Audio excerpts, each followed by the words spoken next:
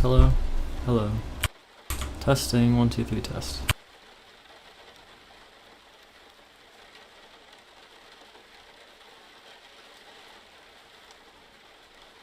I've realized that if I don't spend every waking moment in front of a camera and having that moment be uploaded to the internet, that I'm not living.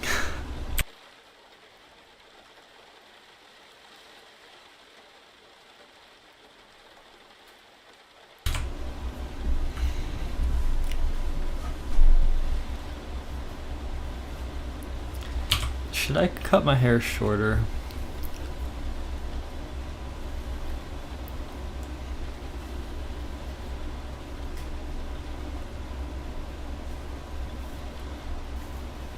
Like, should I get rid of this shit that's longer?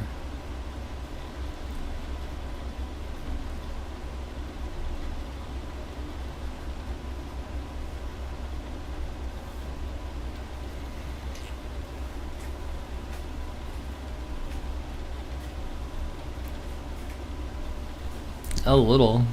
I'm not sure if I like it, and I think taking care of it's a little bit annoying too. Like, if it's shorter, it's easier to take care of. And it might look better. If I just like had it all this length, then maybe that's fine.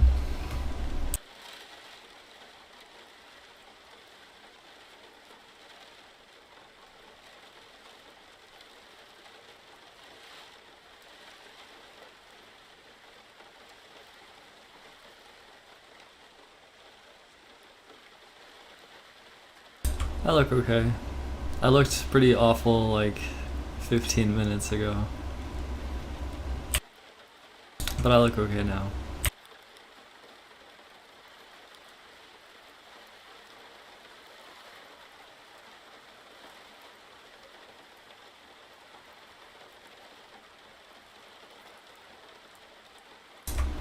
I just am me.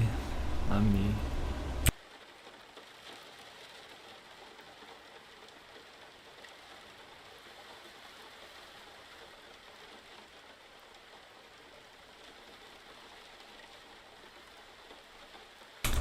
I would normally have intermittent Smash gameplay happening,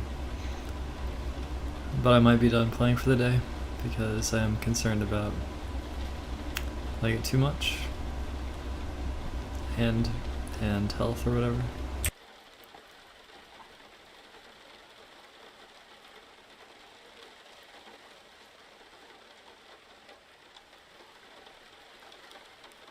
It's like this. I could imagine just cutting it all right here, right? And it wouldn't be bad.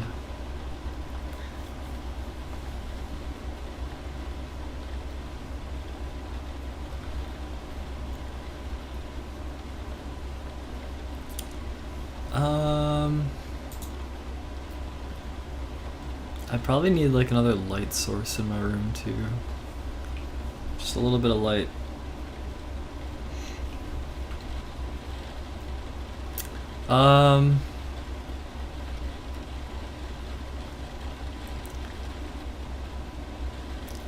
I can see how some of them could sell for a lot of money, but I also think it's like 99% junk. And I have an interesting story about that I may tell someday, but not today. Get bangs. Okay, so like one thing I did do is I made sure I did have like a little bit of hair that was shorter. So there's like, at least there's something. No, I mean I cut it myself like not that long ago. And this used to go down further. Like I had a lot of hair, and then I realized that it was so long that I didn't want to continuously be taking care of it, and I ended up getting a couple knots in my hair. And that's when instead of trying to like fix the knot, I just fucking took a scissors to it. So that's how I ended up with my current hair. But I think even this is still like a little bit, I feel like it might be a little bit long. I wouldn't mind. Yeah, I don't mind cutting it myself. I don't think that's a problem.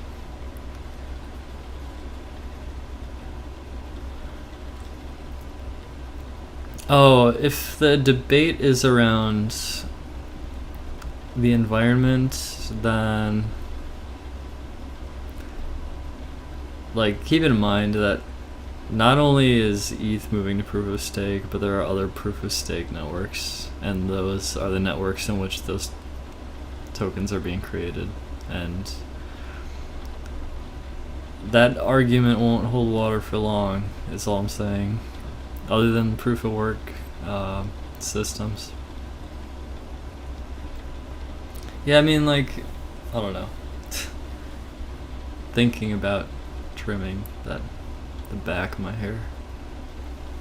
And just going with this, just this, right? I'm not really totally sure, but it might be okay. I don't know.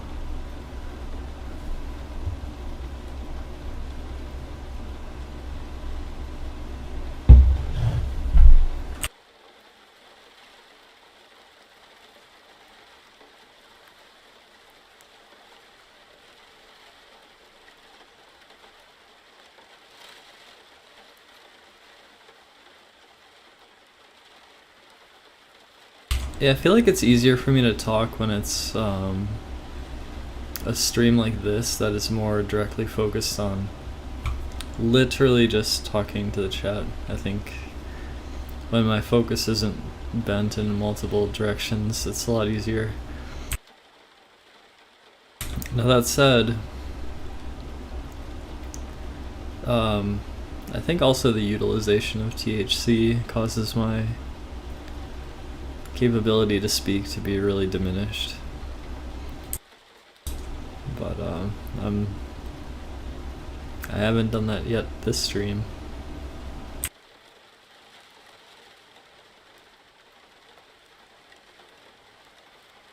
I actually did a little bit more than I wanted to earlier.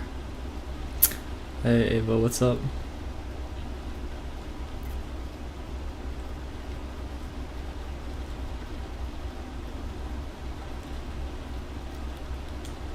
But yeah, I've been like just getting stoned every day, which I kind of don't mind.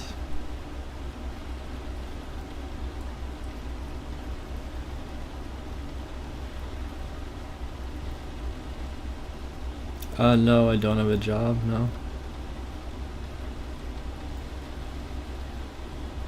It's getting late.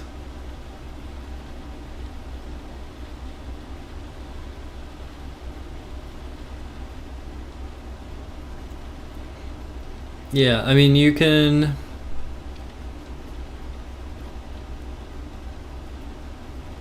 I mean, I know about NFTs on Cardano, which is like...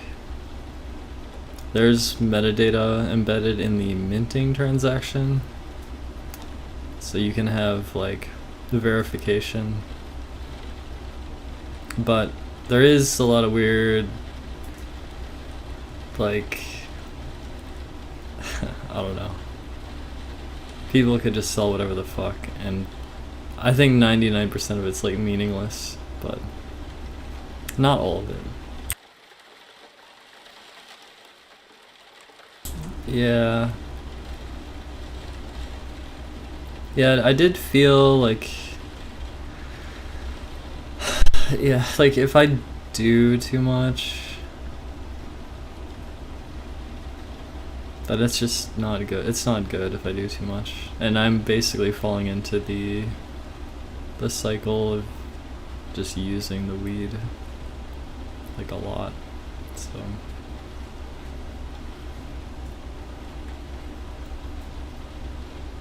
I think I just feel kind of bored when I'm sober, and I also feel lately I've just wanted to just be on camera and be streaming like all the fucking time. Which is a little bit of a departure because for the past couple of years I haven't really felt like doing that, so I don't know. Yeah, if I can resist. Just weed, nothing else. Other than my hormones.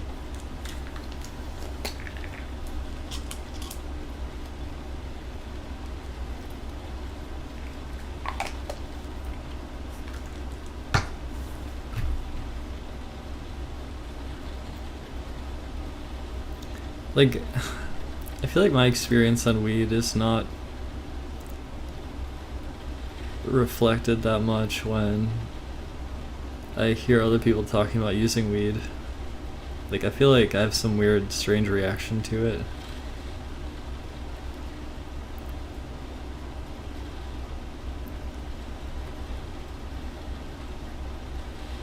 Yeah, I think, I mean, I was reliant on Lexapro for a little while. For actually like a couple of years. I decided to slowly reduce the dosage over time until I was taking none. And then there was like a hard period not that long ago where I had to have a very small dosage in order to sleep. Because otherwise, the shit that would happen inside of me would be really horrible. Like, I don't know. Yeah, maybe not, I don't know. I just feel like unrelatable or something.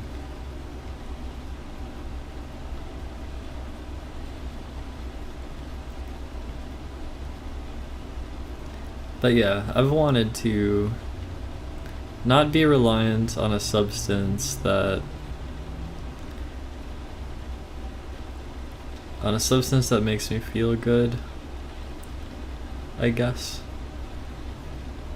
Yeah, I know it's like, I was only doing like 10 milligrams Lexapro, but like, I think higher doses of other things can go down like a really dependent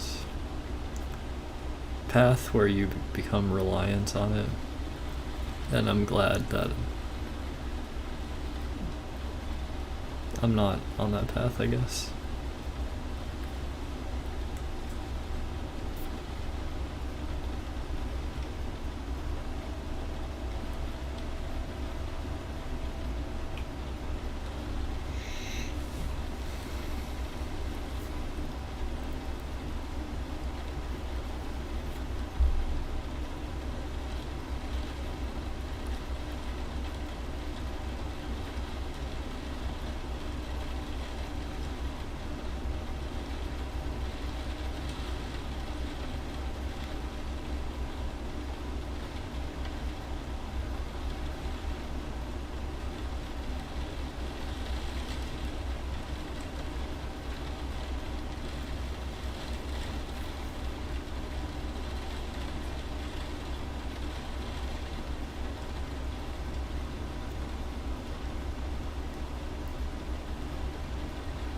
Yeah, with anything like that, I think you have to go off it extremely slowly.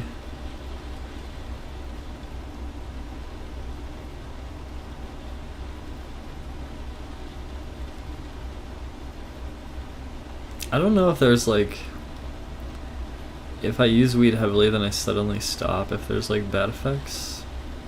I don't know. It's like possible, I guess. It's possible that like I shouldn't use heavily then suddenly stop, have like instantly.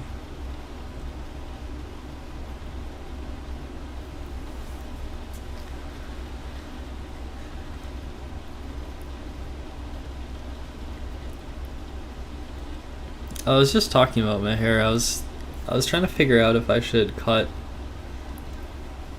the longer parts of my hair or like basically just cut it here so that it'll look more like this. I don't know.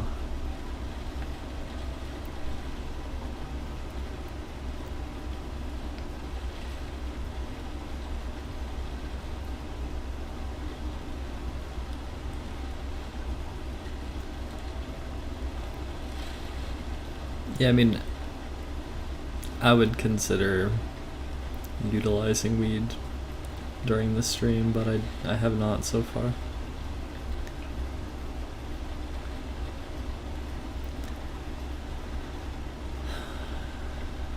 think it's like psychologically addictive.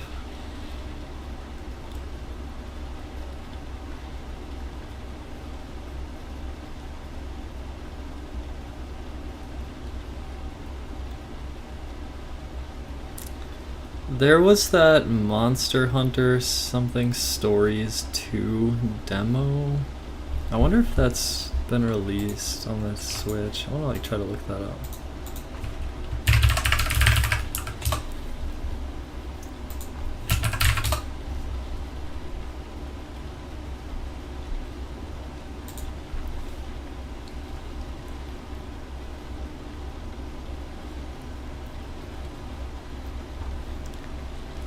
Okay, so it looks like the demo for Monster Hunter Stories 2 comes out on the 25th.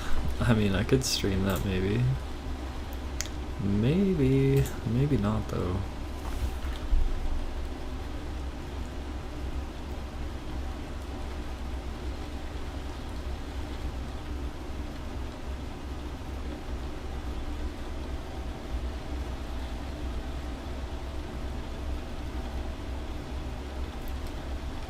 Yeah, that's actually true. Like, love is a drug, affection is a drug.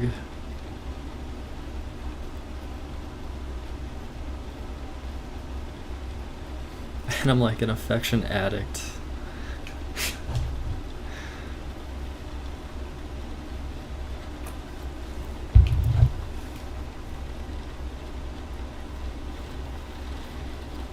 Strange how affection is like the strongest of all drugs, the most impactful of all drugs, perhaps.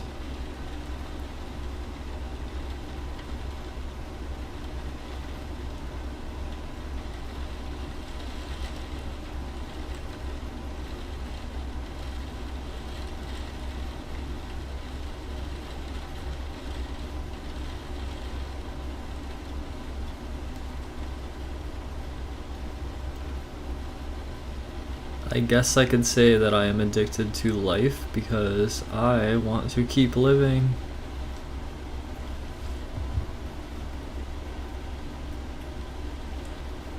I'm so addicted to life that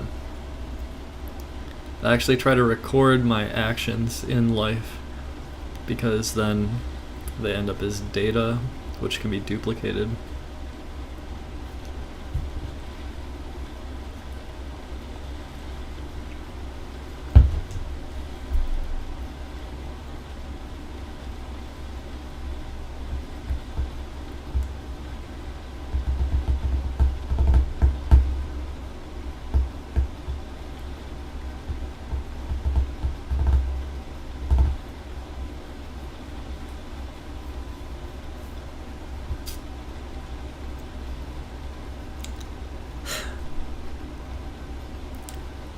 Lately, I feel like just appearing on stream, on camera. Is gaming what I'm most passionate about? I would say no.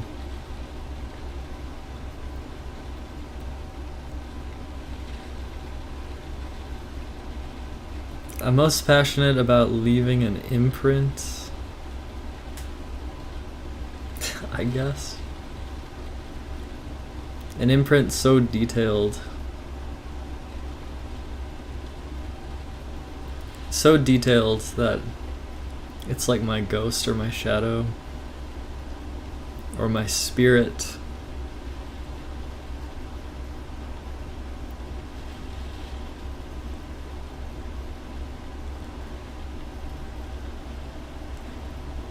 it's my existential crisis.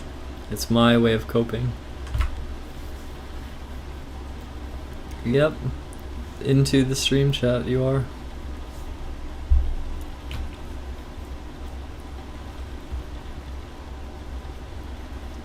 There's a bug in my room. It's like a moth or something.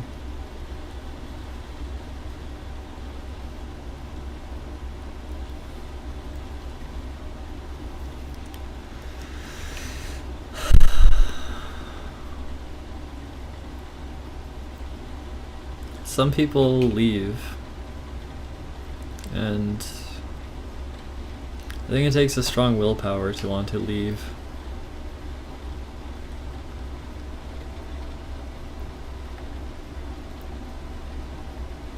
But I don't want to leave.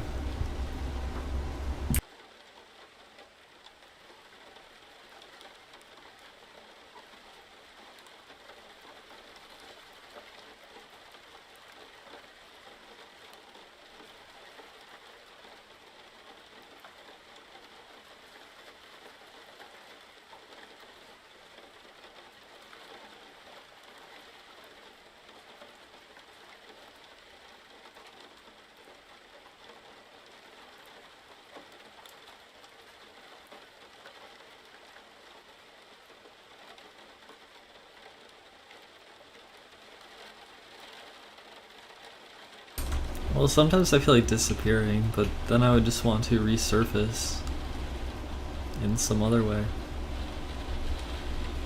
Because there are moments where it's like, I wish this moment didn't exist.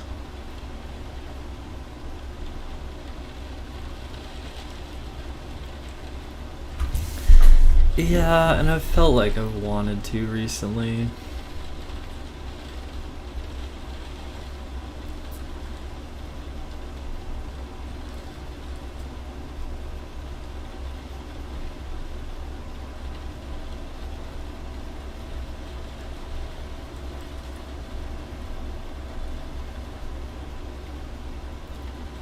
But this stream is my way of like going out to a bar and being social. Like that's what this stream is. Yeah, I'm really bored too.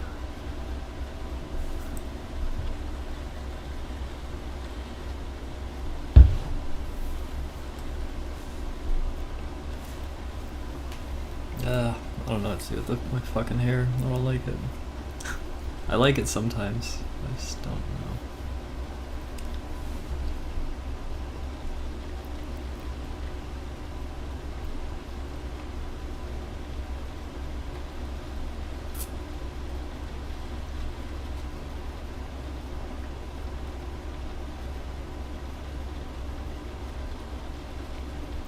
Yeah, I don't drink either, but I do smoke weed.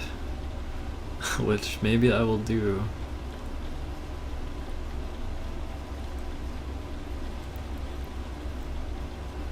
It's like two different lengths right now, kind of. Well, actually, it's like there's a length here, and then there's kind of a length here. And I don't know, if I wanted to do bangs, I'd have to like kind of brush this all down more, you know?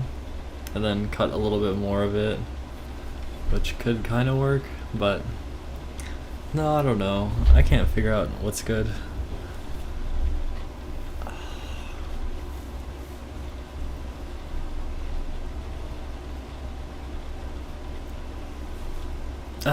See, that's one thing that does bother me about these streams, though, is that it's like the act of doing new things never happens on a stream like this. It's like I just am sitting in front of a camera, talking into the microphone, talking to the chat, and there's no other action that's happening, really.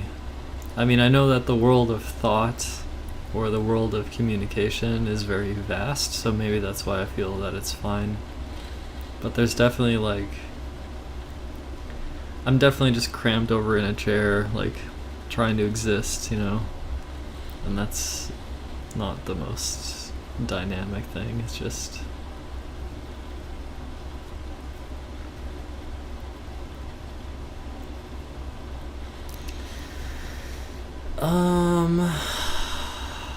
Drinking just barely seems worth it to me, so I just don't do it.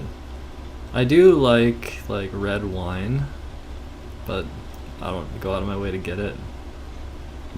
And like, I can't remember the last time I was really drunk.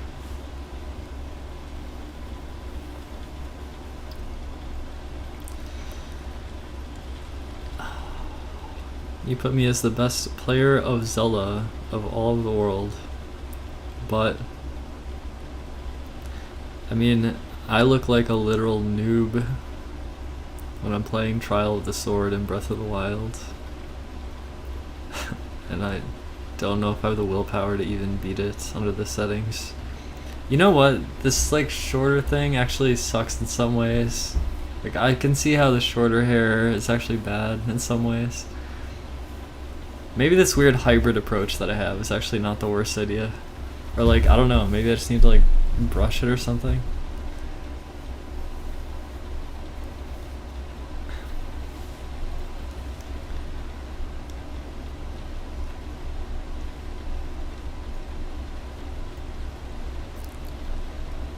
If I wasn't streaming, I would be browsing the internet, thinking about... You know, if I was to ever do something in Godot Engine for like game development or game programming, then I could stream that. So there's no reason I couldn't do that on stream, but I sort of don't know what I would do with it. I feel hella awkward right now, to be honest.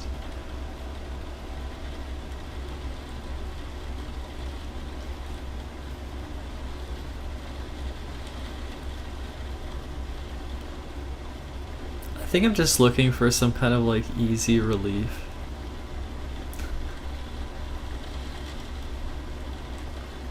I just want some simple relief and simple pleasures.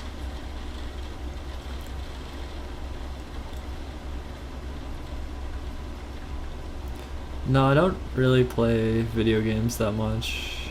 I play a lot of Smash, but...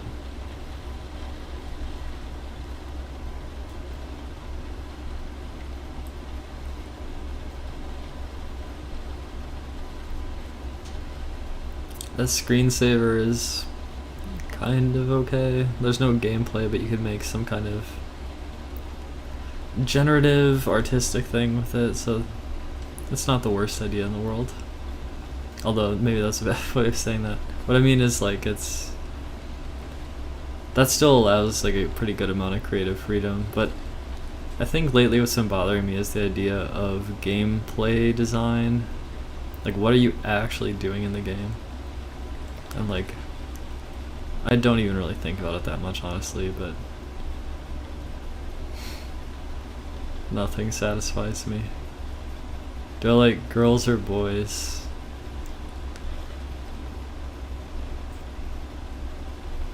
I don't know.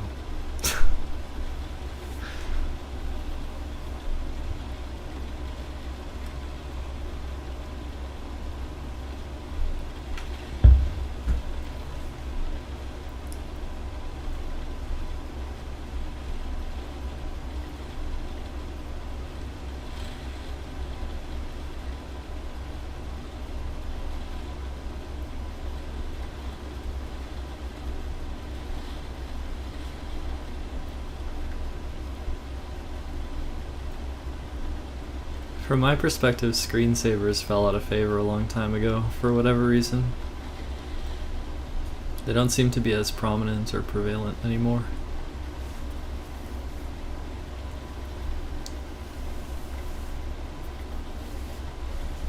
Ugh.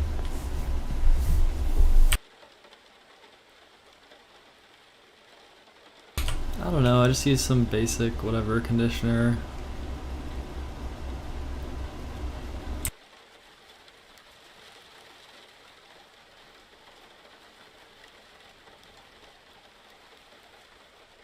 That doesn't make sense. I'm not good at Mario.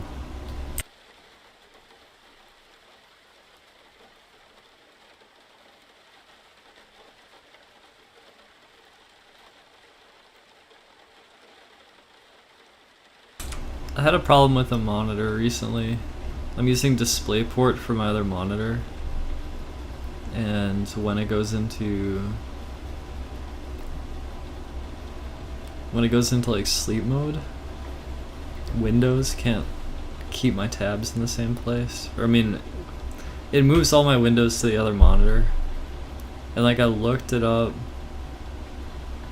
on like some Microsoft help forum, and I spent like literally like 2 hours looking into this. And like there's just no good solution. There's like shitty third-party programs. There's people messing with like registry key values and shit, and nothing works really. It seems like, I don't know, whatever. I don't really care that much. It just seems to be a problem with the way DisplayPort interacts with Windows operating system.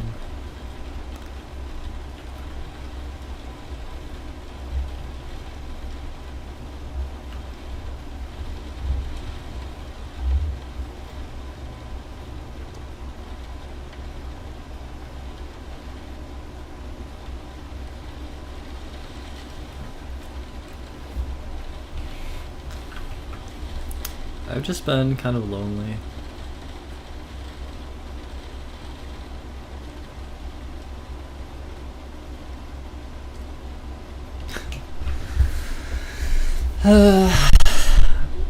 Kind of, David. I kind of think so.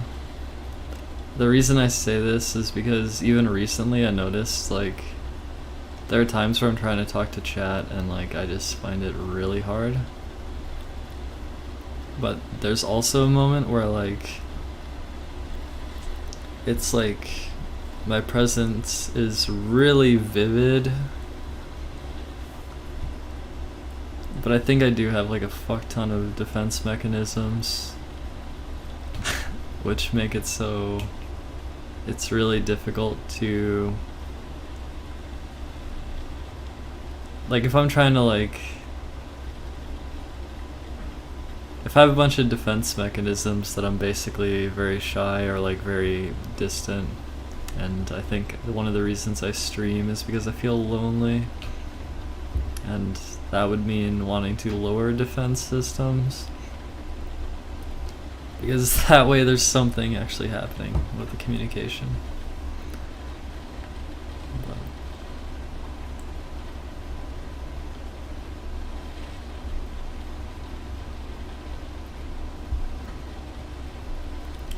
I'm not dating anyone, and I just stream and people show up.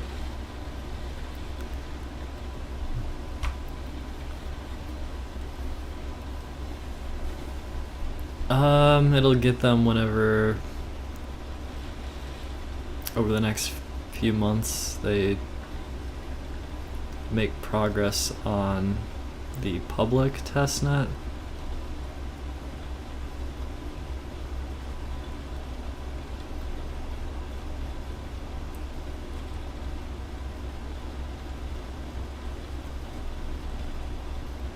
Ironically though, this new form of like relationship called a parasocial relationship, in which I am speaking to an entire crowd,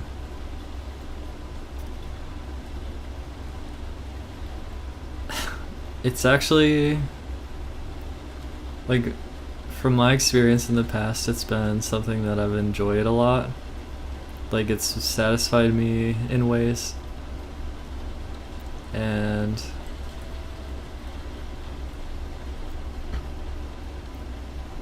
that's like the reason I'm here right now, is because it feels satisfying, I guess.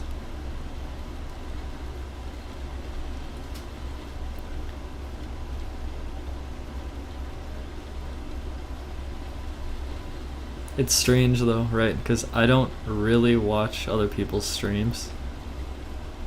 So,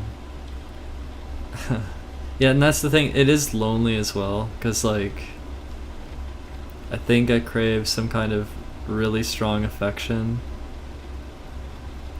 that just will never happen by chatting to a chat. So, I don't know, it's kind of weird. It's like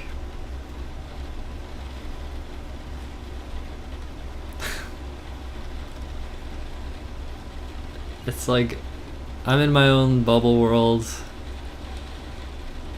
I like being in there. I wish I wasn't lonely, but the parasocial relationship will never ever satisfy all aspects. So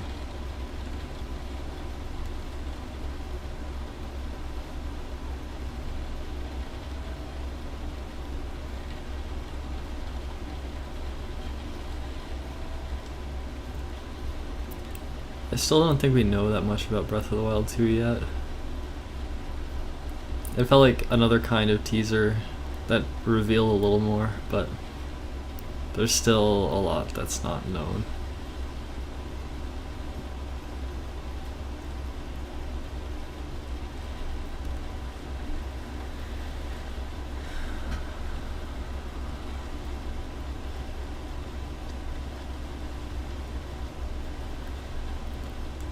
I want to look nice on camera when I'm here. I would prefer to look nice instead of bad.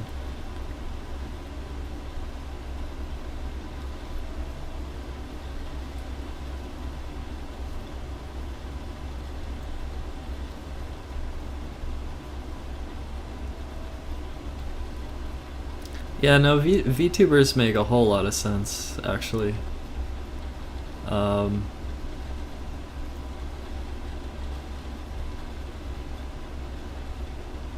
Like, I'm not using a VTuber avatar, but the idea of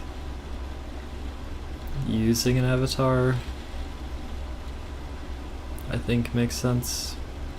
I think you'd want to maintain a high degree of expressiveness, but I think a huge part of the expressiveness can come through your voice.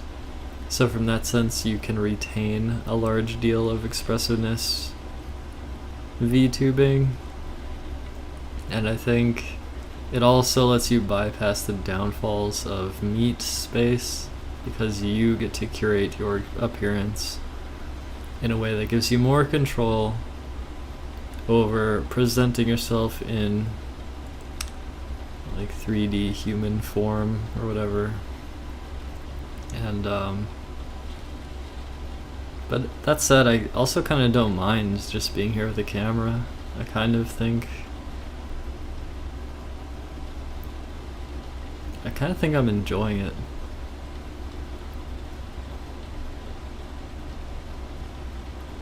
Yeah, intimacy.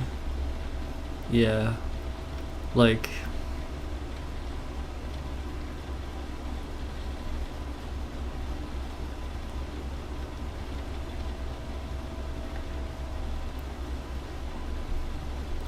I'm not like a brain in a jar. Maybe if I was a brain in a jar, then I could achieve full intimacy streaming.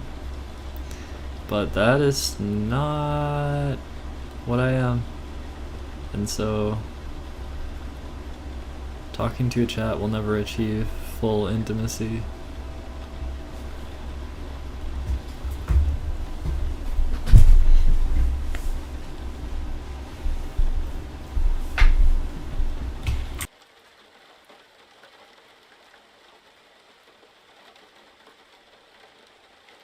Right, but I mean, as technology gets better, I think avatars make a lot of sense. I think that makes sense. Although, yeah, I don't know. There's this awkward boundary that we're at right now that humanity is at. The boundary is that, like, we can't just digitize ourselves very easily. That's like extremely hard. And I think what I'm doing helps digitize myself, but it's like a interdisciplinary thing.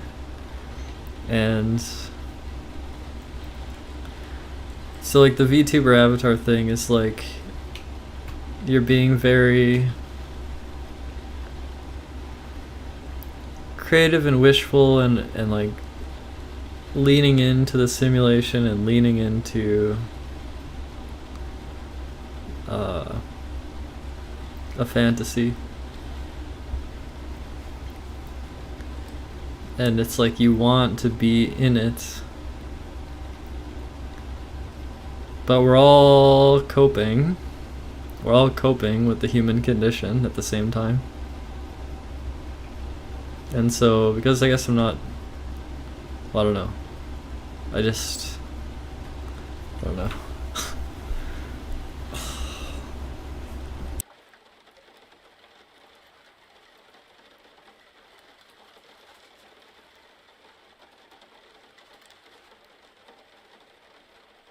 I think when people complain about parasocial relationship, what they're saying is that like just because you watch me, you don't know me, or like we're not friends because you watch me and that kind of thing.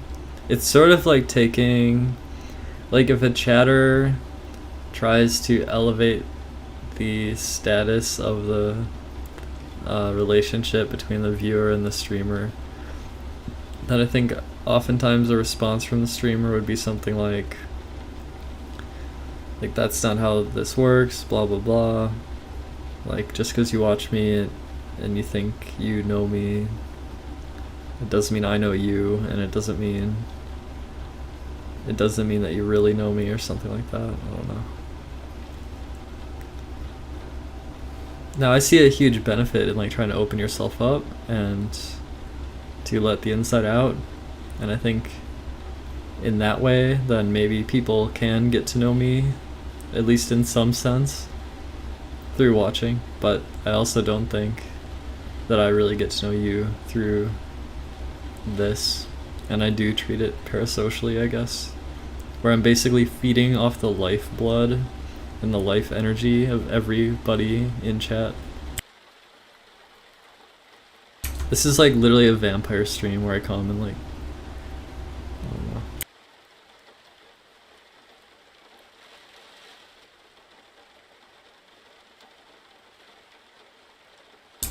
Yep, that's true. It's just the internet is doing it in another way.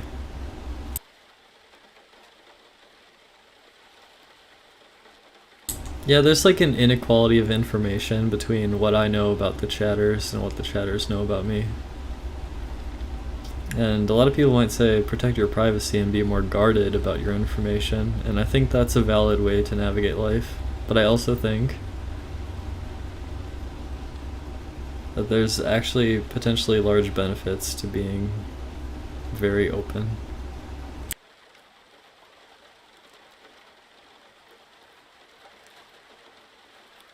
Yeah, there are limitations to this, yeah.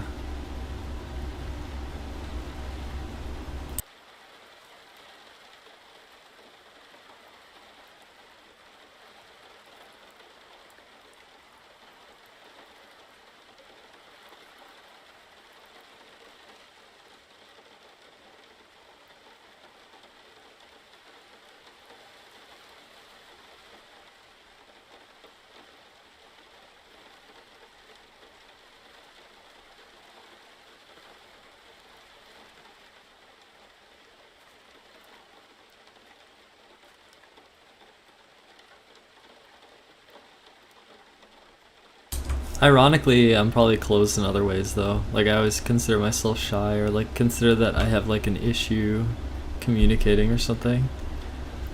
Like I don't know, maybe I'm like an onion with a million layers and every stream is just peeling off one more layer or something.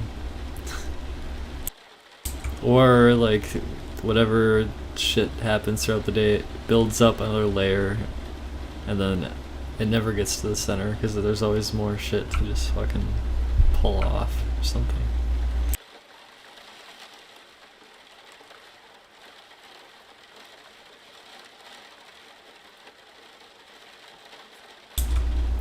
I mean, I think I'm interested in other people. I've gotten kind of used to being alone, but there's something extremely depressing about it. The idea of resigning myself to just simply being alone.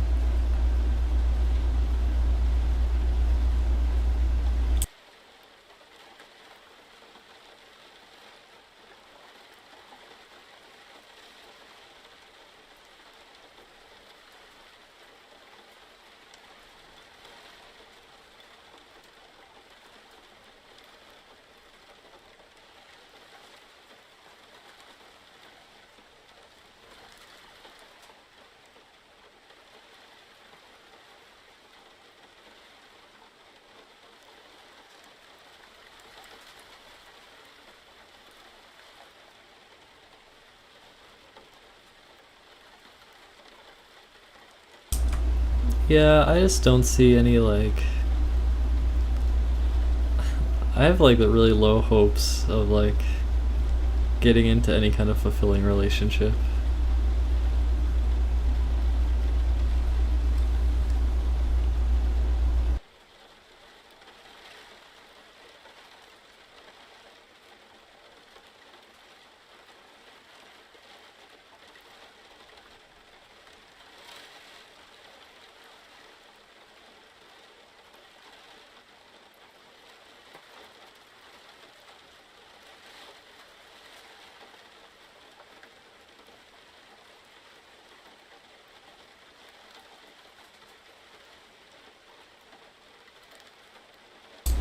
I don't know, David. I think I'm actually a little bit of a slave, like everyone else.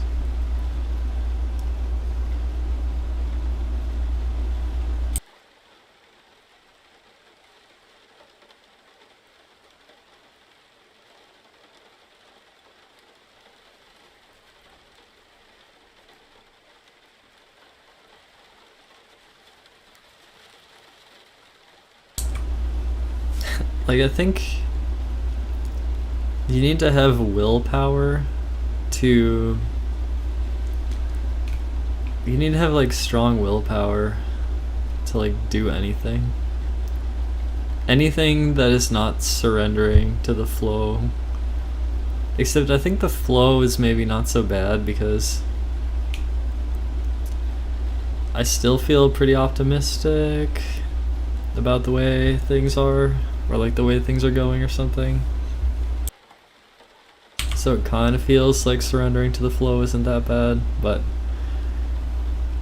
I hate to feel that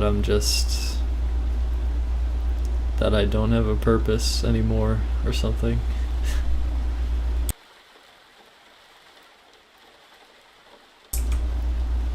And it's like, if I have no purpose, then I don't know. It's not good. It's not good.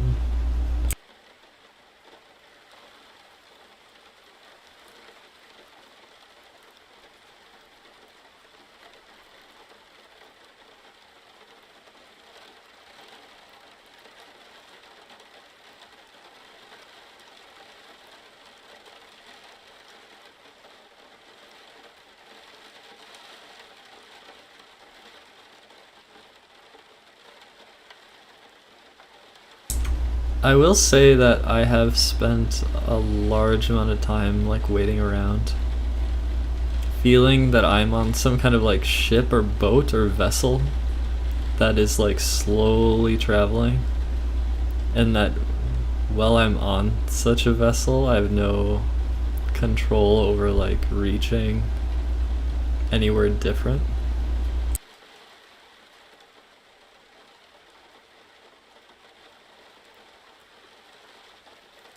And so I feel like I'm using a huge portion of my life and it's just slipping away. My life is just slipping away. I think that's why I felt tempted to be on camera, on stream all the fucking time now, because I feel like at least then I'm here and that I don't know, that's like how I feel.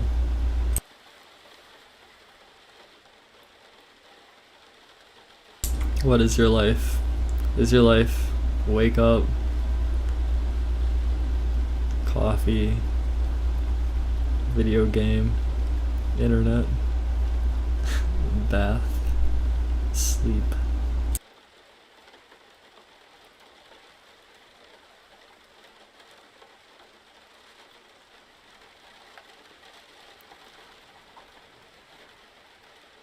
I lost the light. No.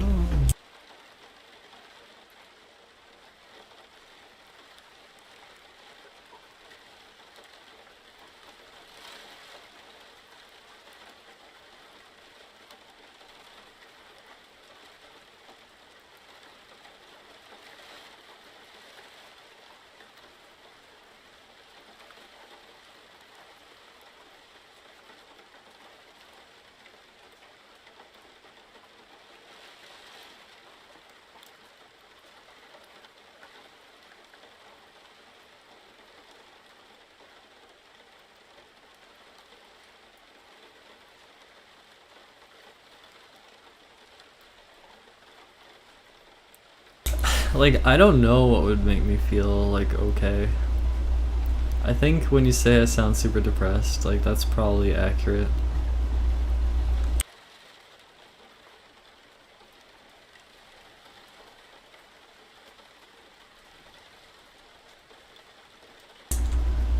Yeah, I don't know.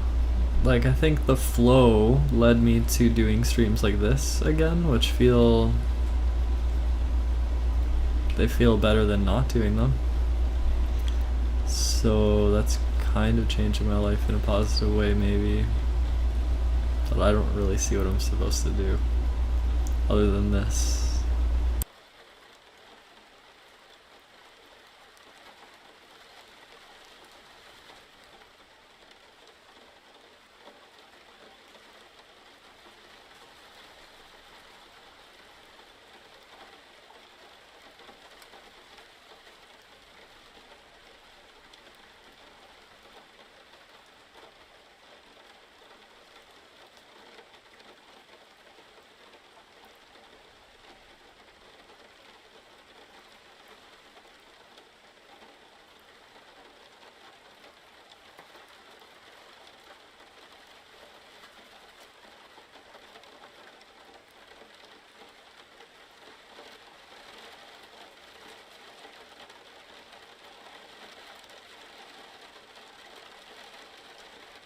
Life is like the movie Groundhog Day, and then you die.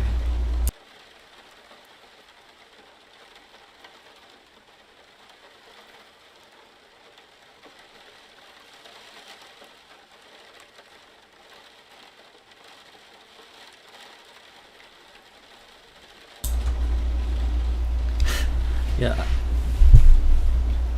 I mean, I would like to think that. I would like to think that I care about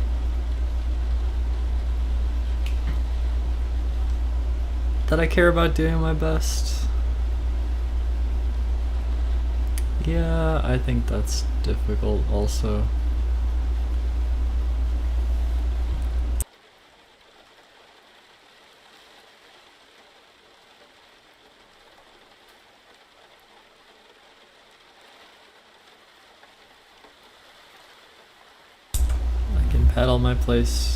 I can paddle my way to someplace different.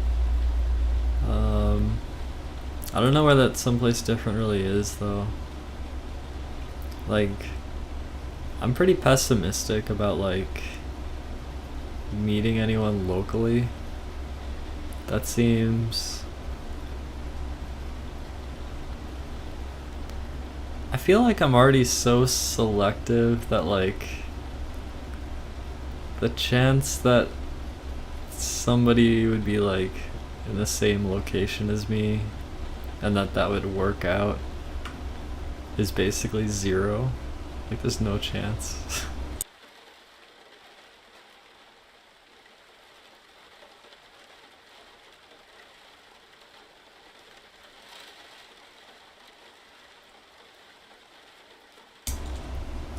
Nah, Ryan, nah.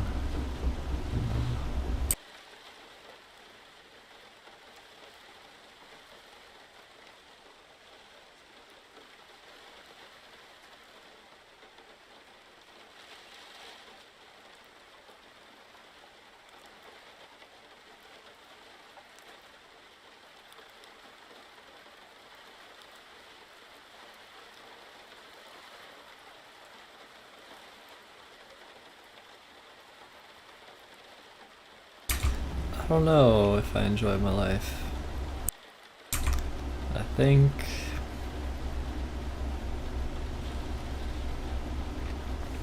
I think you could look at me as being very empty inside. Like, where's the willpower? I have surrendered to the flow entirely. It doesn't give me many options other than like showing up on stream and talking.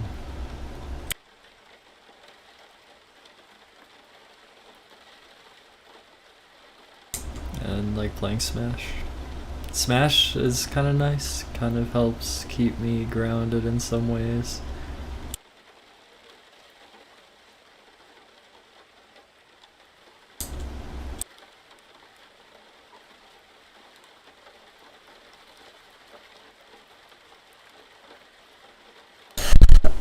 I would like to not be dead inside.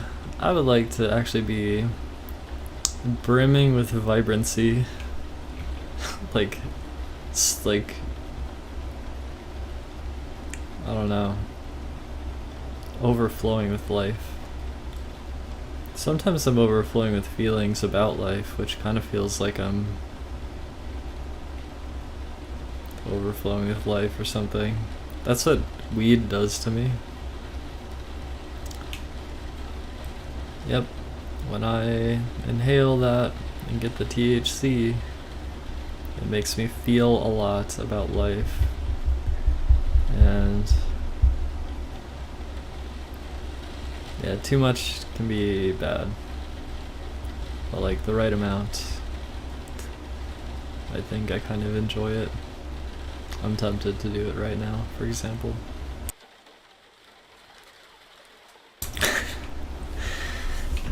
There are no hot local neats, or if there are, I would never... How would I ever find them?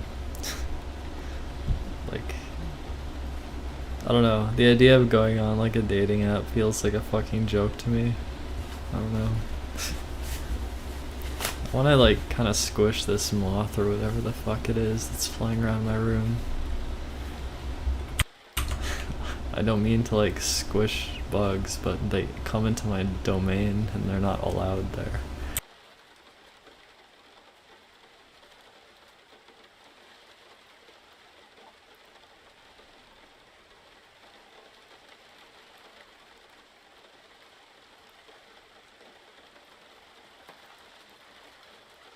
Like, I don't think I've ever used a dating app. I used like Twitter.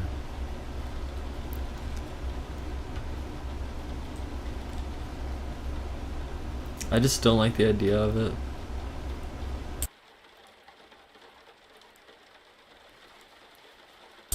I don't think I would like... I don't think I would like seek out a trans space. Like...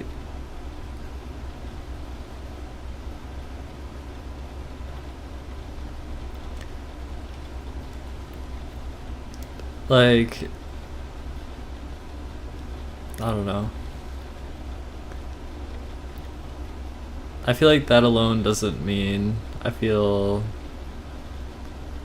like a closeness or a safety with people, I guess. I just think, I mean, that could be laid back in some ways, but I don't think that would like solve anything.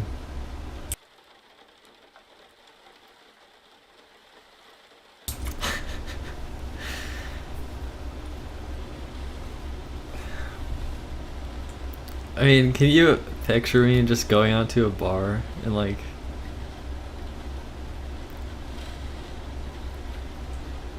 trying to like hook up with someone?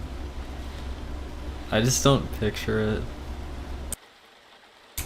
I just can't picture it.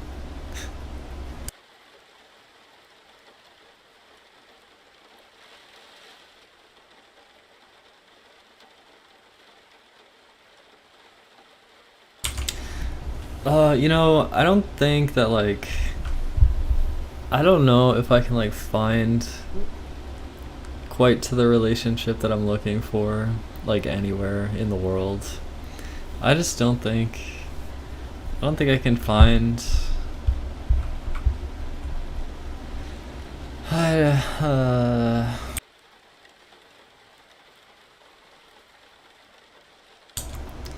would actually feel immensely, I think I would feel actually pretty shitty if like this reminds me of something that happened to me in the past. It's like,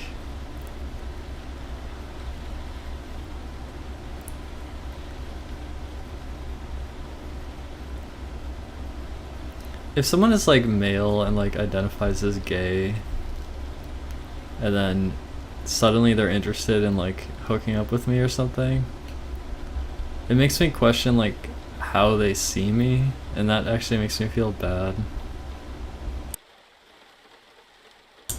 Like, I've had an awkward situation related to that in the past.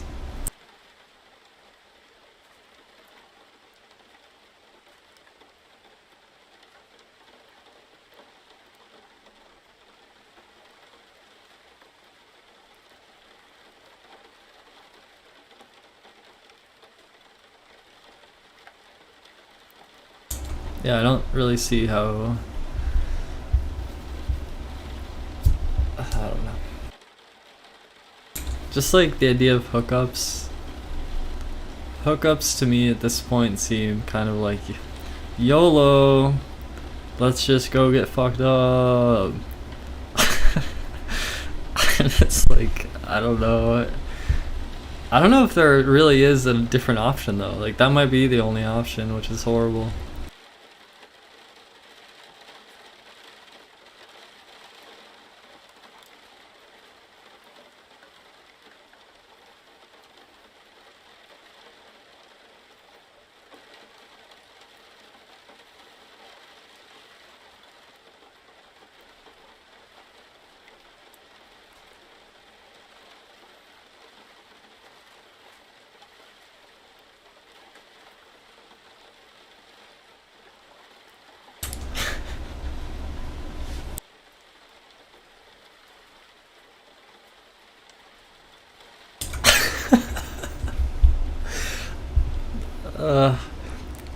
I think I actually do have like kind of a penchant for like really clinging, like when he said full redead, it reminded me of that.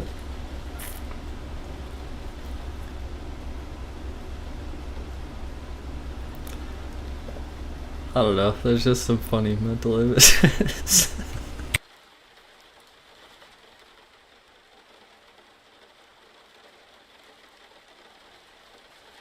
That actually makes me sad though. That makes me sad because like I can imagine like an amazing bliss. It's not me trying to like drain someone's life out of them. I got blissful ideas on my mind.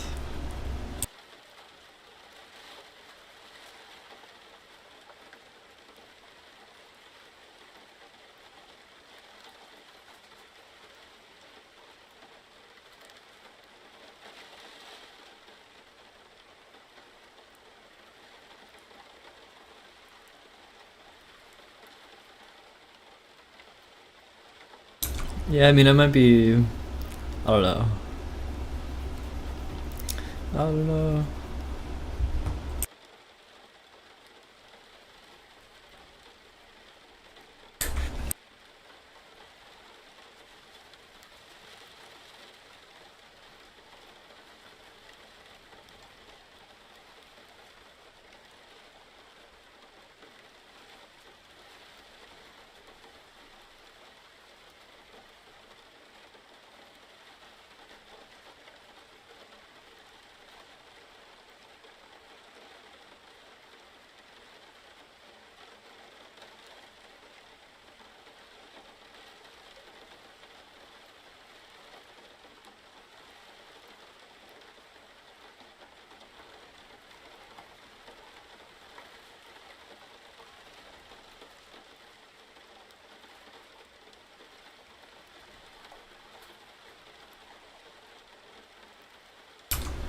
Well, no, it's just the comments about going full redead, like redeads from Ocarina of Time. They like cling to Link and then like drain Link's life away. It's like the idea of me doing that to some unsuspecting person. The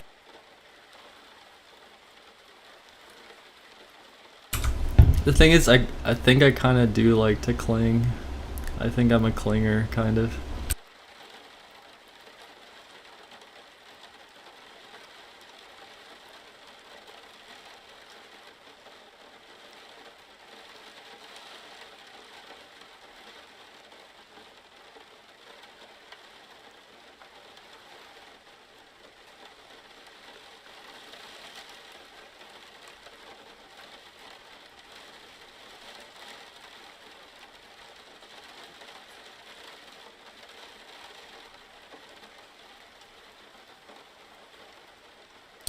Yeah, sorry, I know.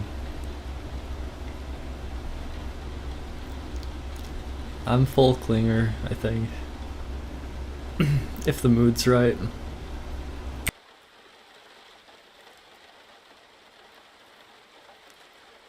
Maybe I'm not. Maybe I'm actually...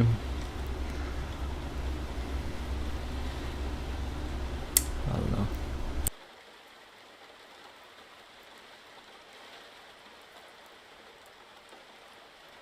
My day was okay. My night has been maybe better than my day. I've enjoyed this stream.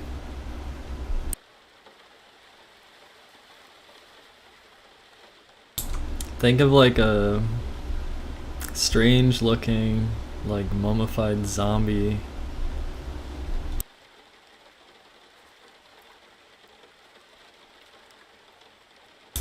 I feel like I can be, yeah.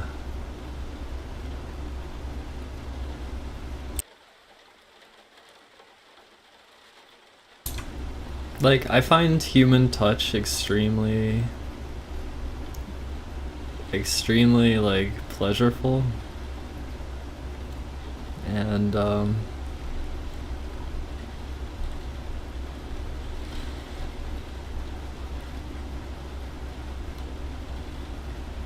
I think, like, I have this, this, like, strange view on it about, like,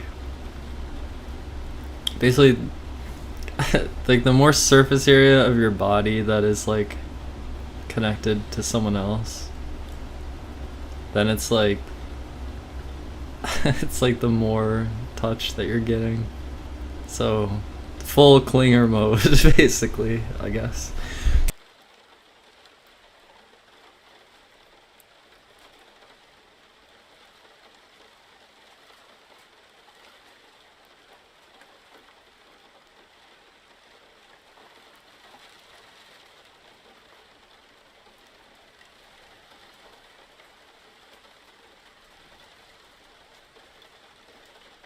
It's just the human condition.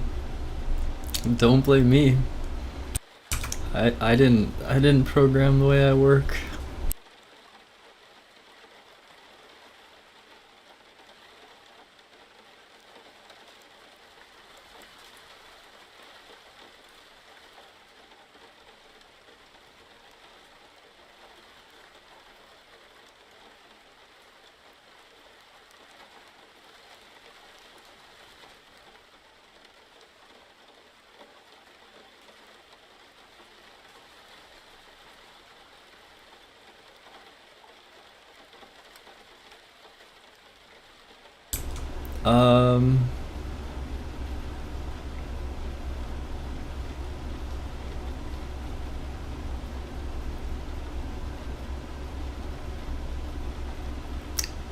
I don't know.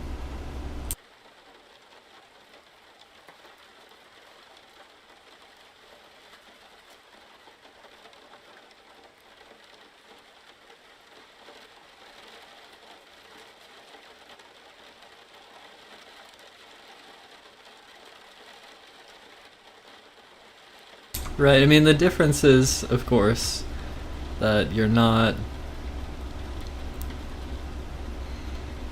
Well, actually, I guess with a dating app, if you're not actually, like, meeting in person, then yeah, it's basically just this total synthetic video game.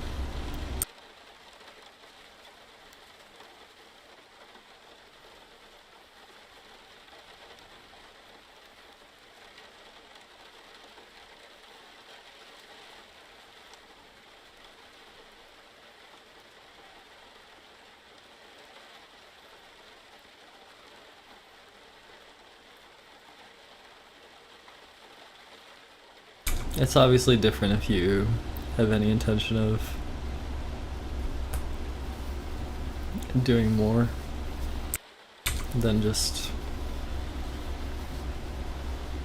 I don't know. I guess the world of communication in dating apps is wider than the world of communication in Ultimate, but in Ultimate you have a decisive victor, and you can show off your mad skills. Yeah, I'm under the impression that dating apps are trash. I don't really know what to do.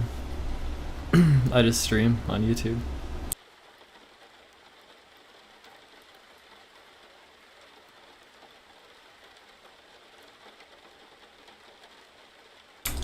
What do I think about the Nintendo Direct? Monkey Ball port looks lazy, might buy it anyway. Monster Hunter Stories 2 looks kind of fun. Maybe I'll play that demo. Metroid Dread, I thought it looked pretty good. Probably the best thing in the Direct. Breath of the Wild 2 thing doesn't show too much information. Other miscellaneous stuff, not much of an opinion.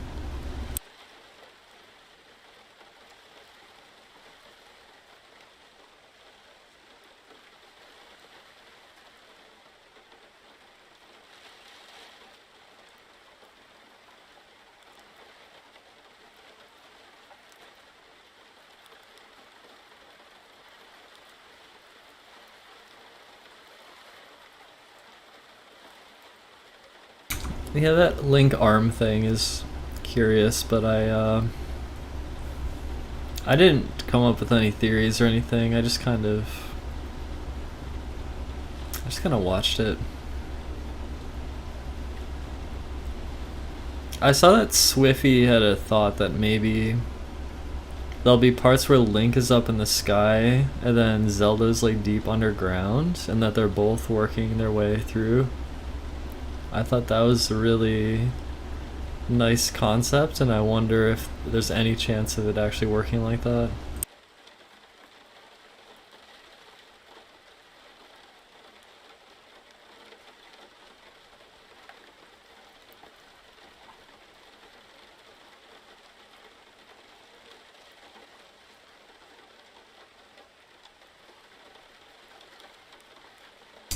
I don't know. I just don't.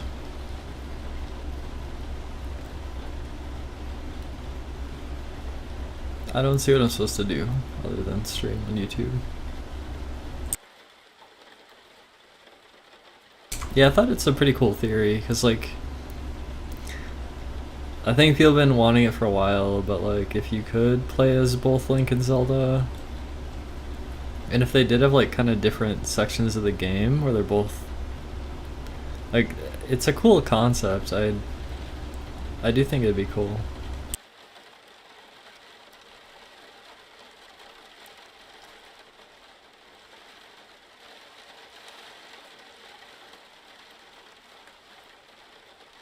In a train?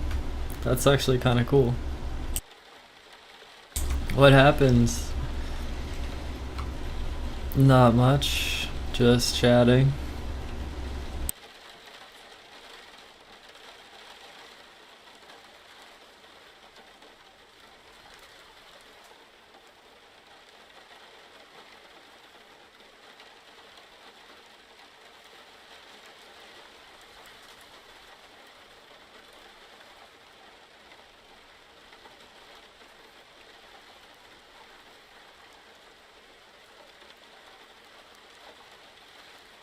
That sounds like a boomer media thing, but I wouldn't know.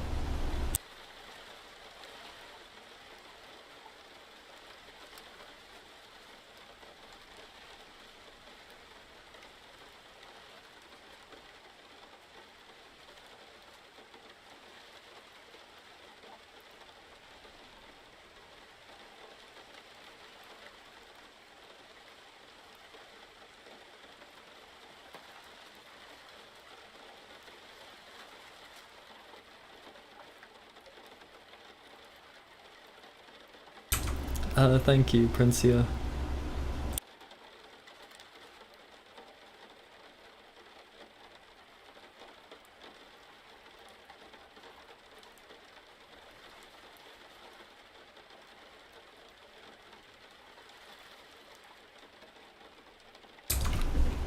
I think I experiment on stream, kind of,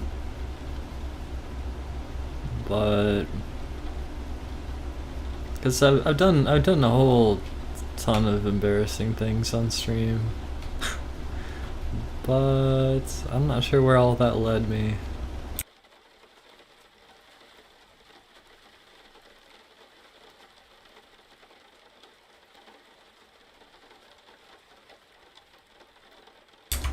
like, okay, beneficial, positive stuff. Like, in my mind, that would be like,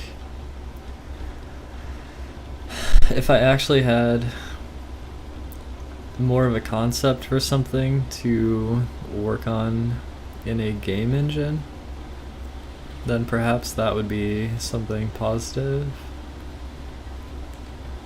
Like, maybe? I don't know.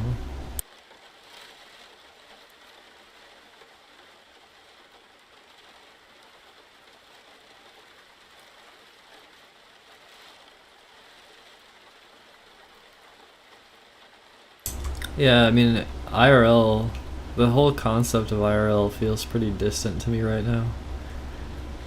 Like,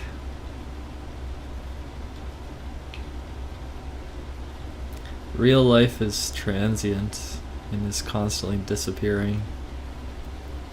The only thing that will remain is this recording of this night in which we had this conversation. And that means that this is reality and that real life is fake.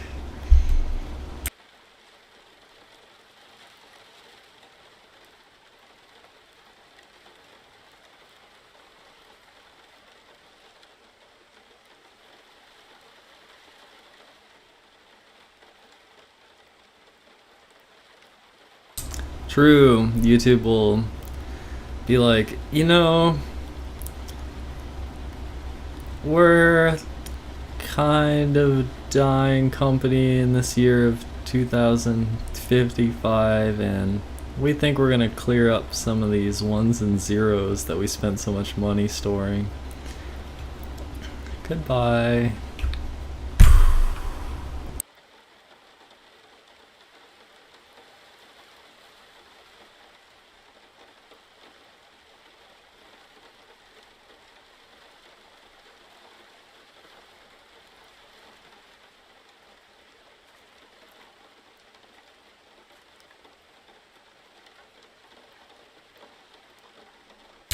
These streams are like sacred tomes of truth. These streams are the sacred gospel, and they must be protected as holy objects.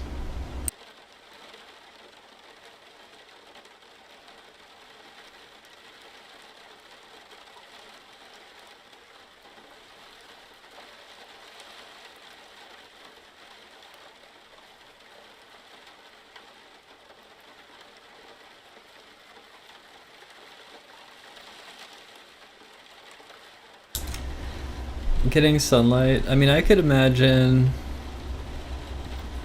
going somewhere where there's sun on my face and I'm undisturbed by others, and then I fucking hit my vaporizer and then I just sit in the sun.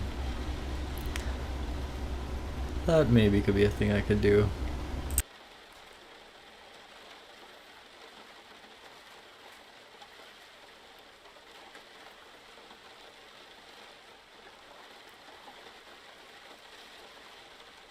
Yeah, Princia. Uploaded 80 years ago. High definition video.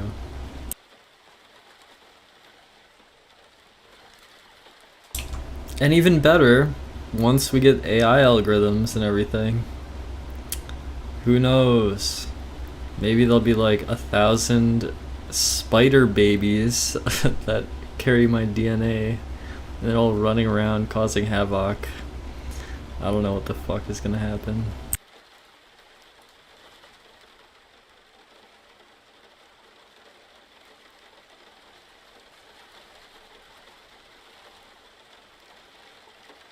I don't like being disturbed. I would rather be like...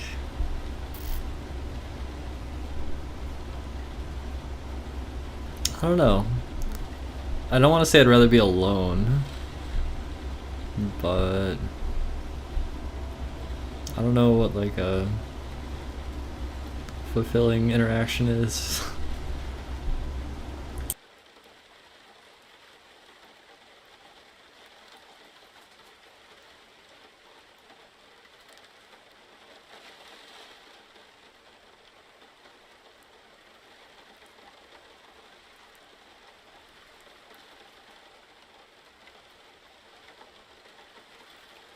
You're saying get out there, exist in real life, and maybe good things will happen if you try to do that. I'm not convinced that leads anywhere though, actually. And I'm not trying just to be dismissive just because of some like state that I'm in. I just don't have a lot of faith that like going out will lead to anything good in my life. I just have like a bad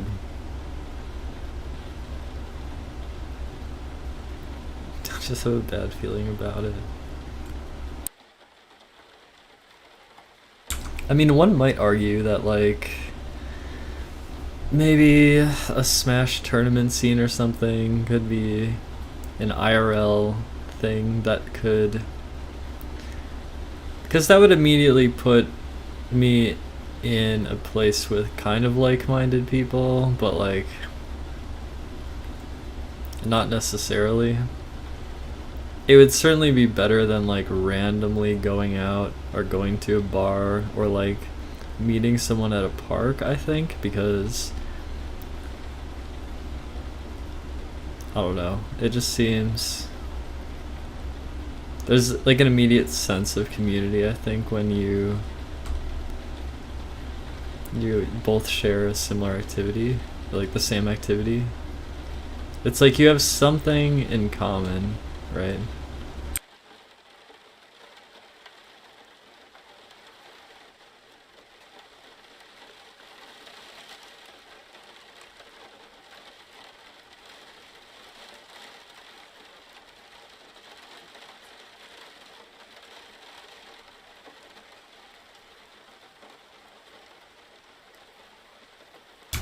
Right, I mean, anime conventions were never my thing, even though like I really do like anime.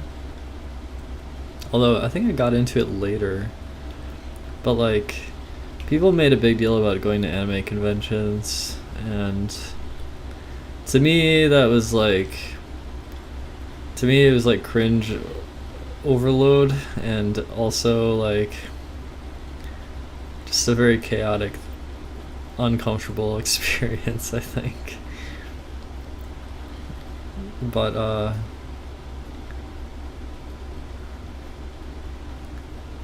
think yeah, Smash Tournament is more a place that makes sense. Except you end up like, it's true that you end up like cramped rooms, people smelly, and just like it's not the most pleasant. It can be okay. It depends on like the venue and stuff, but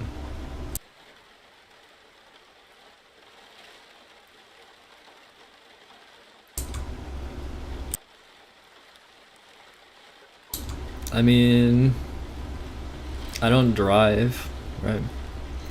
And I'm not sure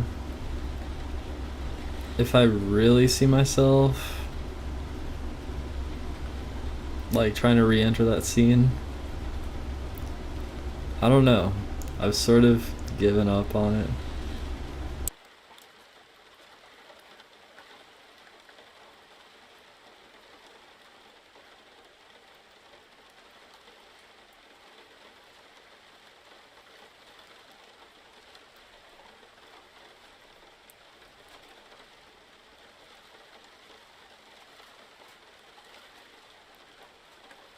You know, it's sad. It's like I kind of feel like a new age guru, and it's not a good feeling.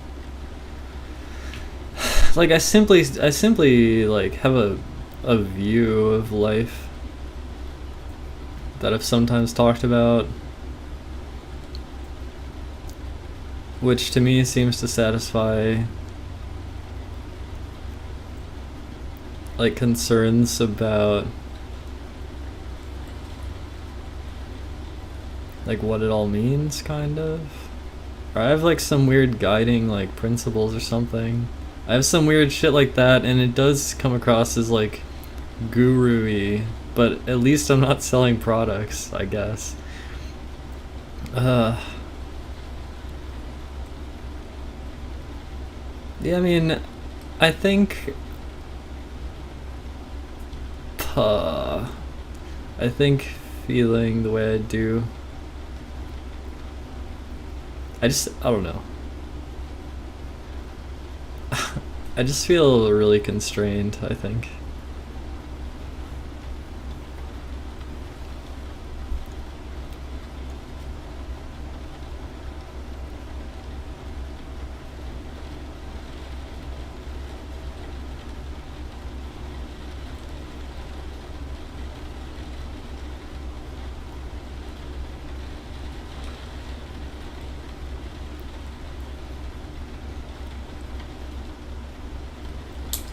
Well, I mean, it sounds like you're both trying to. I don't know what you want me to do. I don't know what you want to hear from me.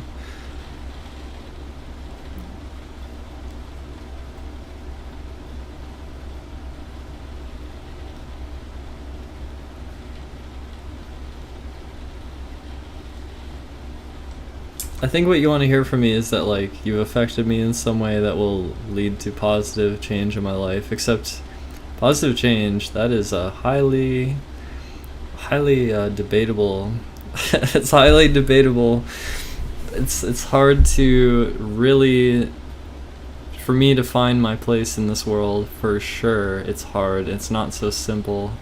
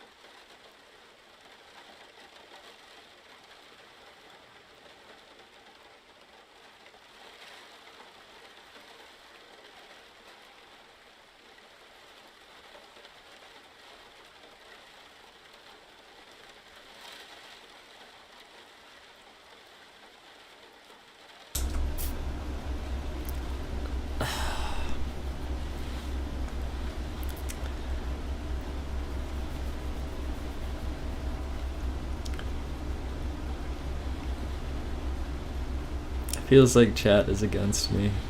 They're against me.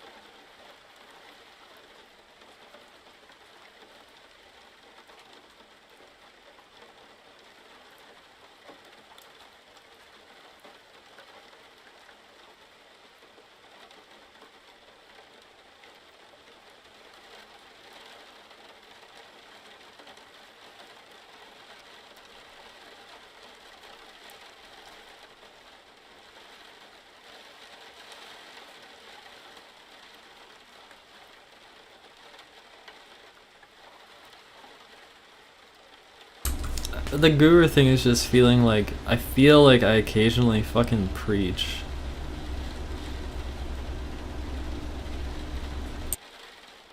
And it sort of felt like I do that because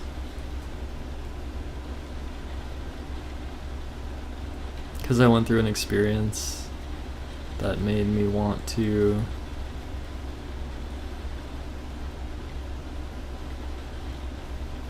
that just simply changed the way I looked at life, I guess. I don't know.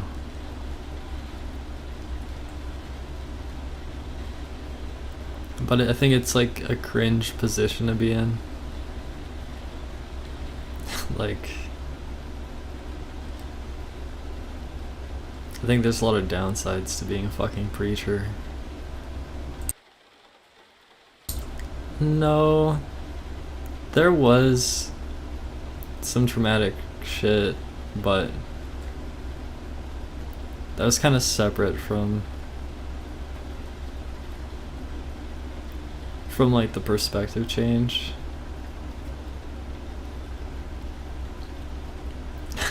Why do you say obviously?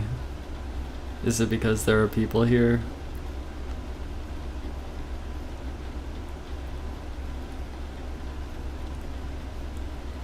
Is it because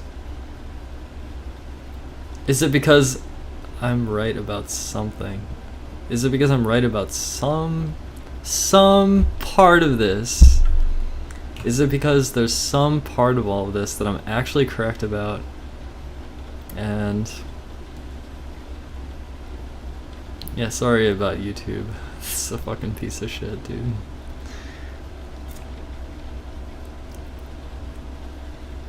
I might be able to find it though if I go to live chat.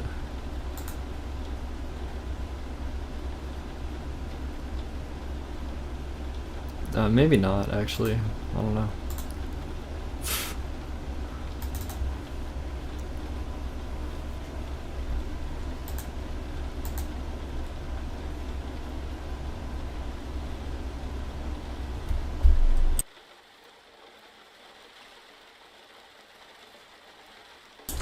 I'm not trying to be like combative. Combative.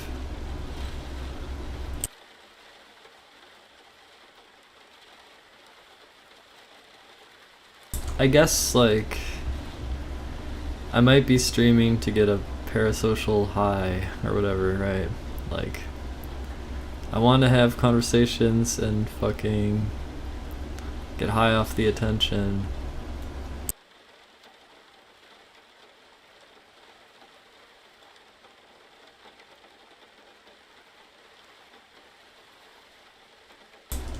Yeah, but again, it just feels so...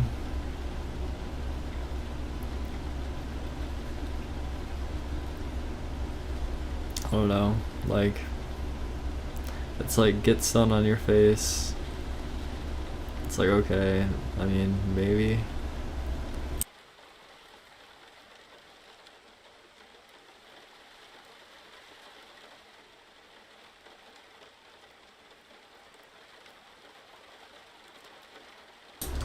Alright, what other real stuff's going on with me? It's, you're just a band-aid on cancer. So you think there's something deeply wrong and that when I stream, I'm just trying to escape from the harsh reality, and that instead I need to turn the stream off and go look at flowers outside. Then that will cure my cancer. Just sorry, I know that was not the way you intended it, but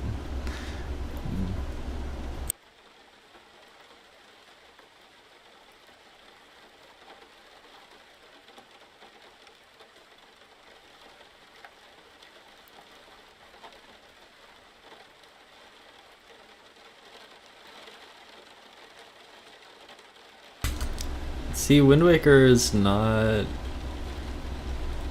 like I'm just like One of my strengths in this life is that I can pick something up, work on it a lot, and then put it down and move to something entirely different.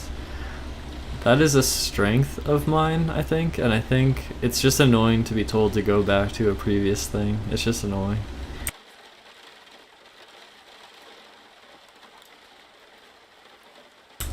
Well, I don't know. It seems you think that me streaming is a cancer, and that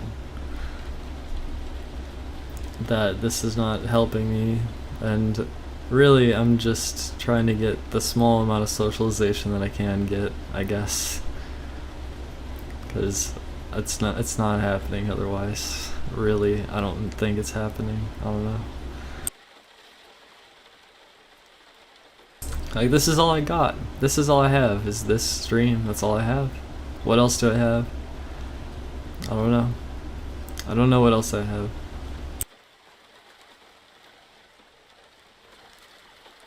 I know I've been kind of dismissive, but it's like I want to embrace the stream. Well, okay, in that sense, well, it's kind of a two-sided thing. It's like the chat can never be everything, right? The chat can never be everything. But I also, I don't know, could the chat lead to everything somehow? I don't know if it's if it can be done, but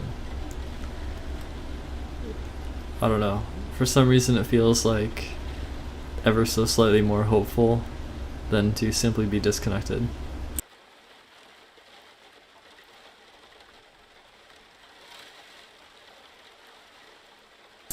Yeah, Wind Waker 20, I think that's correct. At least the Japanese release, I think, was 2002. Streaming is a dead end. It might kind of be. Like, it kind of might be. See, I don't know what's not a dead end, though. Like, okay, I can make some money in crypto, okay. Or I can spend time programming vector math, okay. What's not a dead end, though? Like, I can stream, I can... It all feels like a dead end. Like, all of life is a fucking dead end. I don't understand how to, like... I barely understand. I'm like a little light in the darkness that kind of has inklings about what to do, but I can't quite get there. And I felt that I don't have that many options, or that I don't really see,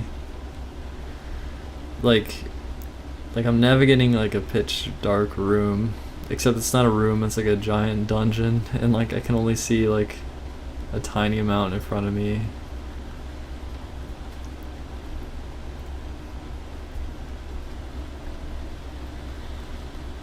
Well, I mean, I feel like I have a better idea than a lot of people.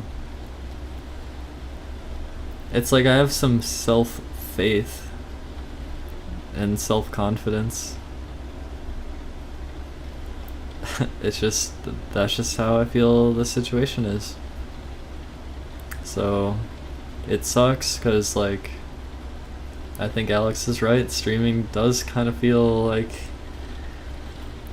it kind of feels dead-endish, and that sucks. You don't want it to feel like that. It's like you want it to feel... Like, I've felt streaming in a good way before. It's possible to have...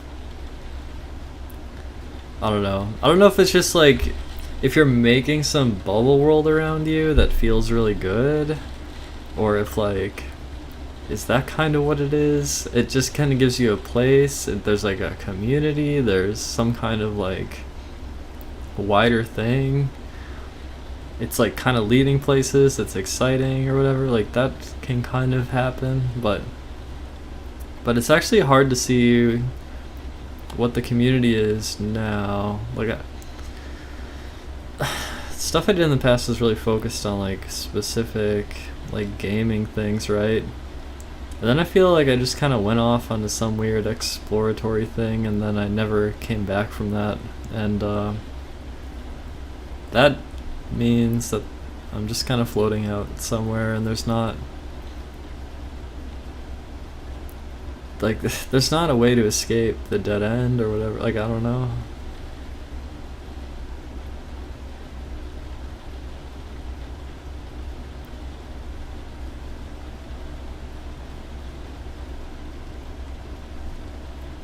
Like, my recent thoughts were basically, oh, I need to stop streaming because I need to go take a bath. And I took the bath, and like, okay, now I want to reapply my makeup and then start streaming again because I want to just be here. And that's like a thought process that I had today. It's like I want to, like, I feel like I actually want to be streaming like a lot for some reason, and then I like hide the streams when they're done because I'm a coward or something. I'll probably keep this one, maybe because I've been sober the entire time, so I'm able to actually speak.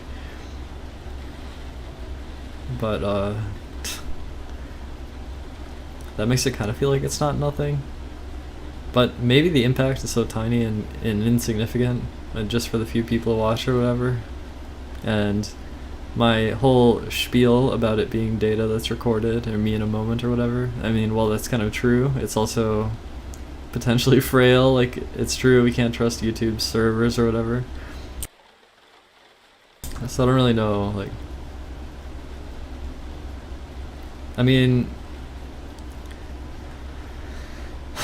I like the idea of things that kind of have some permanence. Like, I made that game Cosmic Blocks, and there's like the Arctic seed vault where they put like certain seeds that they want to live through like disaster scenarios. And I think GitHub ended up doing something similar where they ended up storing a lot of code in like the Arctic vault or something. And I don't even know how it happened, but my game Cosmic Blocks ended up being stored in the vault or whatever. So like somewhere in the fucking vault is my game and the code for it. I think that's kind of cool. I kind of like stuff like that. I don't know if this is like my fear of death or something, but like I just like have this fixation with like longevity, and I think that's why I want to stream like a lot, because I want all these fucking recordings and shit. But then like I don't do a good job of keeping them locally, so it's like really hard to it's more like wanting to beat mortality though. I want to beat it. Like, I refuse to like be some fucking animal that just like pisses shits and then dies. Like, I refuse to just be that.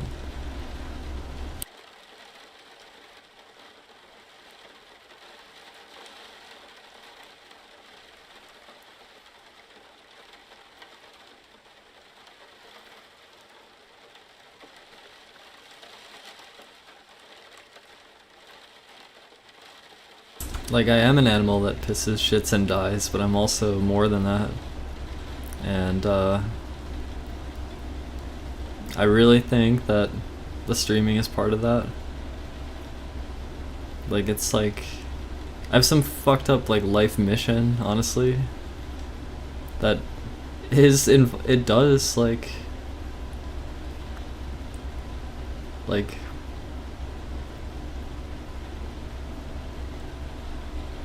this is just how I live my life.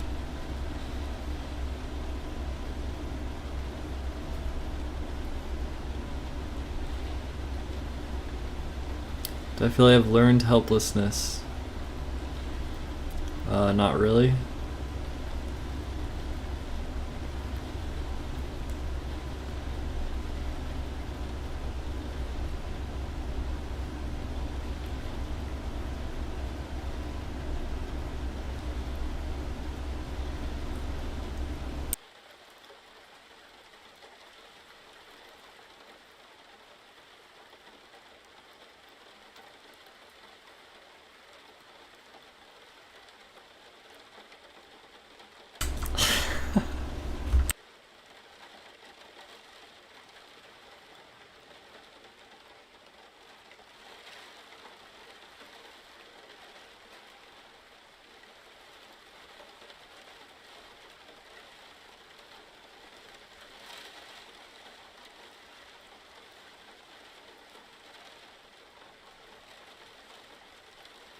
Like, I need, like, streaming plus. Like, I need the whatever streaming is, I need the evolution of that. I need to be, like, hooked in. I don't know. I have needs that are not met. Now, see, people think I have no fucking self-esteem when actually I'm, like, a fucking insane narcissist with, like, huge fucking self-esteem. And, like, people don't even see it because I'm, like, so fucking invisible.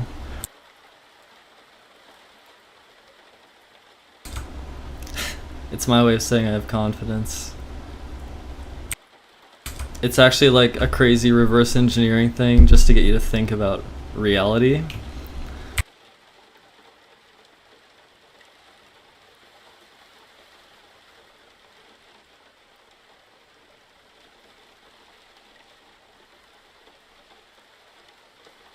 I'm actually like a humble servant of God, and I'm like spreading the evolution of humanity through the fourth industrial revolution.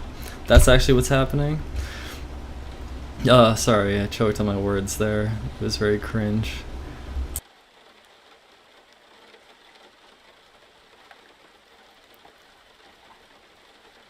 It's just, I do feel like I have...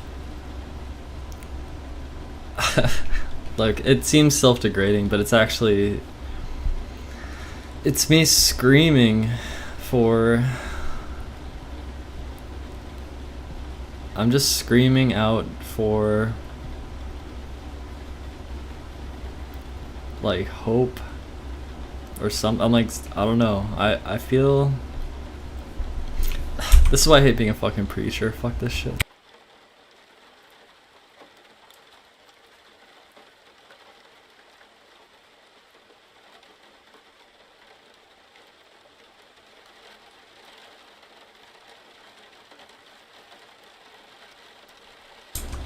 No, I mean... God, I don't even know how to say words. Say what I wanted to say. I mean, I lost the train of thought, but like... I feel like I've been like cut off of like... I don't know. Like, I feel like my situation is kind of neglected. Like, I feel like I am kind of... Yeah, I'm basically... I want to ascend socioeconomically. I want socioeconomic ascension, please. Thank you. I deserve it.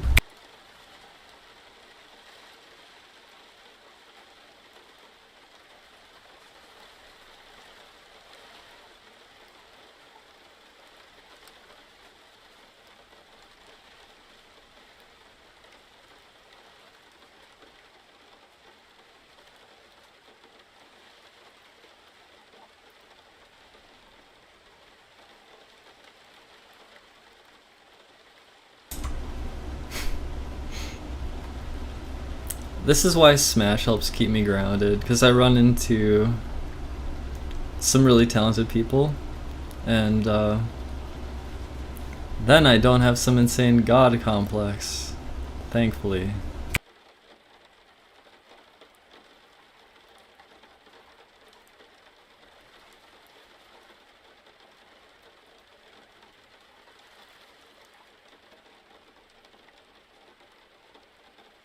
I do long for hope. I think I've been...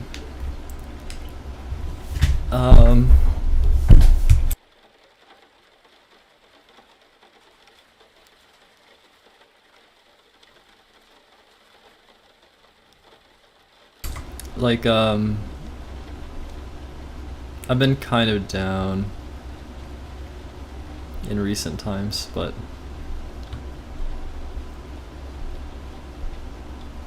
So I hide myself away and feel neglected as a result. I wonder what a solution could be. Just not hiding myself away. No, yeah, that's absolutely true. Yeah, I mean, that is just what happened. I don't know what else to say. I had to do it. I had to do it, and I did it.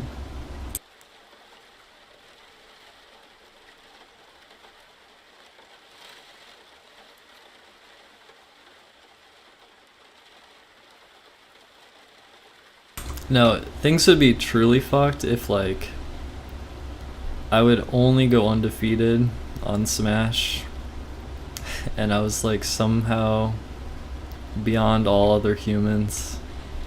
That would be actual hell. the fact that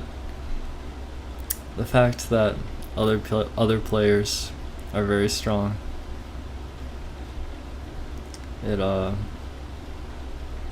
a healthy reminder of how strong the world is with all the talent. And of course talent applies in many realms, not just Smash. But I'm just saying that like that's one realm where you can see the talent. And so there's all this talent and that's good. It's like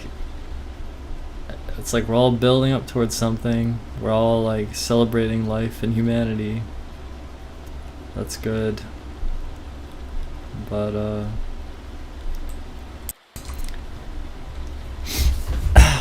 look, I don't know if like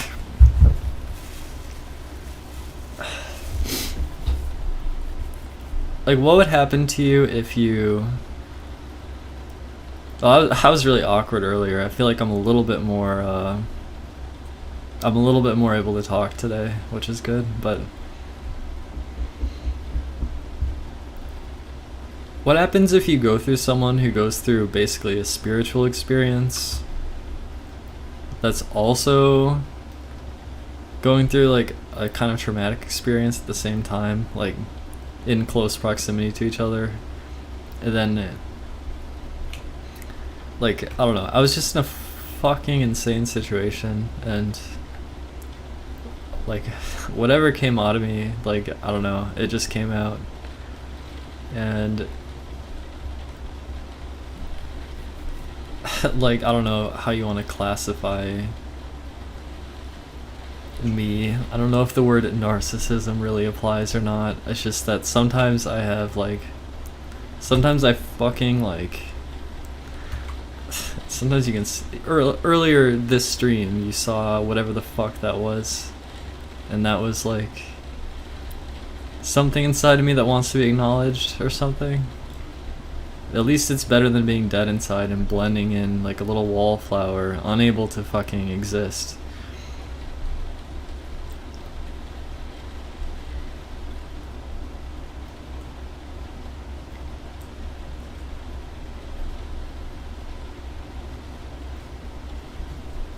Except, you know, it's kind of funny though, because like I'm kind of dumb in many ways about many things of life.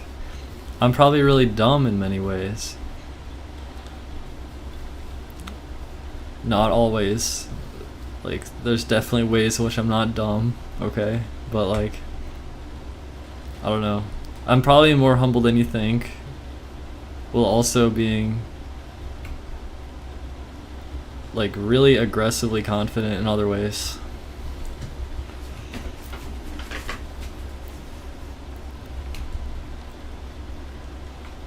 I'm not though. I'm just simply trying to say that I'm not like a total deluded like I don't feel, I don't know. Just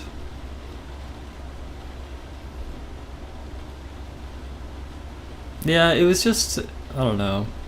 It was a moment many years ago where I felt like I dissolved. And like, I became extremely obsessed with like the foundations of physics. And I was like reading about like quantum mechanics and doing all this stuff. Because I wanted to find out what truth was, I guess. Because whatever truth the video game provided me, I found like this sort of like statistical, like probabilistic statistical like meaningless thing at the end of it or whatever. And like I started to get curious about like reality, and I went on a huge like interdisciplinary deep dive on all these different things, and like I felt like that's like why right now Like, I'm investing in like what I perceive to be emerging infrastructure for the fourth industrial revolution, and that is one way in which this stuff I have a focus on. But obviously I always talk about like, oh, will the YouTube videos still be there in 50 years, or like I need a long-term data storage solution and everything. And like, I think I say these things for a reason, because it feels like there is a way, from my perspective, there is a way to be more than a shitting and pissing animal who dies, right?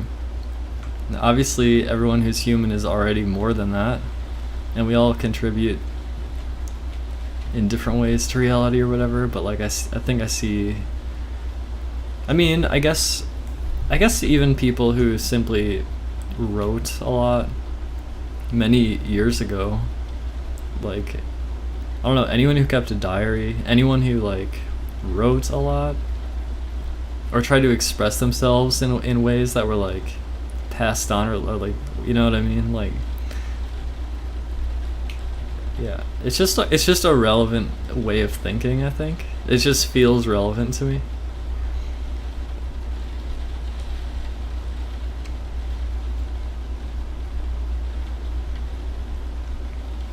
Right, I mean, like, there's already, like, I know of two emerging pieces of infrastructure for long-term data storage. Like, one is called Arweave and one is called the IPFS. Like, it's interesting, both those things emerged recently. I think that is good signs. It's like I'm feeling in my gut that there's like something missing. There needs to be some infrastructure that's not built yet. And then recently I start to see infrastructure getting built, like kind of along the lines of what I'm thinking. And like, I don't have big interest in like the exact designs of these protocols or whatever. Like, I don't have like expertise in that. I just knew that there was like a gap that needed to be filled, and I see it like being filled, right? Yeah, but not just storage, computation, and the advancements of algorithms. Like, all this stuff is highly relevant. I don't know. It's definitely the best shot at like putting your soul on Noah's Ark and then like not fucking drowning, basically. Be right back.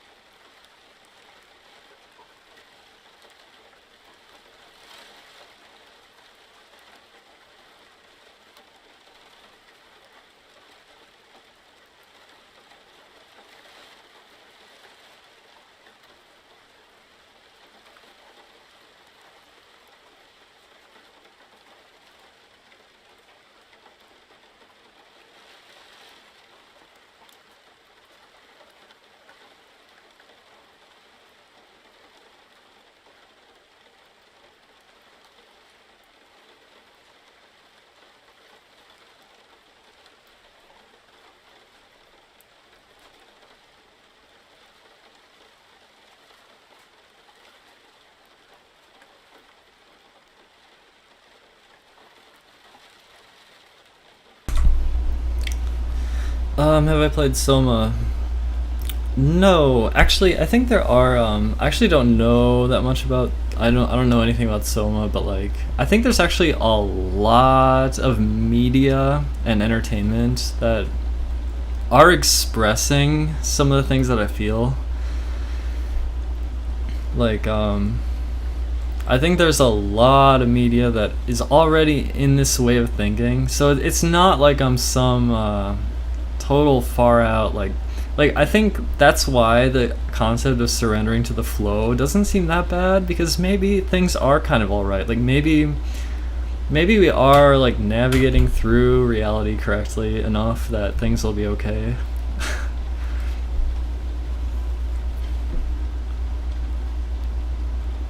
I'm still lonely though.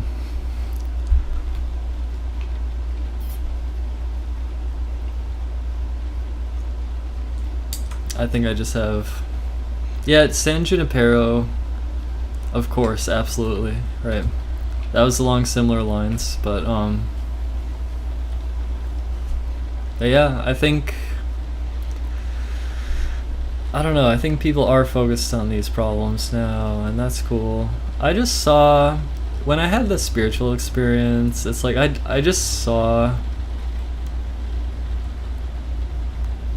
kind of a vision that like everything could evolve and everything could change, and that possibility was to be always surpassing what you believe. Like it just seemed like,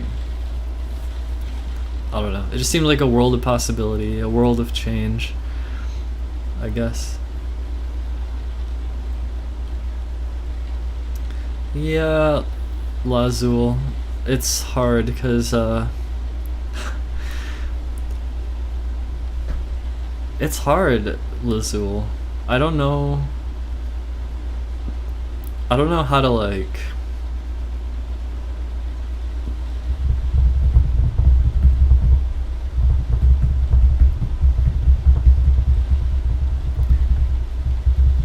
I think the reason you liked to watch me a long time ago is because I had a lot of passion with what I was doing. And I feel like those things don't hold my interest as strongly anymore. And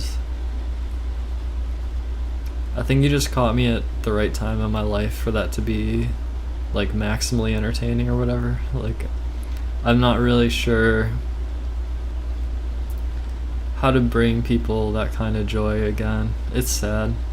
I think I can bring people something else. I think maybe this stream brought something else, maybe. Again, I feel like being a preacher or a cult leader is very lame, but... or a guru. I'm just a person. But I don't like to be so alone, I think. Yeah, I don't know.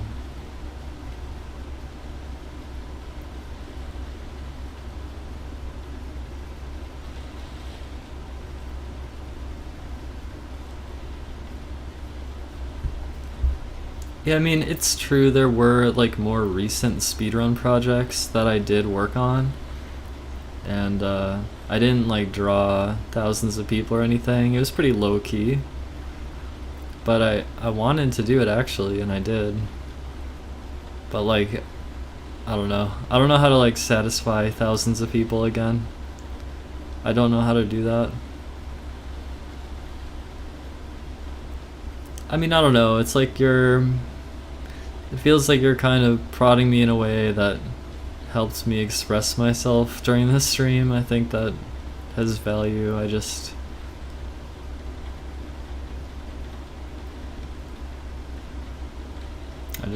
actually don't know what to do other than to stream. I don't know.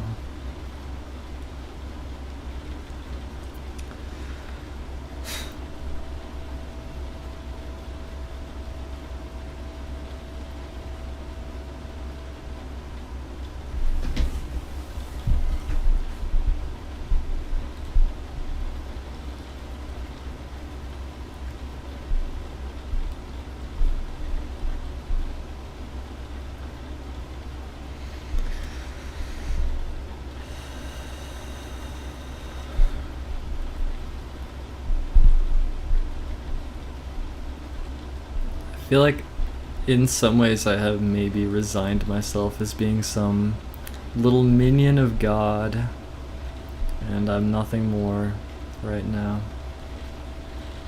And I think it wouldn't be so bad if I wasn't like alone.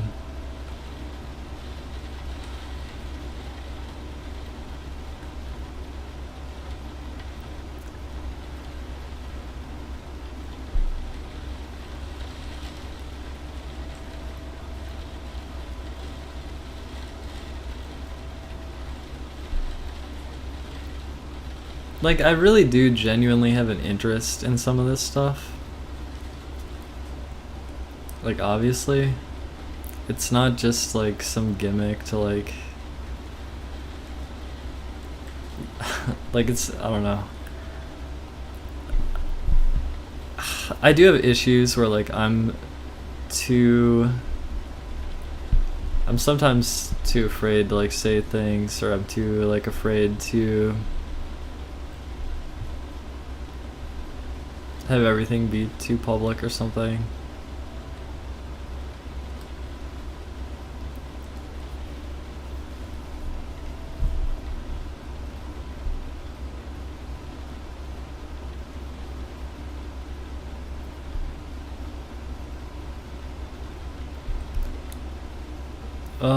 Lance, it's just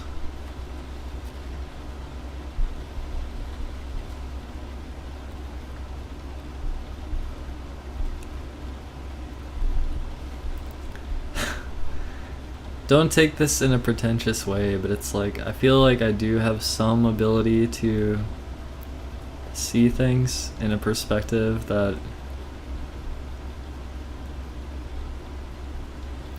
has potential to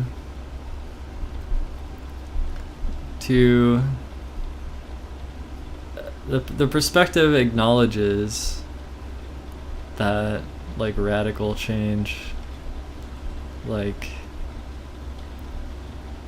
that like everything can change, that everything is evolving, that like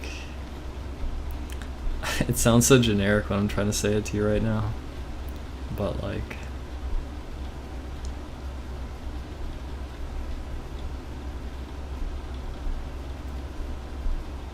I just like couldn't shut up about it for the last like 5 years or 6 years or something, right? I've been like literally I literally can't shut the fuck up. I've been doing it for 6 years.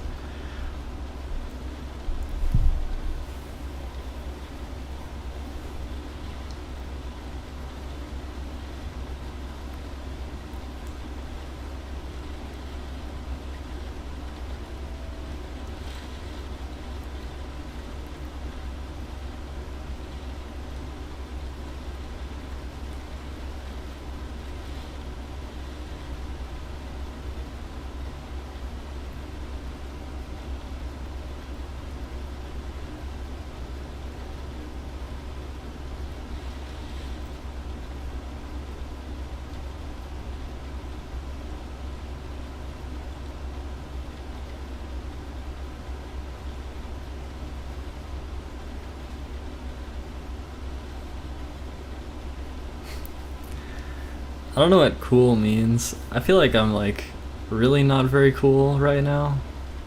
I'm like not cool at all. But in some way I'm kind of cool.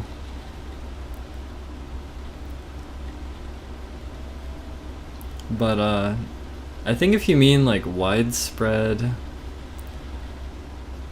it's just what we were talking about earlier. Like I don't know how to satisfy like thousands of people on stream. I don't know. Whatever I'm doing is, it doesn't seem to have the same audience, and I guess that's okay. I don't know.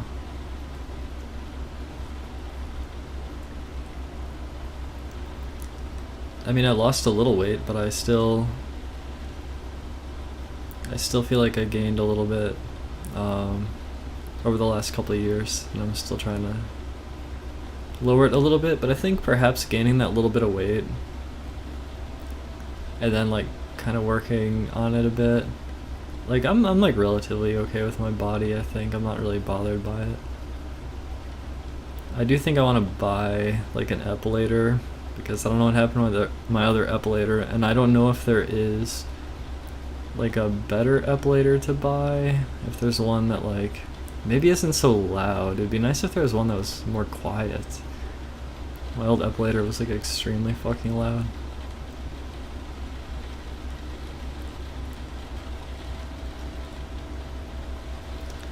I don't know though, like I did satisfy thousands of people before, but it does create a strange dynamic where basically people are like bidding for your attention.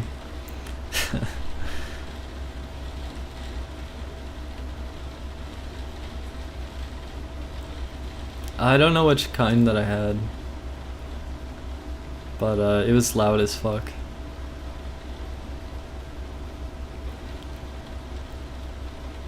Why do I have to satisfy the masses? I don't have to, but I think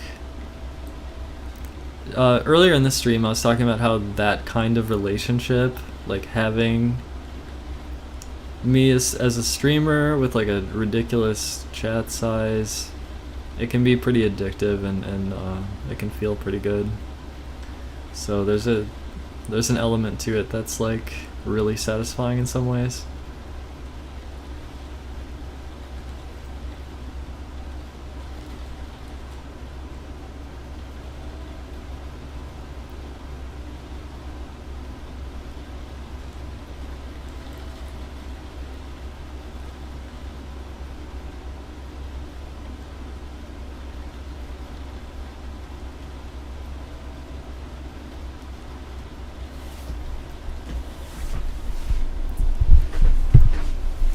I think Twitch wants to pivot into sex work, kind of.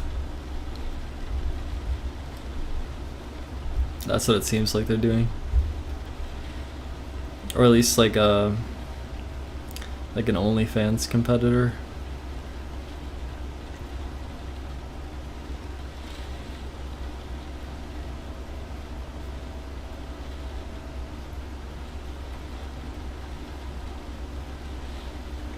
Monetizing horniness. It's like, I don't know.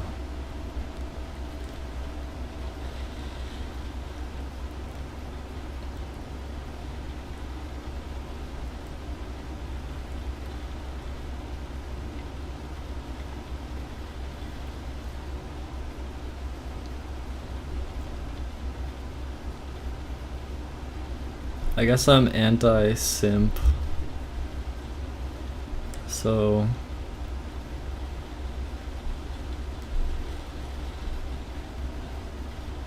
it's strange, like if I'm anti-simp then I probably shouldn't try to have thousands of fucking people watching me, I guess. I think those two things kind of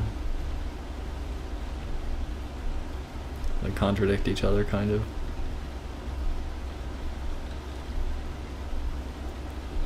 Yeah, Twitch is just surrendering to the flow.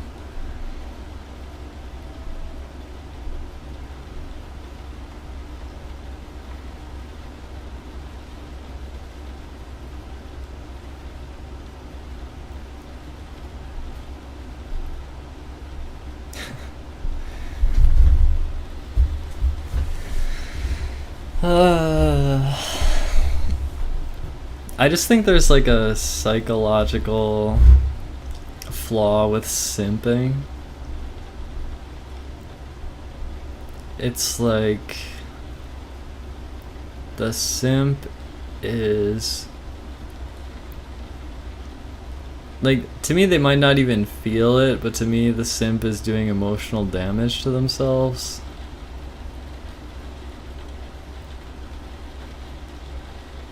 So I'm not like a fan of simping.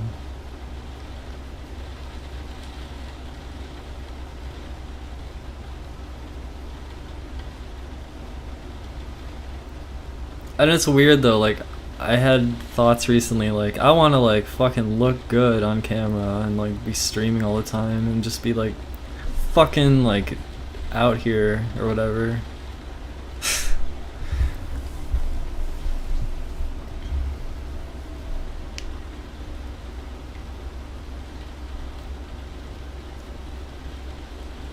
I guess so. Is a simp someone who, like, they have an idolization for someone else, and then they, like, basically take the resources that they get and then direct it towards the person that they're simping for?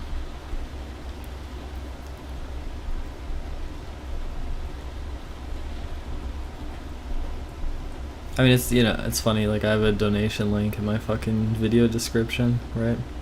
And I have people who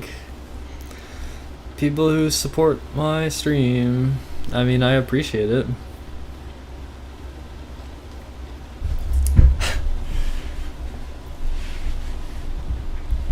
Yeah, I don't know.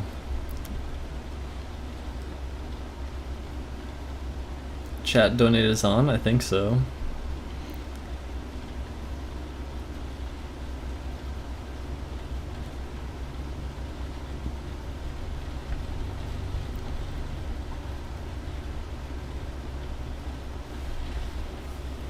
Right, like giving away your, I don't know. It just seems kind of bad to me, I guess.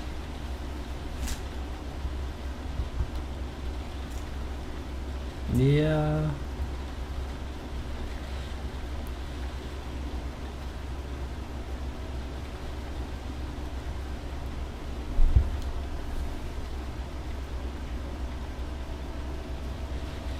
I think simping carries some kind of, does it carry some kind of, like, desperation connotation?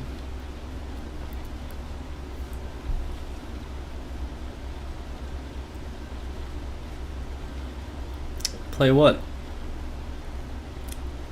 I don't know how much I'm into games these days.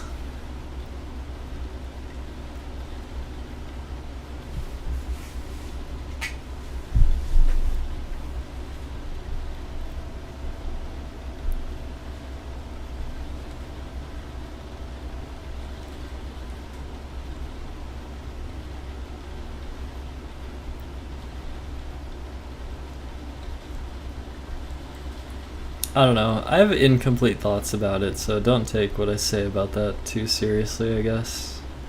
I don't think I have very complete thoughts.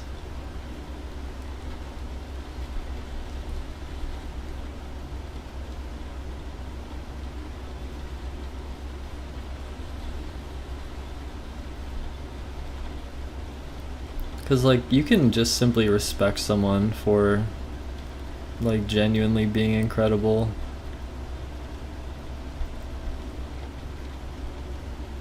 And it's nice to, like, I mean, if there is something truly awesome about someone, if there is something truly awesome about someone, then acknowledging that's fine, probably. There's some kind of, like, worse connotation, or some kind of, like, something more perversive and incorrect when I think about simping.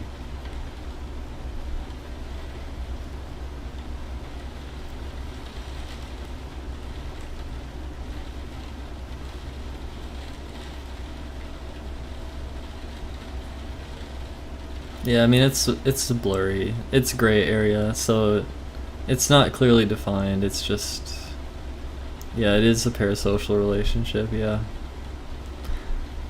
Yeah.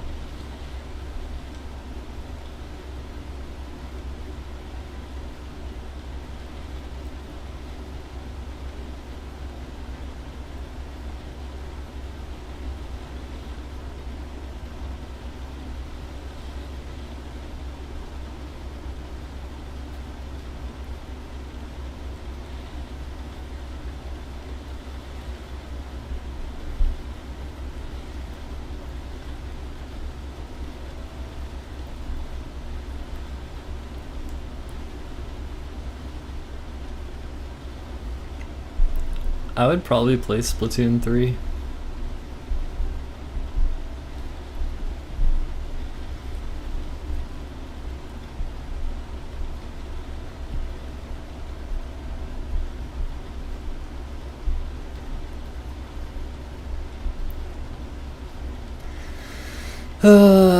Metroid Dread, I'll probably play that. Monkey Ball Port, I might play that. Breath of the Wild 2, I'll probably play that. I'll keep playing Smash.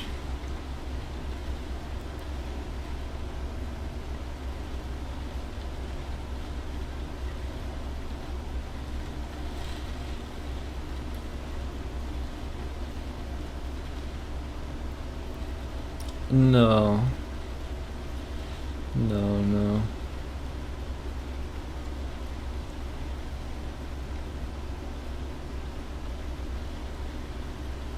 I was pretty good at Monkey Ball. We used to do races of experts in Super Monkey Ball 1, and I would get some pretty damn good times. But I would never go like completely YOLO. So when it came to doing like simply speedruns of like expert through master, I never did like the really YOLO shit. I would just do stuff that was consistently fast and I'd get like really good at it. But yeah, if you're going for like a speedrun, then you would want to do it more YOLO than the way I did it. I was basically playing through expert with the intention of winning races against others. So like the speedrun metagame and the race metagame are two different things. Like the racing one is where it's a one shot or a one take thing. Similar to a marathon speedrun, right? Where it's like a one shot thing. Whereas a speedrun, it's something where you throw out 99.99% of the results and you keep the remainder. So you should be going fucking crazy. So it's just kind of two different things. But yeah, the new Monkey Ball, it's basically a port of Super Monkey Ball 1, 2, and Deluxe. It looks like they didn't change anything or add anything. On the level with the spinning disc that used to say AV for Amusement Vision, it now has a banana icon because they don't want to put a company logo on a level. But that's like the only thing I saw that was different. They also, they have new shading and lighting and stuff, which actually kind of looks bad in some ways. At least, like, the spinning bananas, like, the banana items looked really bad to me. Like, they looked out of place or something. Or it had, like, this cheap look to it, like, basically, alright, we're this company, we're gonna put together this port. Alright, here's the source material. Oops, can't have this logo. Alright, let's change that. Alright, let's throw in some new lighting. Alright, cool. Alright, it's done. Let's ship it now. It seemed really lazy to me, but...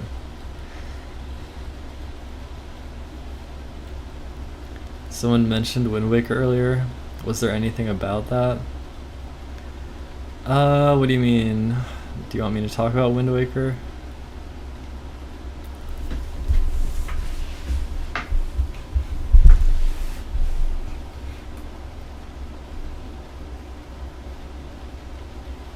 It looked like Gon jumped on an SMB2 level.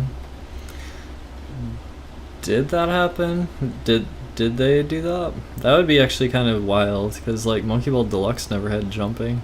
I think it was only until Banana Blitz when they had jumping, and that was pretty weird. I think the minimalism of the traditional Monkey Ball games are their strength.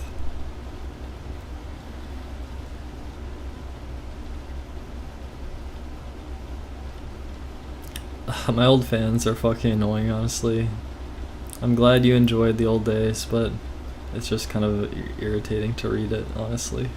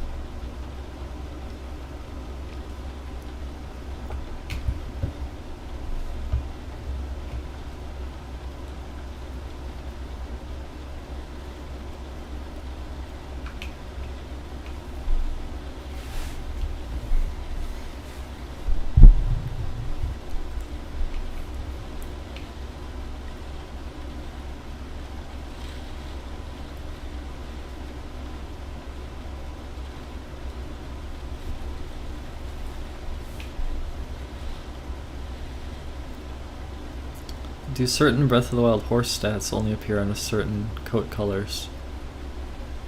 Yeah. There are some horses that are like spotted that will always be slow. And yeah, you can visually tell sometimes what speed a horse will be, but other times you cannot tell until you try to ride it.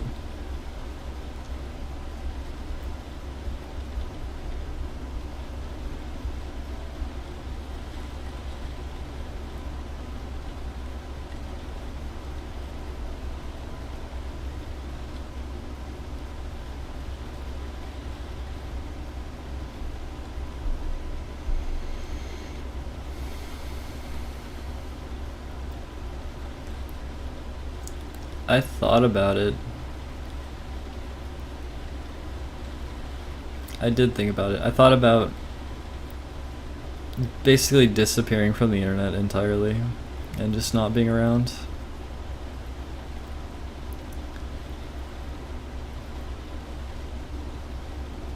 I think I was more distant for a few years. But lately I've felt like kind of being more present.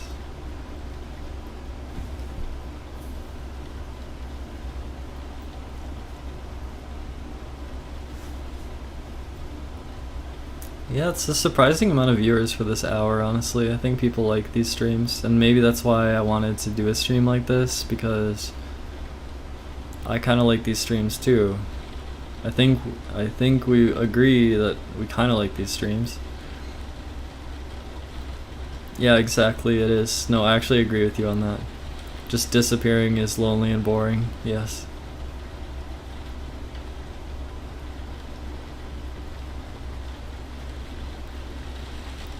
That's fine. I mean, it's all good.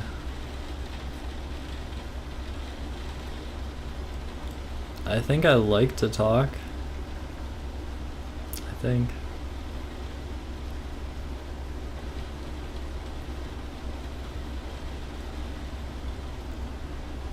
Yeah, I listened to about half of it, but I actually need to finish it.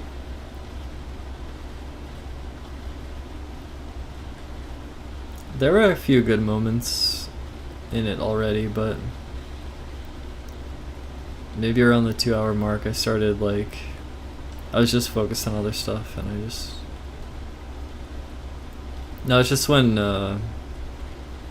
Hoskinson went on Lex Friedman recently, which is kind of relevant.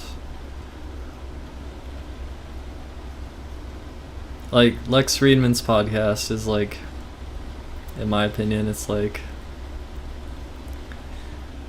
the first big podcast on YouTube, kind of, was the Joe Rogan Experience. And there were occasionally very interesting guests like Stamets. That was a really good episode. But I feel like Friedman is more relevant than Rogan, because Friedman is more interested in the Fourth Industrial Revolution, which is what I'm interested in. And yeah. That mushroom dude was fucking crazy though. Like, in a good way. There were probably good ones I missed. I'm sure I missed some good ones. I don't think I know that one. Okay.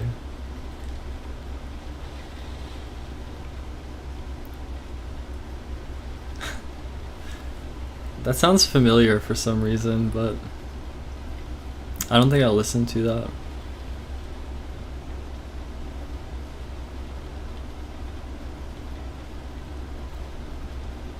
Anyway.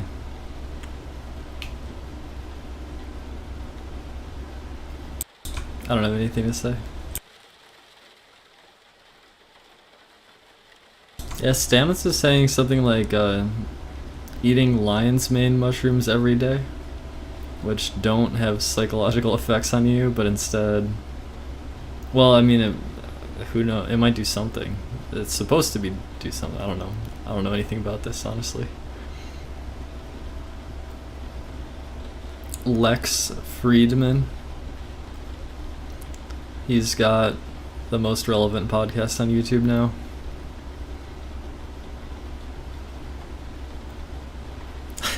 I could picture myself on Lex Friedman's podcast, just like fucking preaching. I don't think that'll ever happen, but it's a funny mental image.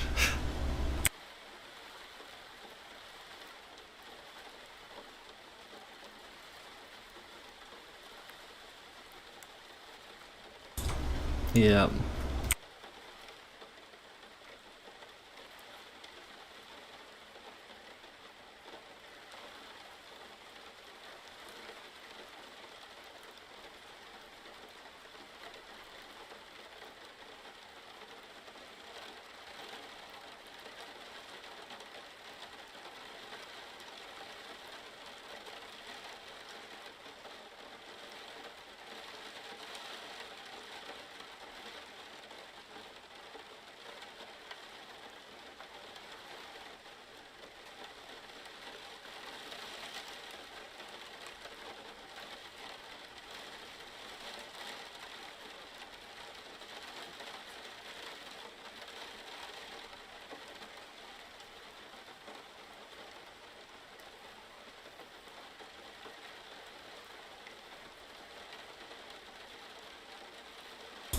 I would actually have to listen to that again.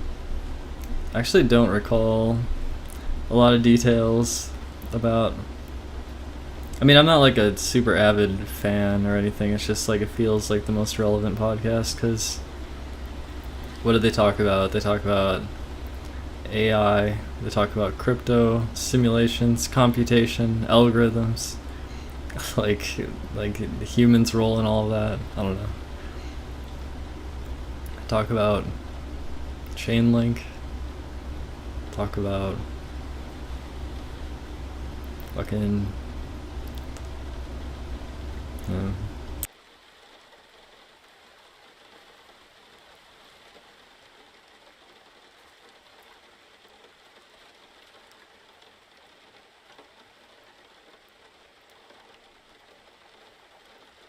Subcage. I saw a message from someone saying that Matic / Polygon is actually under really heavy load lately. That's something I saw like today, which is kind of interesting. I think because the transactions are so cheap that you can actually like spam the network, like in kind of a bad way almost. It's almost a contradiction where it's like, alright, everything's really cheap. It's like, okay, now we're gonna like freely DDoS you, basically. I don't know. Maybe those like directed acyclic graph based ledgers don't have that problem or something.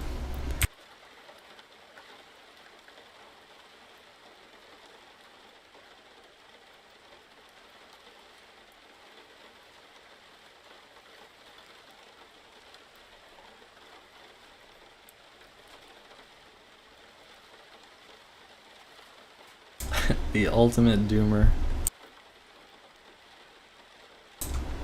Well, the two most relevant ones seem to be IOTA and HBAR. And I think when you say the DAG stuff is centralized, I know that IOTA currently has some like coordinator node that is centralized that has to somehow manage like the flow state of the network or whatever. But I know that they're going through some kind of like, they're like evolving it so they don't need that anymore, and then it should be decentralized. And I know that if you're referring to HBAR, I understand that they have like this governing shadow council of like big corps, and yeah.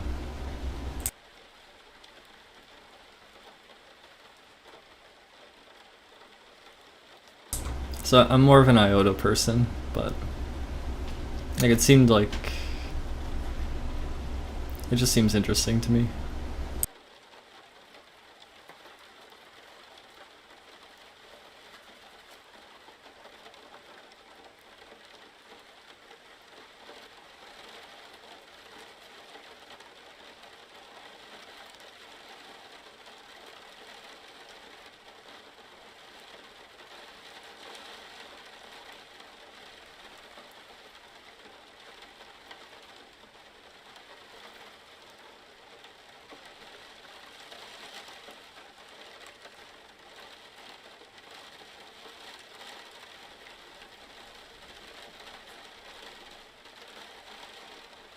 Yep, that was episode 420 of my Breath of the Wild stream. And I realized that like walking around Breath of the Wild and clearing shrines is not that exciting. And then Trial of the Sword is definitely like a pretty big challenge, and I don't know if I'm up for the challenge.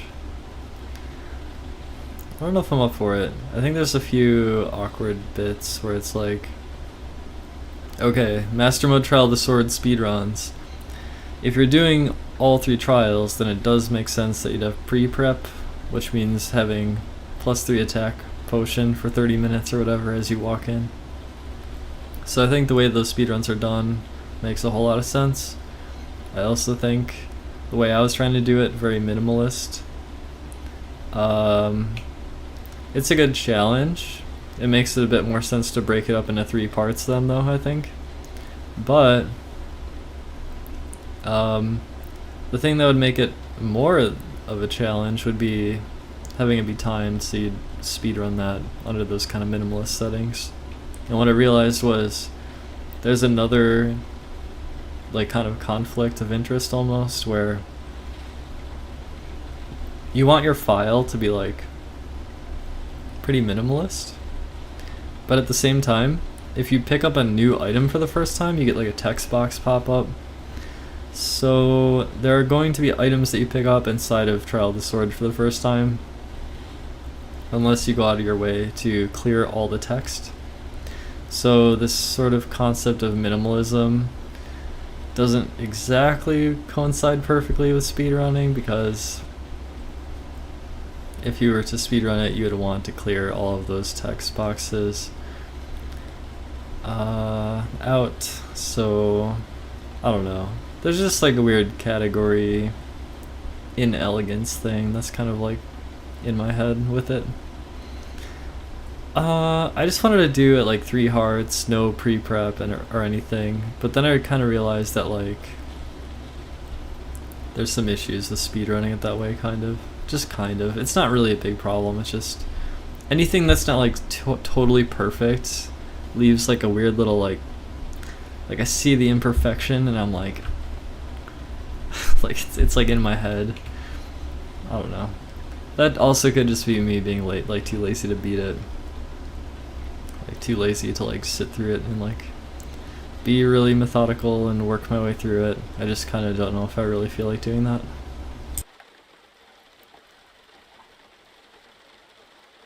My thoughts on projected capabilities of Neuralink in the next 5 to 10 years.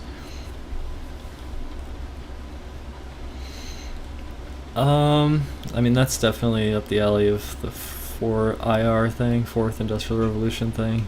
It's definitely like along those lines for sure. I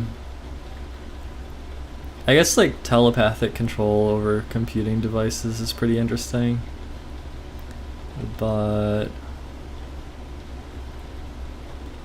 and I guess with something like that you could start to get like more data about what's going on inside your mind, and perhaps when that gets even more widely used, then the understanding of the brain continues to evolve.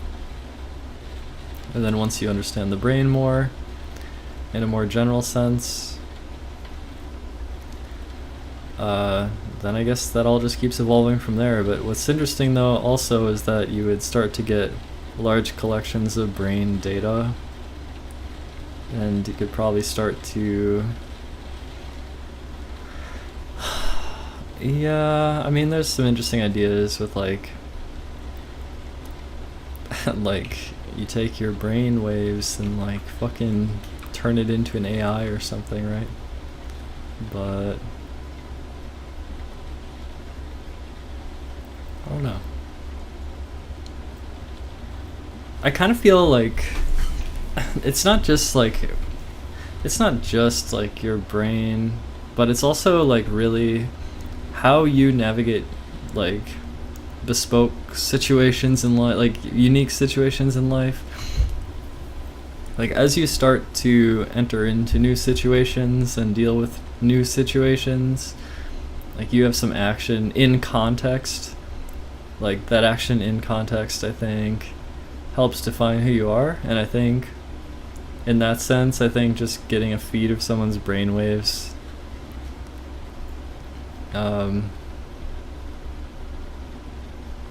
it doesn't necessarily say it all.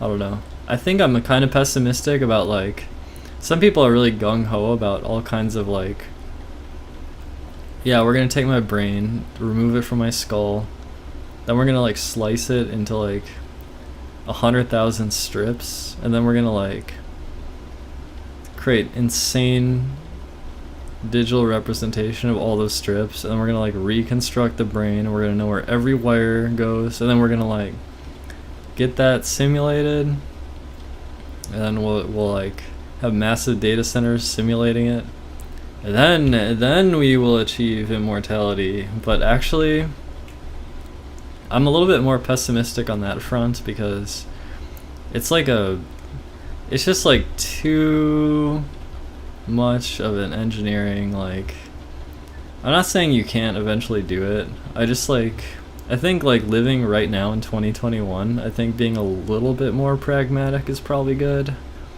And I think that pragmatism, in my case, would be, instead of needing the actual neural connections to be documented, how about you just document my behavior, right? So this stream, for example, is a stream of me interacting and talking and blah blah blah. And like I said, there are situations outside of the brain that are relevant in how you, like, navigate, or like just the way you deal with any given situation is kind of helps define you, or something like that. Censorship patches for AI Dungeon. Yeah, that's pretty funny. I think you'll see a lot more tools like that. I mean, I think more and more powerful algorithms that can be creative. I think you could, actually, I've talked about this before, of course, but the idea of curating, we have so many creations in this world, and a lot of them are really awesome, and I think people find a lot of identity in some creations. And so I think by simply taking that which you like or prefer or find intriguing or whatever speaks to you personally, you curating that, right? And not just one thing, but curating multiple things, I think that actually speaks to you, like, as an individual pretty strongly. And I think you can imagine some advanced AI system where you're in the pilot's seat, grabbing pieces of media that, like, mean something to you, and the AI is somehow, like, interweaving and synthesizing these different things, and, like, you're, like, helping it evolve, whatever the fuck. Like, I can completely imagine, like, creative, like, it could be 3D modeling software, it could be music, it could be so many different things.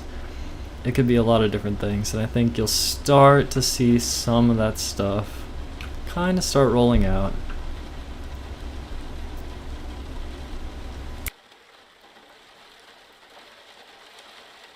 Actually, I think inside of each of us, even when everything else in your life is taken away and you have almost no control, I think inside of yourself there's an inner critic. You're still capable of being a critic, right? You can have preference. You can have thoughts, feelings, and opinions about what things are good or bad, aesthetically or, like, politically or whatever the fuck, okay? So that inner critic, I think, is something we all have, and I think harnessing that, basically building tools to utilize that, that's why I think something that would allow your inner critic to curate things that are highly, like, appealing to you or relevant to you, and then having software that can synthesize other things out of it, I think that is definitely relevant. There's not really great examples of this yet, but I think there will be. Synthesizing the critic would basically be creating an AI agent that is basically autonomous. An autonomous agent that is like that. Yeah, so that would be like creating another life form, whereas like simply giving the synthesis powers to the human's inner critic would be to increase the capability of the individual.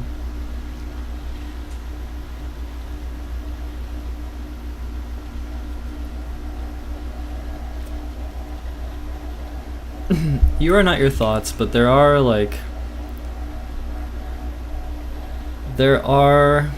preferences. There are things that speak to some people more than others. There are things that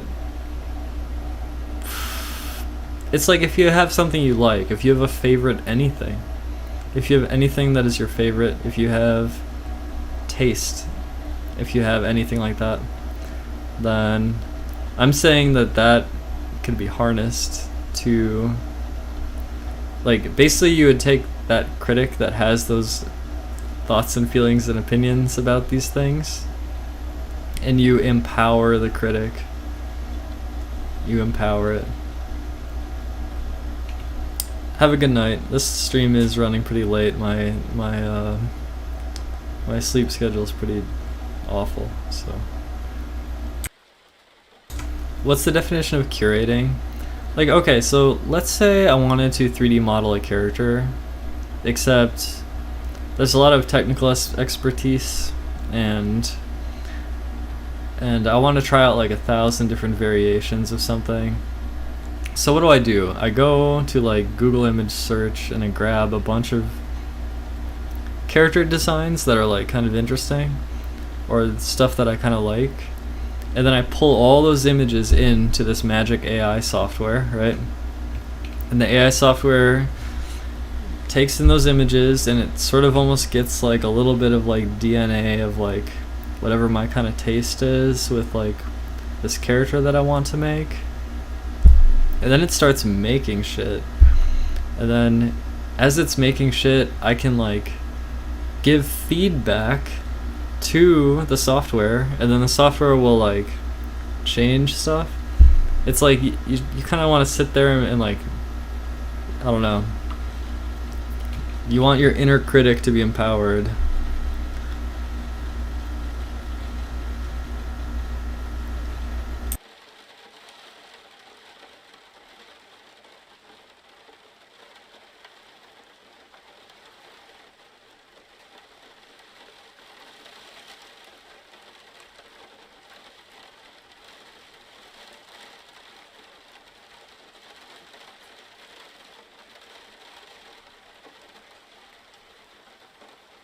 Actually, I think one of the reasons I play Smash so much is because and you know, I have enjoyed painting and I have enjoyed 3D modeling, not so much animation. I didn't really like enjoy 3D animation at all, or deformation and all that stuff. I found it really annoying, actually. But like when you're trying to shape something, that's like working my mind like very actively. I can almost zone out and kind of do it. And when I play Smash, it's like kind of similar. It's like I'm making many decisions in a very short amount of time, and it's like fun to kind of have the freedom. I don't know. I think maybe you could make it sound like I'm just kind of being lazy with 3D modeling or something by wanting some kind of software that can like do it for me, but like I don't know. I think like really though, it's not just characters, it's like environments, it's like whatever. But like think of how like a book gets a movie made, or a manga gets an anime made. And like they take this source work and like kind of bring it to life and like and create more out of it. So in my mind, the source work in this case would actually simply be your own description of what you want. And you can also use examples. So you could bring in images, and you could write paragraphs, and basically by feeding those pieces of information in, you kind of have like a base, like an idea of kind of how you want it. And then yeah, I think really advanced AI could start to synthesize, and you actually can see some of this stuff already in existence. Like, this is kind of bleeding edge, but like there are some image generation AI software where you can type a description of what you want to see, and it will actually create that. So like there are some examples of this already working. So that's actually pretty epic. You can edit the final item, right? Well, my idea is that you'd have like, is my internet dying? Oh, my internet looks like it was bad for a second. Okay, I think we're good. Scribble knots. Kind of, a little bit. But yeah, I mean, ideally you would have like creative control over during the entire pipeline. So like it would just be creating in front of you, and then like it could even be creating like 10 different variations of it, right? And then you'll just like, oh, this is like kind of what I'm thinking, like this. And then it'll take that variation and split that into 10 more and like build off of all those. And then you'll like realizing where it's all going, and you'll like type in, you'll like talk to the fucking AI and say like, oh wait, kind of like this, right? And then the AI will like suddenly shift gears and start like building out the thing that you're saying, right?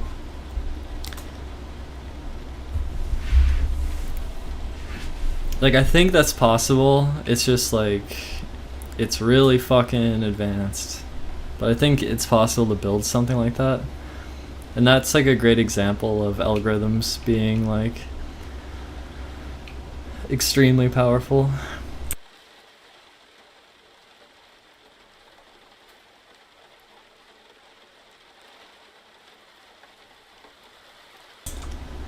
An unexpected reaction. I just mean it as like software that is,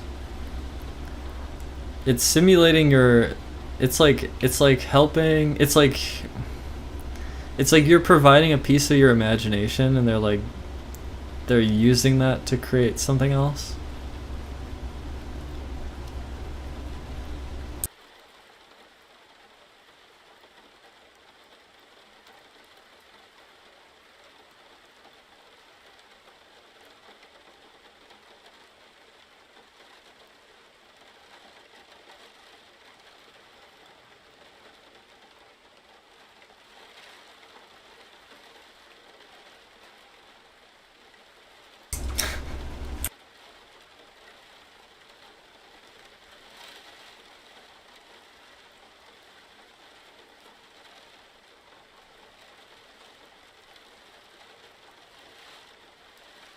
I'm kind of just running in circles though, like, I'm pretty sure I've already talked about this shit in an older stream. I really do run in circles a lot.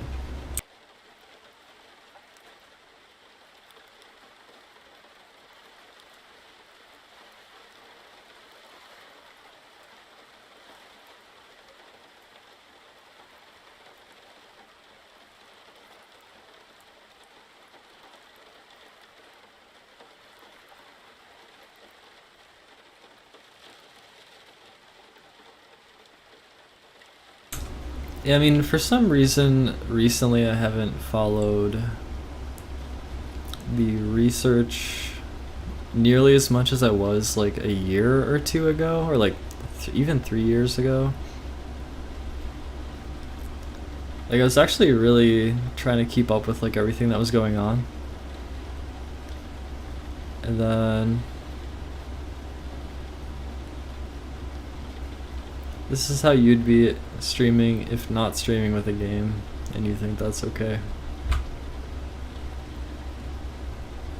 Yeah. I mean, I don't quite know what you mean, but pretty much I run in circles. Sometimes I'm awkward.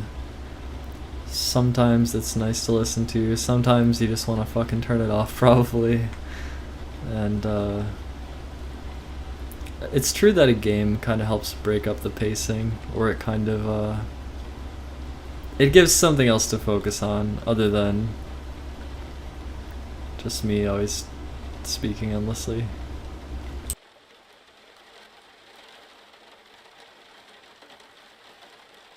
Do I have autism? I don't know.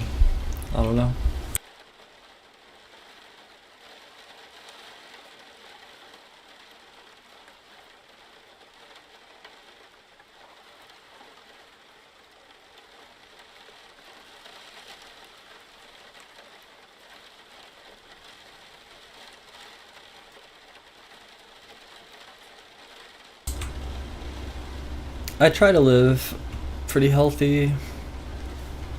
I think the worst I do is get overly stoned lately. Trying to eat healthy, trying to exercise every day, trying to get enough sleep, trying to take care of my body.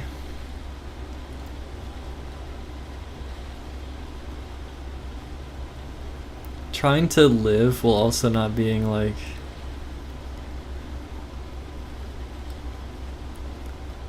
I don't know. I don't want to hate myself. Yeah, but kind of. Like, I don't know.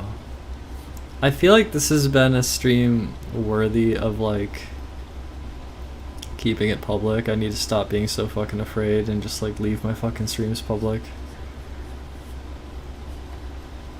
Like, it would pretty much be contradicting everything I was just saying if I, like, hid this stream from everyone. Because it's like, why don't we keep this here? That should happen. But I am thinking about hitting the vaporizer, which means I will start to behave differently. Yeah, I think it's time though. It's been good. Time to hit the vaporizer. Not take it too heavily. And I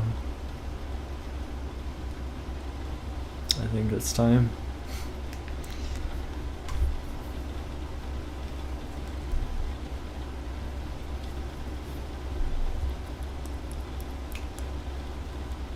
I think if I breathe out my nose when I hit the vaporizer, then my teeth don't become as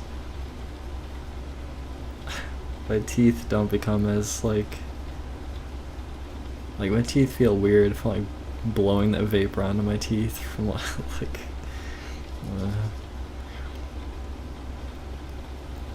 No, it's fine. Also, I'm sorry if I'm tempting you, Nubbington. I don't know if I am, but no, I had the more intense session earlier, so this will be more laid back, I think.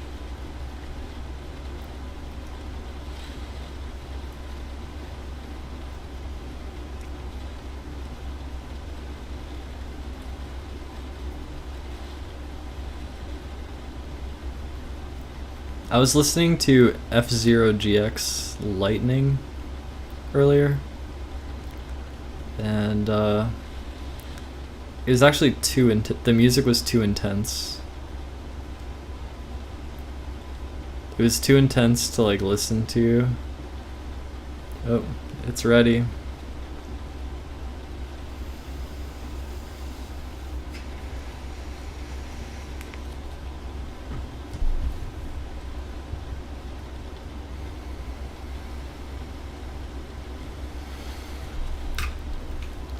I don't know how much I got, you know?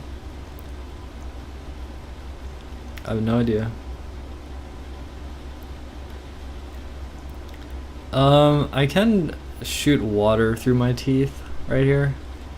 Like, I can shoot a stream of water out of my teeth if I have a lot of water in my mouth. I think my teeth are like slightly yellow, which is kind of natural, but it's still like, it's self-conscious.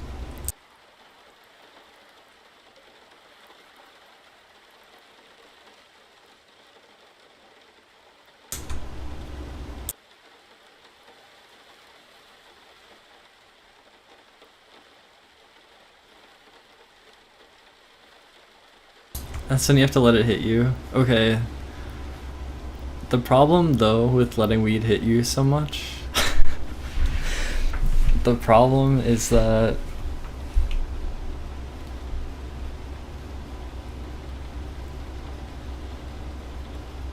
it's actually not, it's just not good to do it. It's not good to let it hit you so hard. You actually want to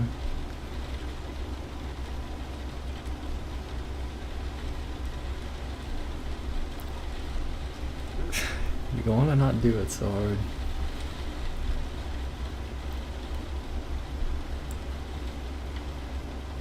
It's hard to get the intensity right though.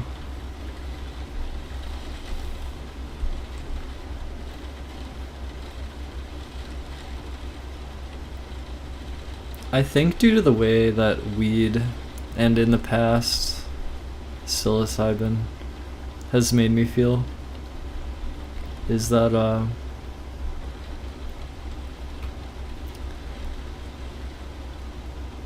it gets me curious, I guess, about substances.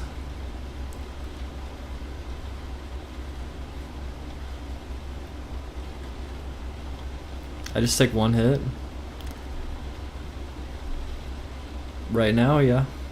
Just one. I'm really sensitive. You think Reckville felt the way I do? I actually felt rather strongly when I think, like, I don't know, for some reason Reckville's death somehow felt more impactful to me than like there was like a, I don't know, I've known, or kind of known, there was I don't know, there was some people exiting this world not that long ago, and for some reason Reckful is the one that one kind of hit me in a way where, like, there's something I don't know, there's something really sad to me about the way that ended or whatever. Like, I don't know, to me it kind of, I don't know, it felt like both premeditated but also impulsive. I don't know, I don't know anything about it. It just felt to me like kind of I kind of felt like maybe he regretted what he had done before it was over, but it was like just physically irreducible, or I mean irreversible after a certain point. I don't know, I just like try to put myself in the thought process of like being about to die and having done that to myself but still having a few moments or whatever. Like, I don't know if I want to talk, I don't mean for it to, I don't know if it's even okay for me to talk about it. I don't know, but for some reason it did affect me. Yeah, he just dipped out, and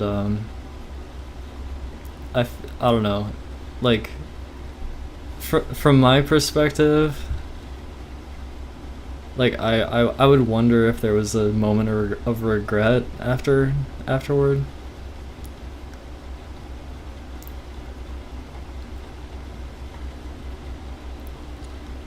Yeah, which to me ends up, like, it's actually really insane to if you really think about it, but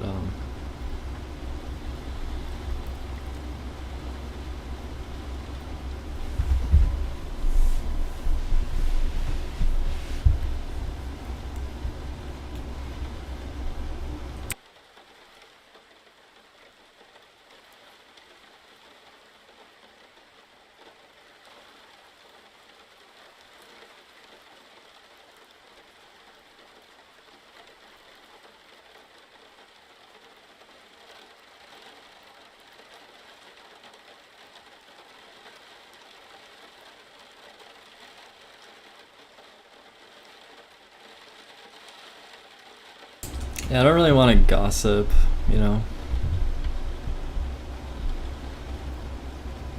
Not feeling like a gossiper. I guess I've been known to gossip a little.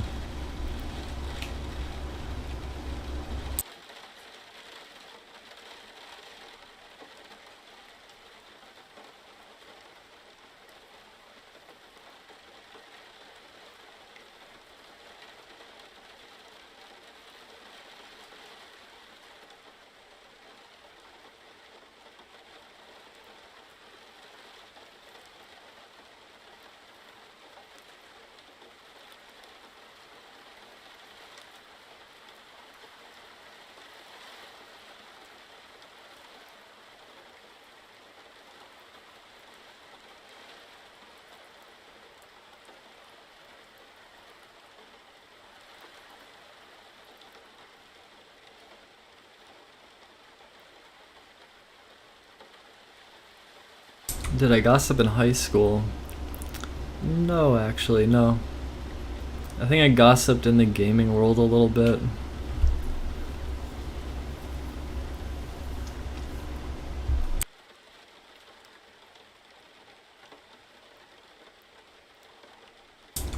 If you will excuse me for a moment, I will go get more water.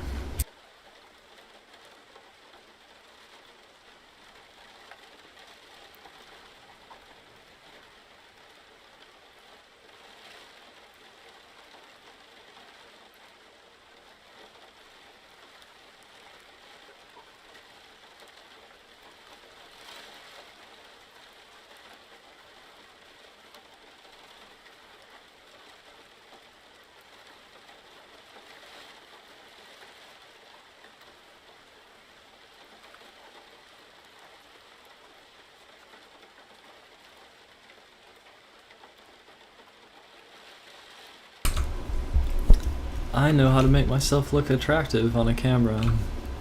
I think so.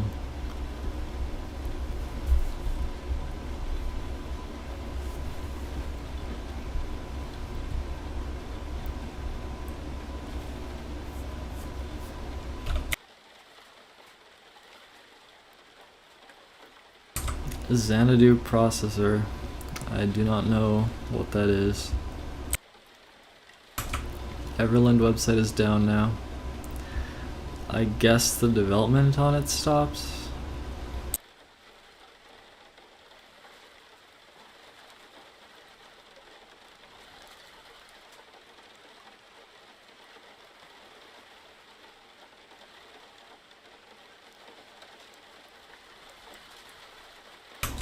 I have like fans from 4chan who are like really edgy. I'm an edgy inspiration.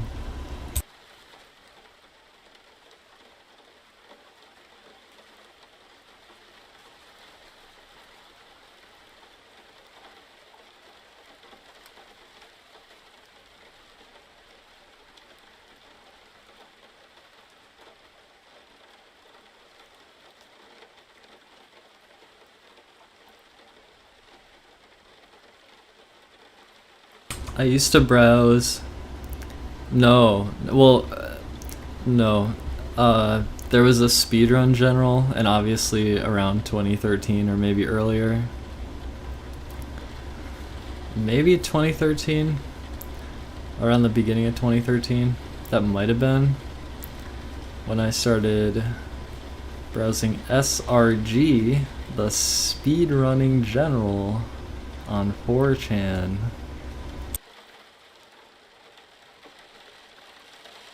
But V is actually pathetic. And VG is also extremely pathetic. VG is like extremely pathetic, it seems. I mean, I don't know. From my perspective, it seems like... Alright, so there's people who are really fucking horny. And...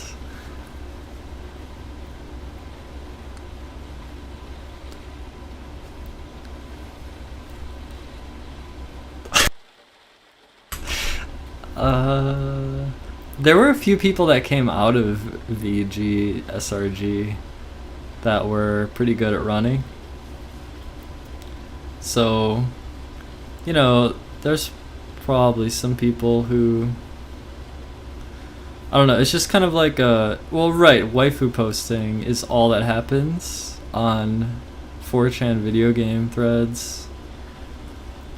It's just waifu posting, and like everyone wants to escape into the waifu fantasy, and no one gives a fuck about video games. And also, there's people really edgy baiting each other with politics. Like, they're trying to basically political strife or something.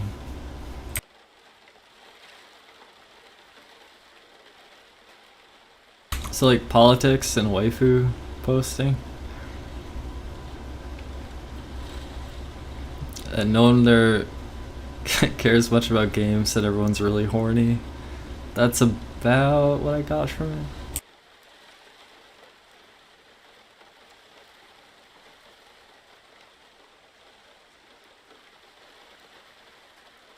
It's not a joke, though.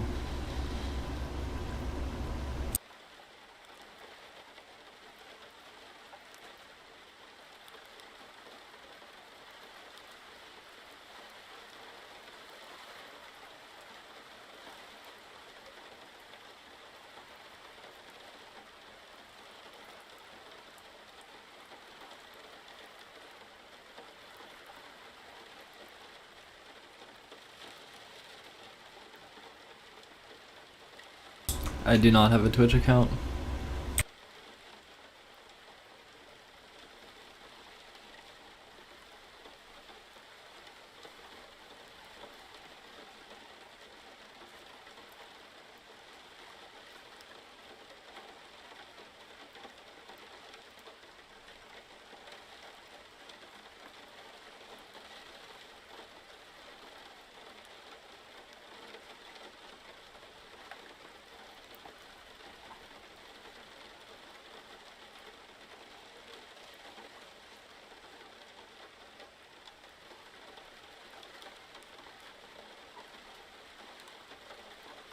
Well, the chat has kind of dried up, so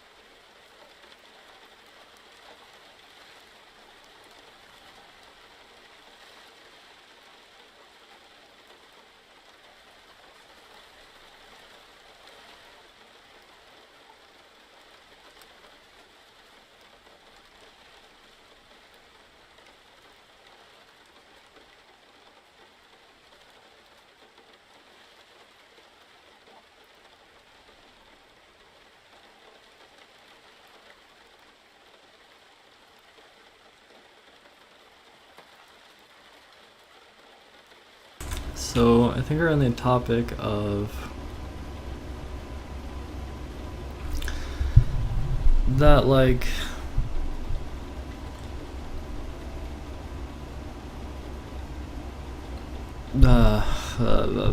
like,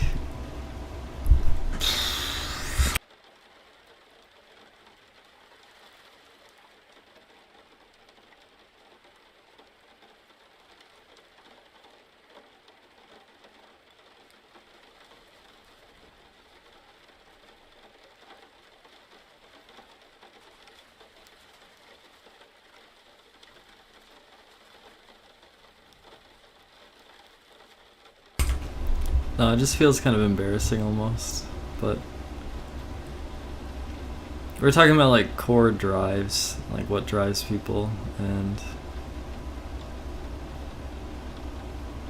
it seems like people don't have a strong desire to like have children, but they do have a strong desire to fuck. I just found it kind of interesting when you also think about genetic evolution being kind of slow through natural birthing processes, and therefore kind of also not as relevant right now.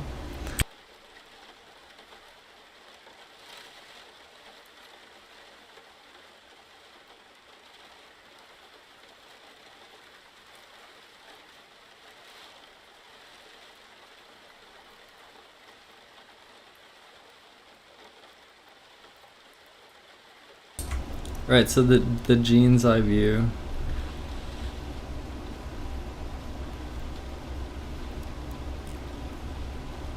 are you saying the gene wants the human to fuck so that the gene can make it?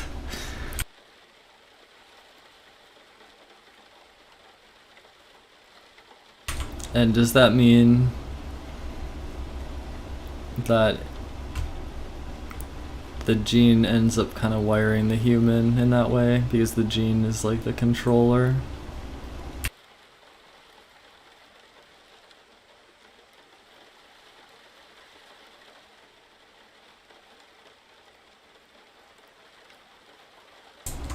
It looks like it doesn't suits for me.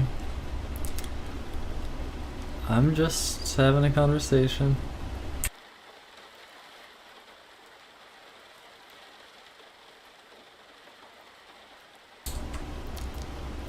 Okay, I did see, there's a YouTube channel, Primer, that has some videos about altruism and game theory.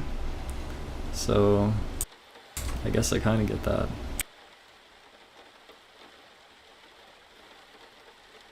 So wait, you said something about cultural evolution and it being Lamarckian, which was brought up in that video from the leaked Google video. But you also had someone else who I'm not familiar with on your mind. Reciprocal altruism.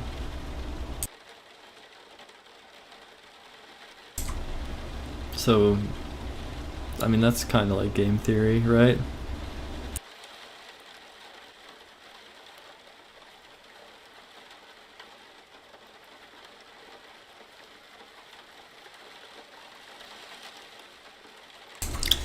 Yeah, it's funny, even though I do adore that video,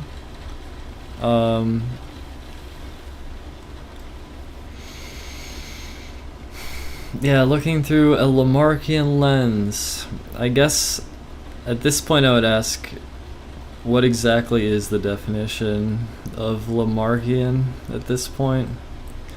Because I want to make sure that I'm not confused about anything.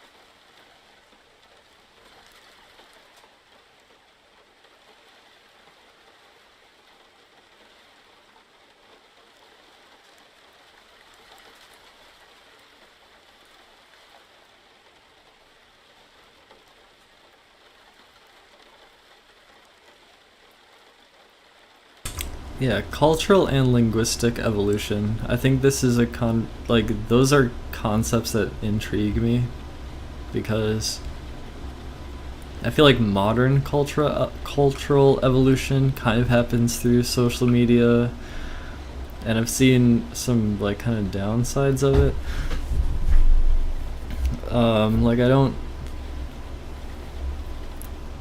Like I don't know. Like I'm not convinced that like the way culture evolves is like like perfectly healthy or steady evolution. It feels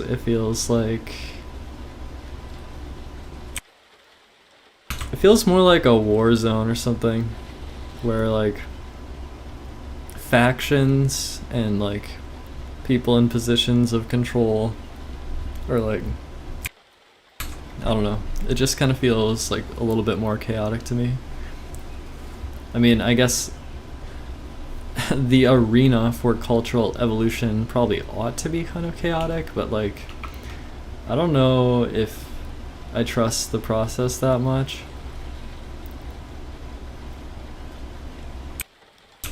Yeah, competitive makes sense. But like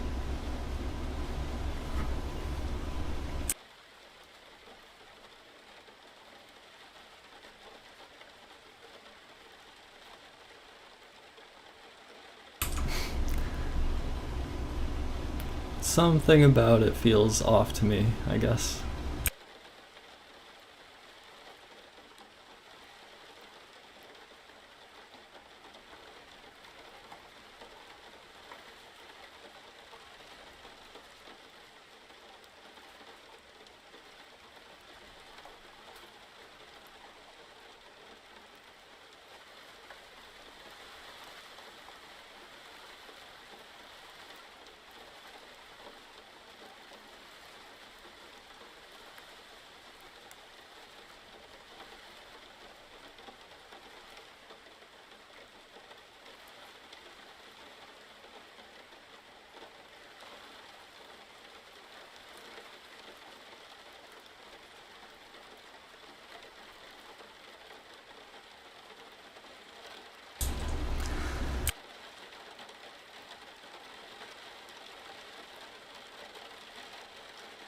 I just think that there can be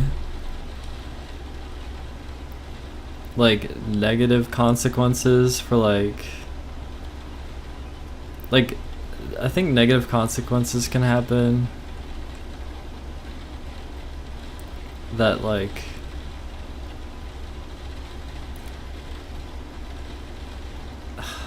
I need to figure out how to word what I'm trying to say. I don't know.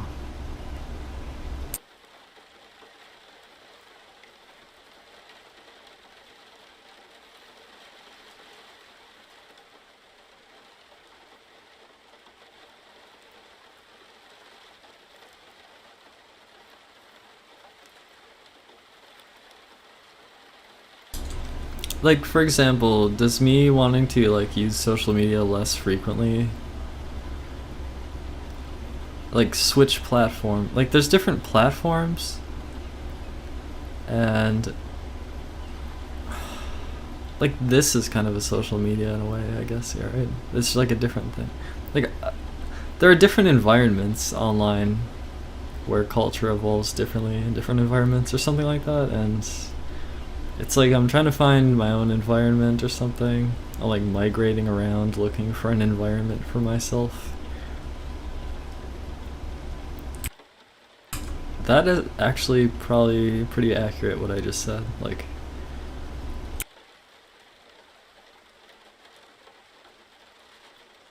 what I'm doing right now is like I'm in an environment right now, and I'm also trying to find an environment that is right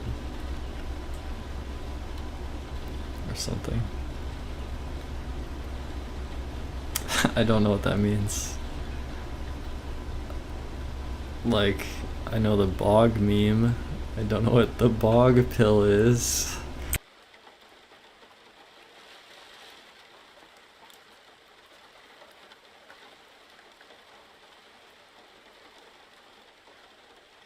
American culture became neat-pilled as fuck. Yeah. No, you're right. That is true. We have become neat-pilled, and it's actually okay because, like, I'm a node in the network of humanity, and my feelings and the way I express myself, that's worth more than any. That's worth a lot.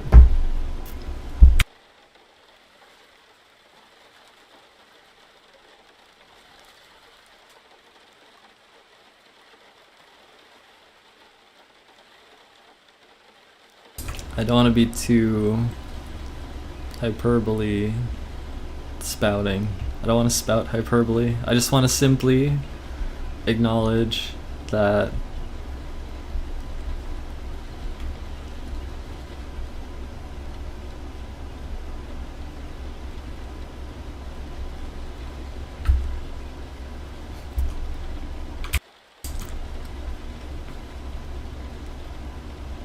the stream is like worth it, or that like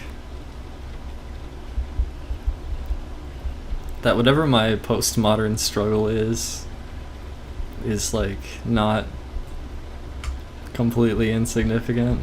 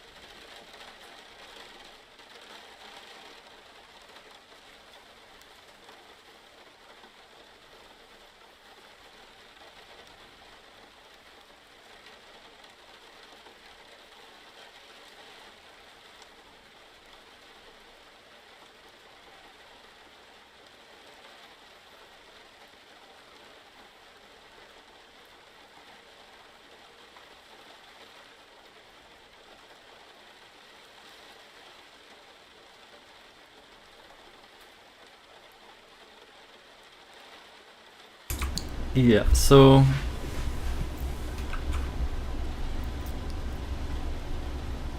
being bored, finding no meaning, having the toys you play with lose meaning, searching for a greater meaning, and then kind of getting stuck or maybe going down some dark path of like substance abuse. I think that there should be there should be something healthy that everyone. You need sources of health in your life, and I would like health, and I think all meats would also like a healthy life that doesn't feel wasted.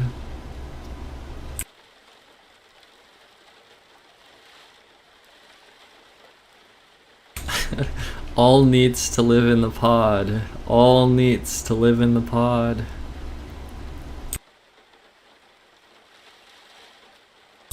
Your DoorDash burrito drone will be arriving shortly.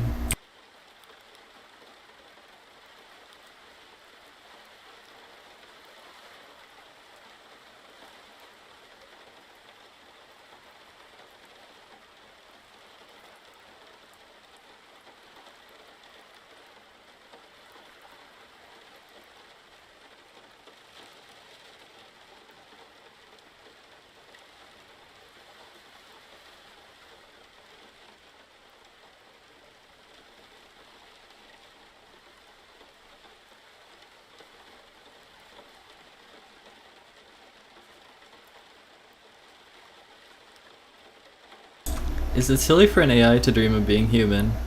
I think an AI would want to dream of being human if the sparkle of life emanating from humanity is so vividly strong and inspiring that the AI has emotions enough to feel that they want to be more part of the sparkle of life.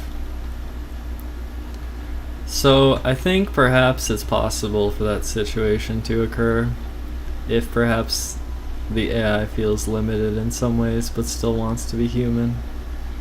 Or at least not human, not a meat puppet, but wants to feel like they are part of the sparkle of life. I want to feel like I'm part of the sparkle of life. I think it's more than just AI wanting to be human. I think people want to be human too. Because sometimes you can feel kind of dead inside and you want to not feel like that. You want to be you want to be motivated. You want to be something.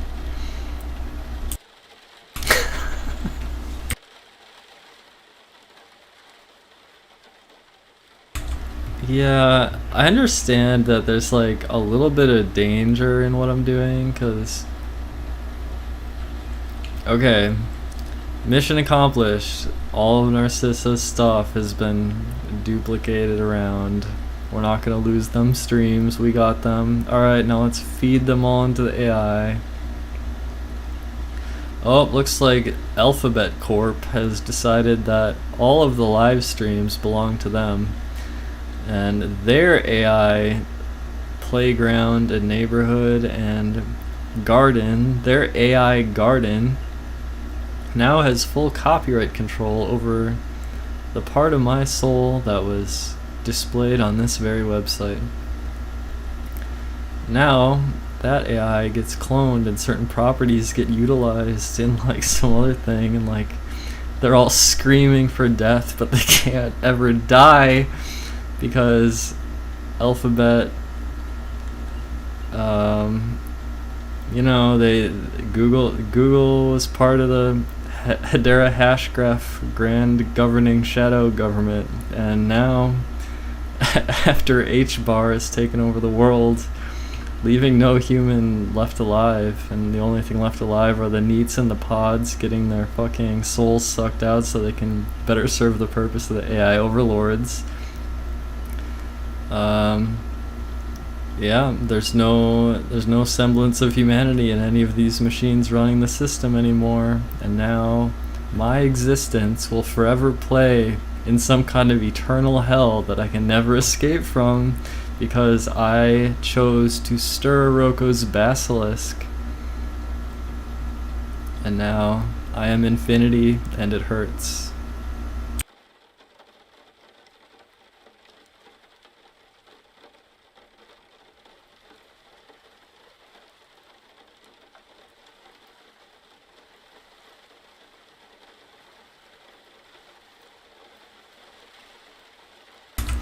So there's downside risk, but YOLO.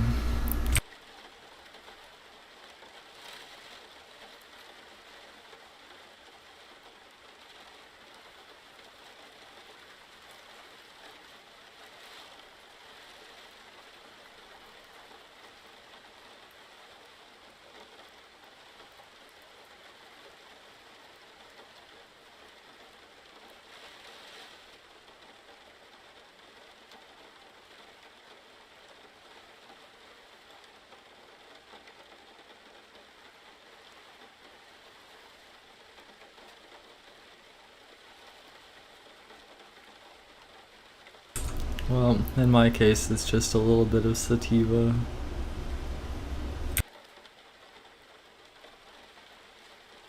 I'm actually really not high at all, I don't think.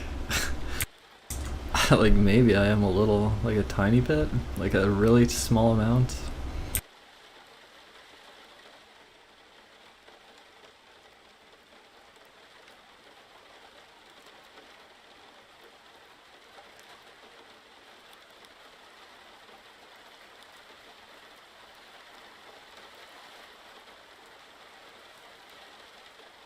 That's okay though, like I don't have to do more.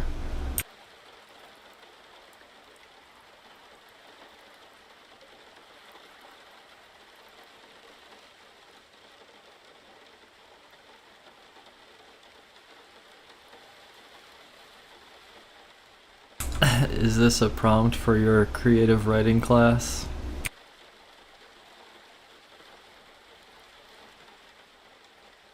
I mean, I think Black Mirror actually had a lot of there was at least one episode about like kind of trapping someone's soul inside of some like never-ending simulation or something.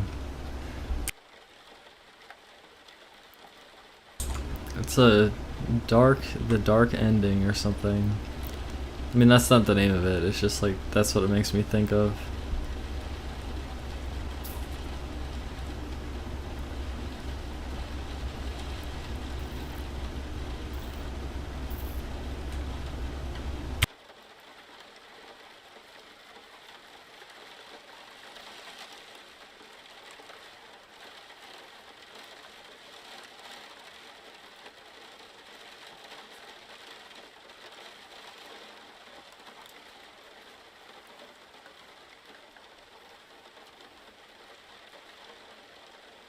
I mean, it's all I have. It's fine though. Like, I'm actually feeling kind of like probably ready to lay down or something.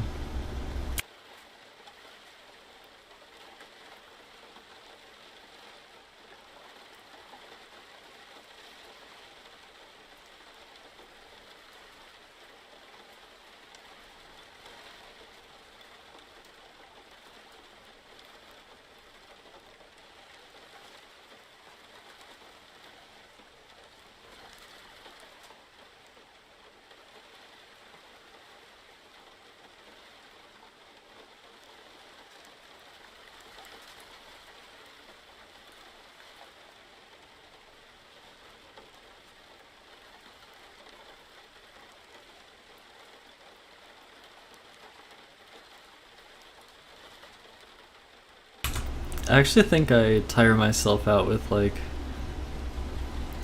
I don't know. Like I almost put myself in the role of some like sci-fi content creator, and it's like kind of, I just kind of cringe at myself.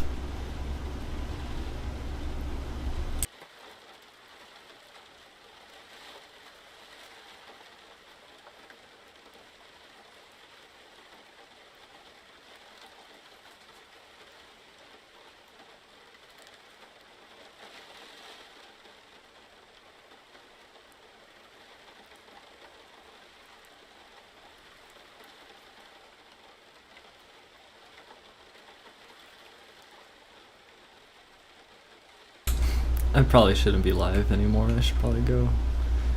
Probably. I kind of don't want to go though. I like to stream.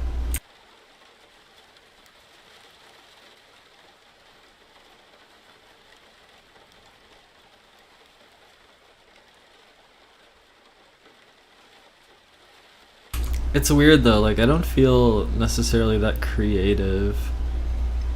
I'm just like preoccupied.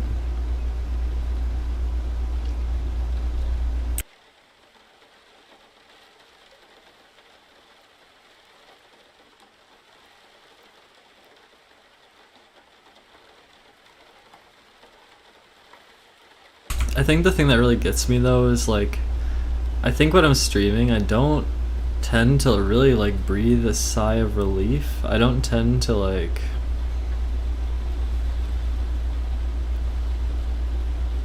I don't tend to get the deep relief that like like I kind of feel like I want some kind of deep relief, but I don't find it.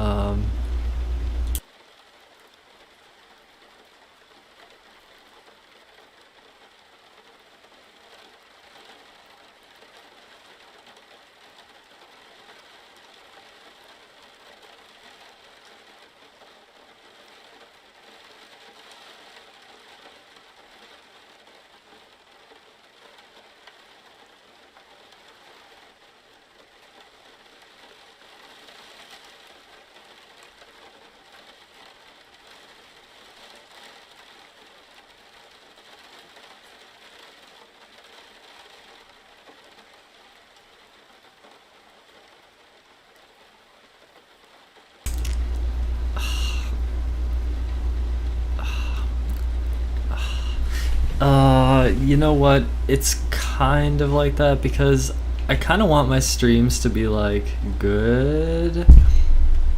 Like I like it's like there's a self-judgment thing where I can have little moments that I like. I'm not going to edit the stream, and I don't want anyone else to really be my editor, so I don't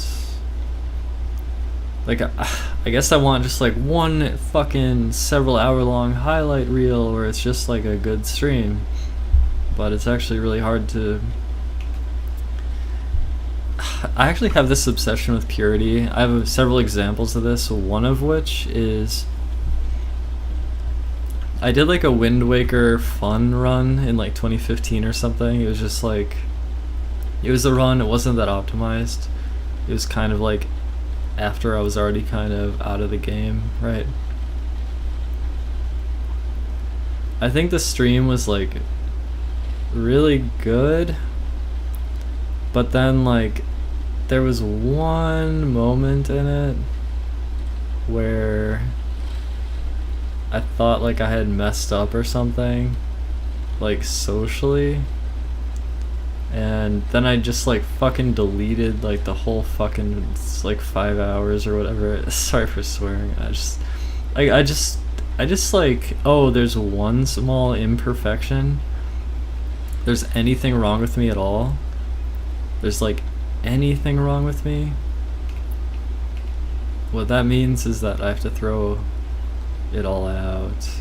And then I realized, you know, I'm like throwing a lot out when I do that, and that's not good.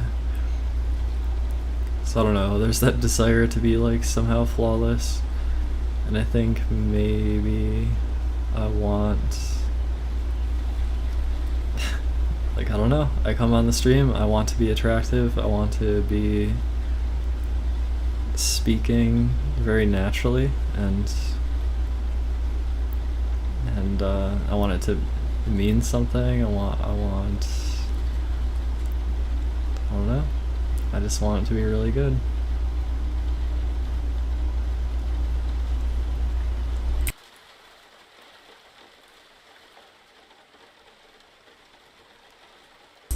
Yeah, I mean, yeah, like if you're overly idealistic, it's kind of good, but it's also kind of like life is kind of messy, right?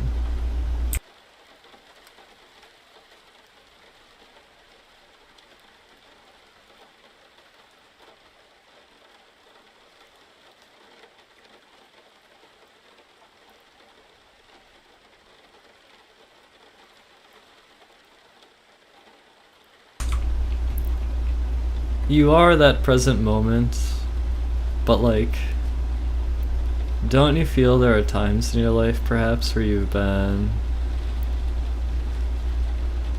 a passive observer, and other times in the life where maybe you've been like very active, or like kind of in control or something? And do I have a desire to take control?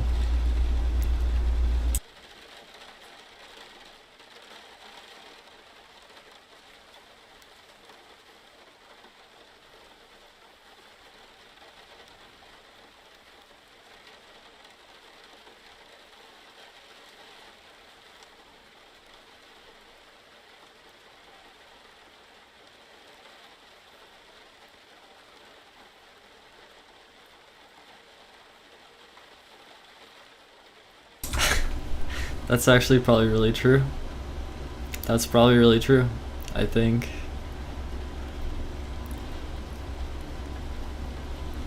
it's like the context in which you view it. Like, you can have a moment that's really messy and it can just be the worst thing ever, and then when you look at it from a whole different perspective, maybe later on, that could be, yeah, well, I don't know, it could be something.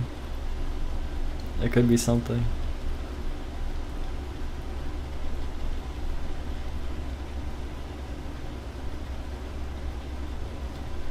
Yeah, I mean, maybe I'm too, like, fussy about it all. I'm not laid back enough.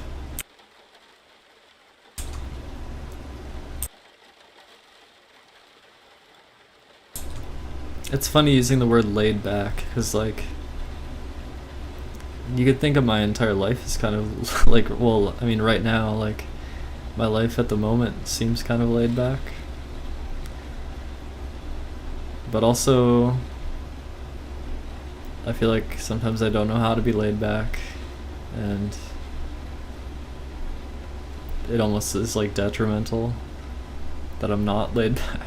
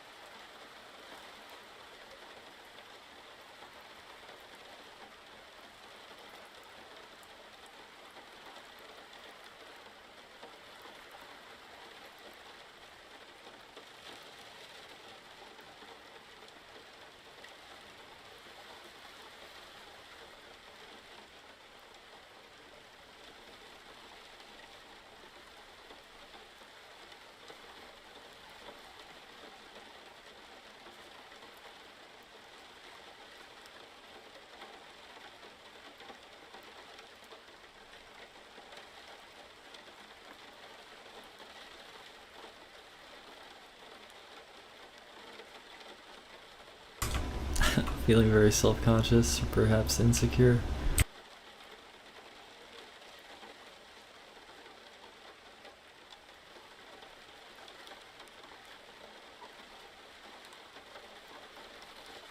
The back pain is like right now I can tell I would probably prefer to be laying down right now instead of sitting in this chair. I think my posture in this chair is really, like, I don't know. Especially when I'm on camera, I feel like for some reason I want to be like just a certain way, and like I think sitting that way too long is kind of bad. Like, I don't tend to notice that problem as much if I'm just browsing the internet. But I mean, lately though, all I've done is stream, so I'm pretty much just like always streaming when I'm sitting here, almost. But I do think I probably would like to lay down. Probably pretty soon. I mean, this is like it's a nice chair that I have.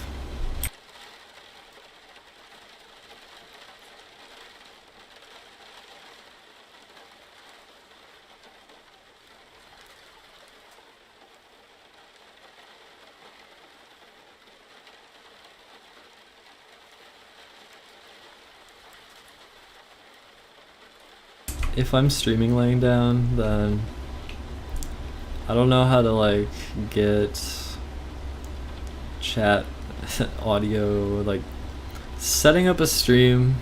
It's funny because like I think people actually kind of like streams like that. I mean, some for kind of like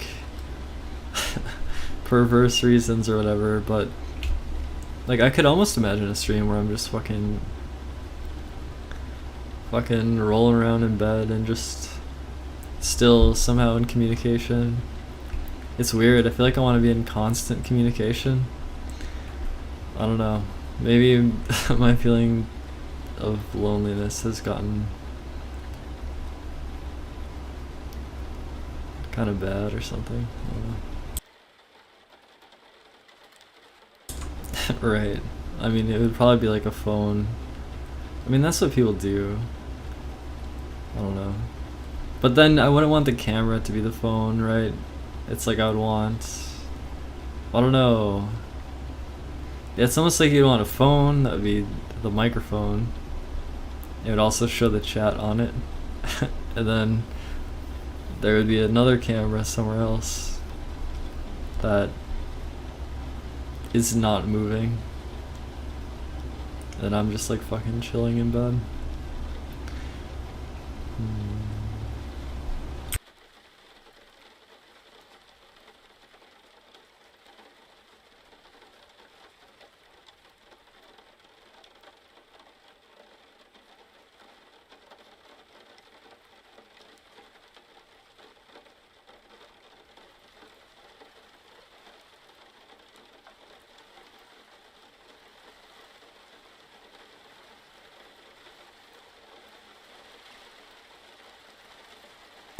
Yeah. Yeah, I don't think I'm a hot tub streamer.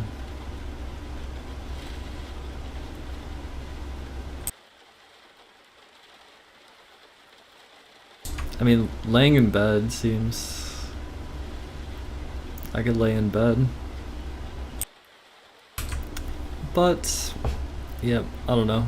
I kind of don't think I'll bother setting that up.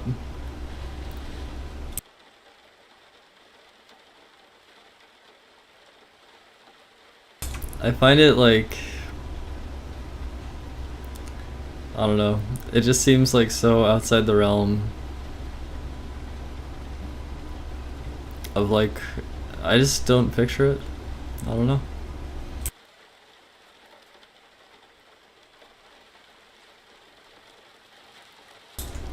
I did a bunch of sleep streams several years ago, and I think I was doing like kind of like this. It was almost like 24/7 streaming. I definitely had a few. I think I had at least one stream that lasted several days, where like the camera was always on.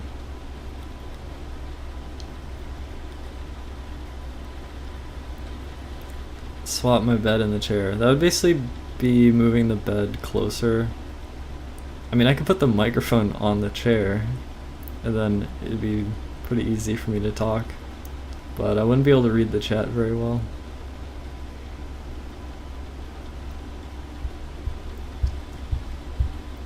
Like, that seems possible to try, but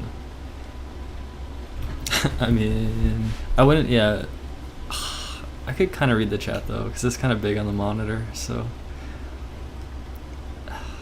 it kind of would be possible for me to do that right now. I just think maybe it's a little strange or something.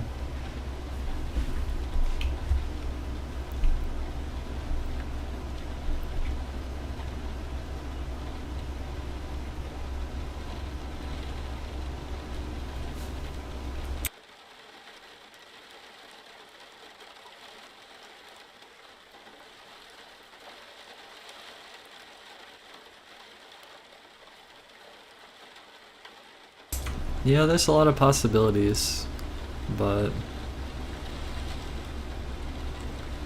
well, everyone seems to want me to do this, so I might do it.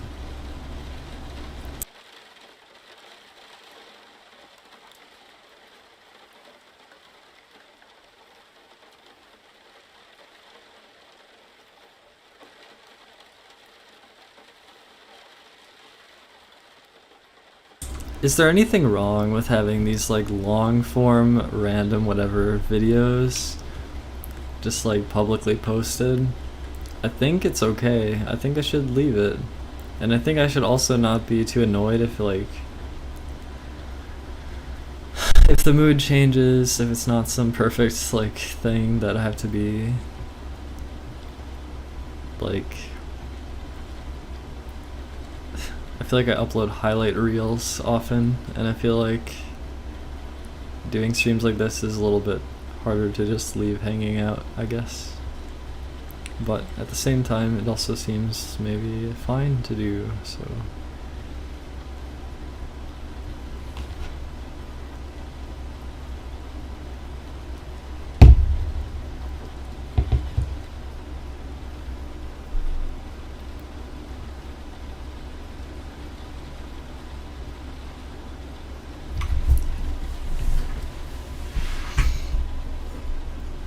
I don't think I care much about,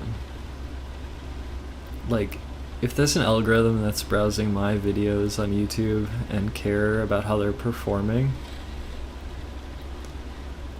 I don't really care about that. I guess I kinda like if the stream is more discoverable perhaps, but why don't people stream in a more comfortable position? Yeah.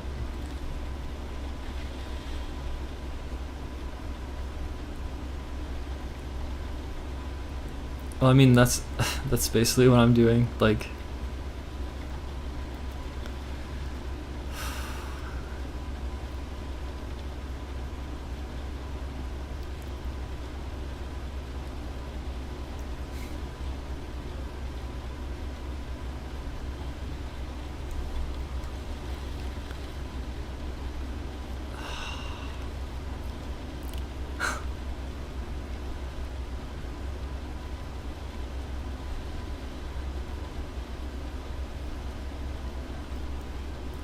Right. I mean,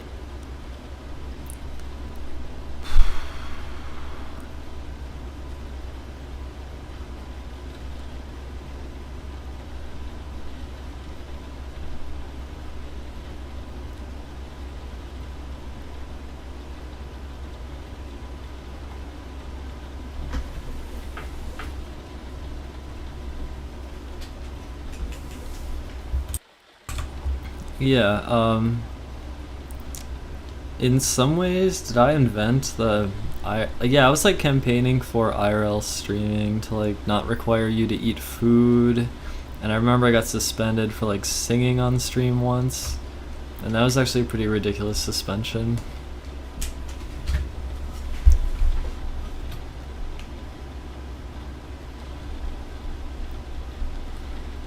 And then a few years later, Twitch has like kind of pivoted in the direction that I expected. So I was correct.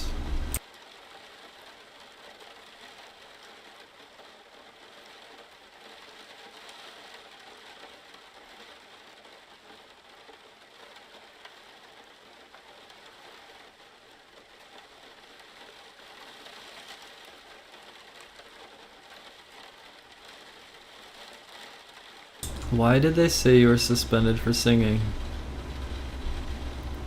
Because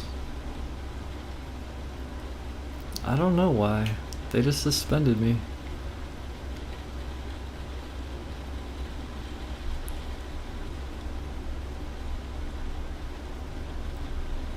Thank you. I want to be attractive and kind of young. I kind of want to be young. Like, I'm turning 32 in not too long. That's kind of old.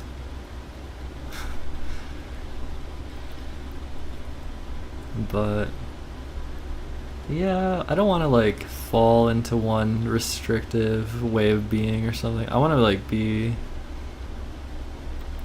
want to feel free. I want to feel alive, I guess.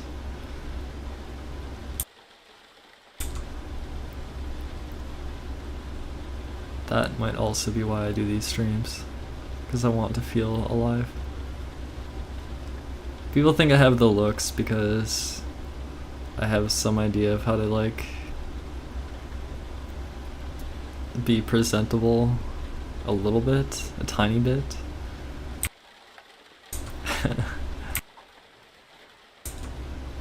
No, I don't want to like, no, my skin's not that great. It could be better for sure.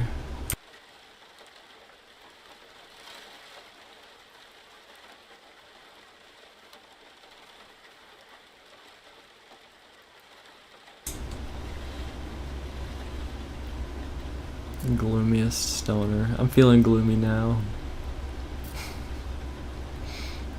I do, because I don't feel that sigh of relief. I feel like my standards for everything are too high. I mean, kind of.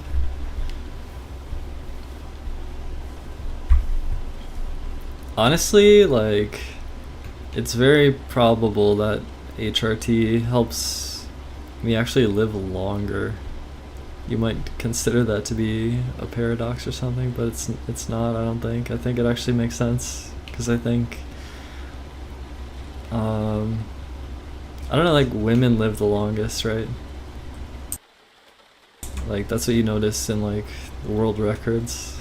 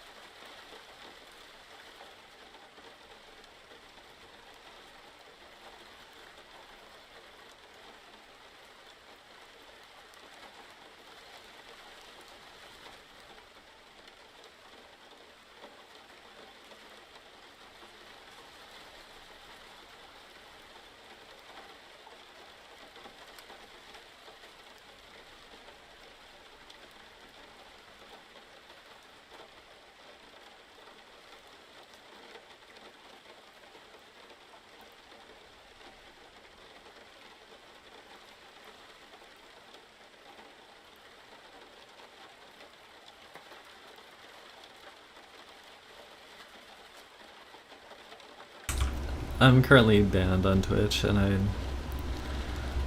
I didn't reach out or anything, but I don't really know if there's like, I don't know if there's much point in like going back to Twitch.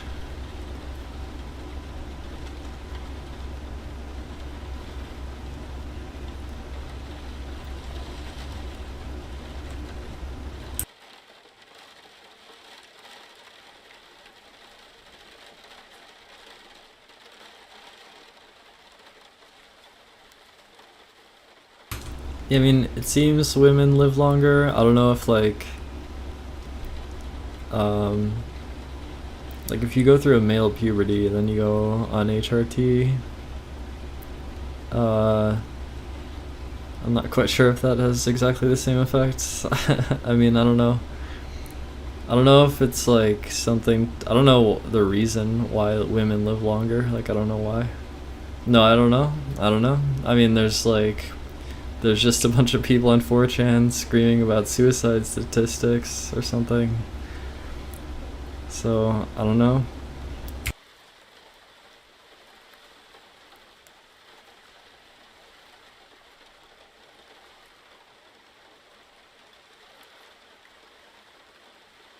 Yeah, I guess I'm still this like odd duck out who's like not on Twitch. It just feels like I don't know. First of all, Twitch does have like more obnoxious advertising, more obnoxious like stream decoration bullshit. And starting over there would still kind of feel bad to me personally after having built up like so much in my past on Twitch that like starting over just feels shitty. So I don't know. I just have like bad vibes or something. I think I'm just better off on YouTube, honestly.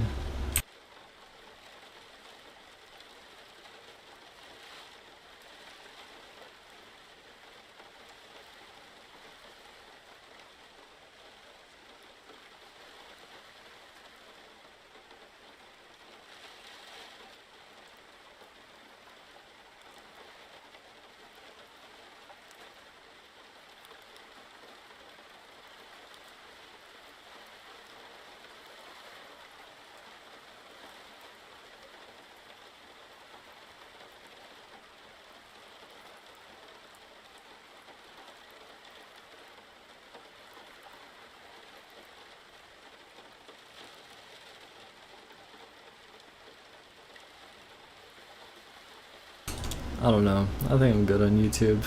I don't want to like even bother.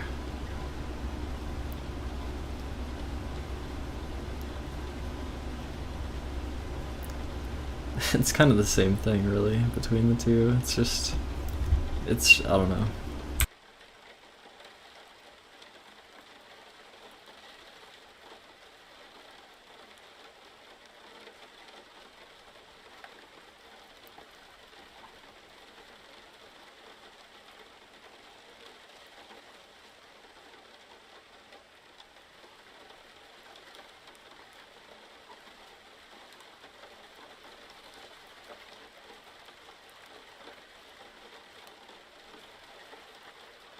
Yeah, I was referring to old age. Like, does switching your hormones cause you to have more old age longevity? Maybe? It's possible.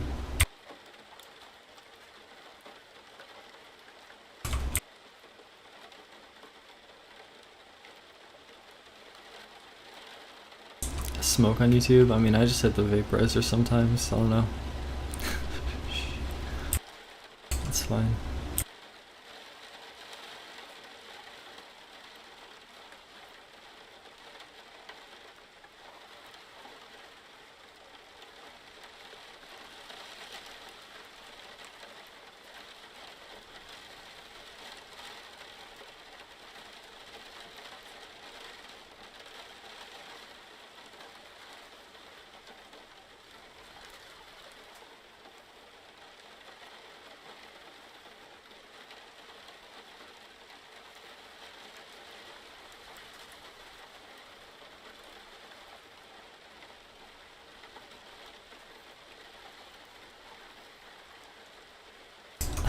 kind of feel like I've overstayed my welcome a little bit.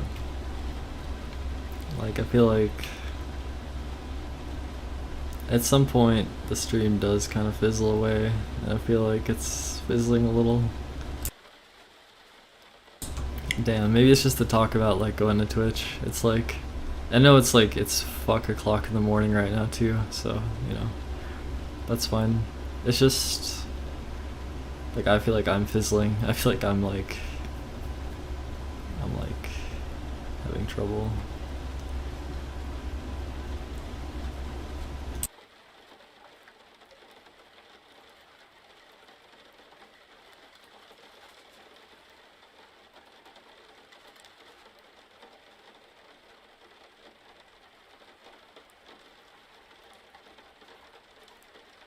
Maybe I'm just so desperate. That might be my problem. Oh, thank you.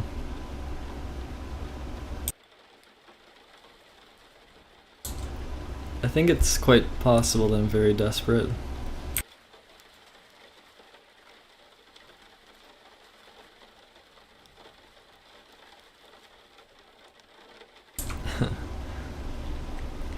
I just think I pretend. I think there's a part of me that like kind of pretends that I want to be all perfect and everything, or like that I'm trying to be, or that I like. I think it's like I want to. I don't know how to say this. I actually feel kind of desperate. Like.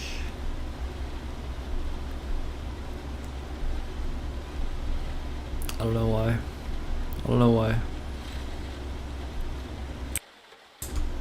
It's... No, I don't know. It's not good.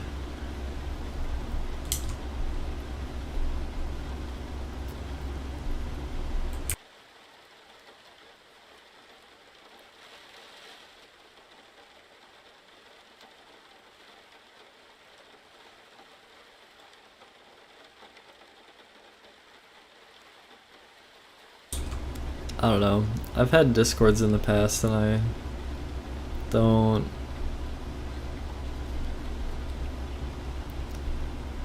I don't know. I never really did voice chats on them much. I feel like... I don't even know what I want. I really don't know what I want.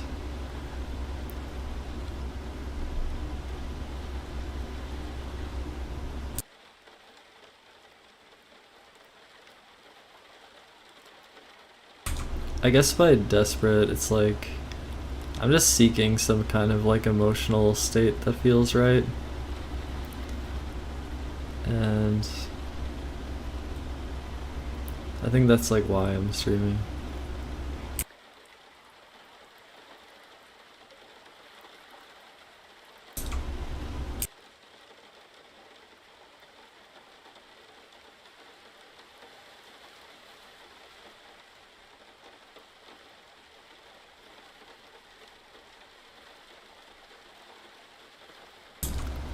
Do I feel averse to situations I can't control, so I hide away, get lonely as a result, then stream to scratch the social itch? I mean, I think that's relatively fair.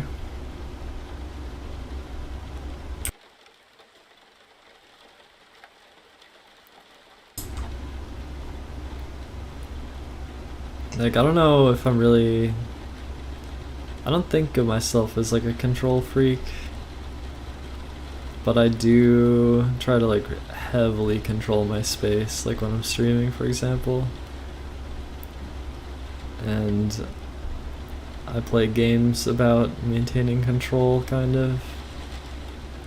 And I think I like having control. But I think I'm also very much, in many ways, a very passive observer who just kind of goes through the motions.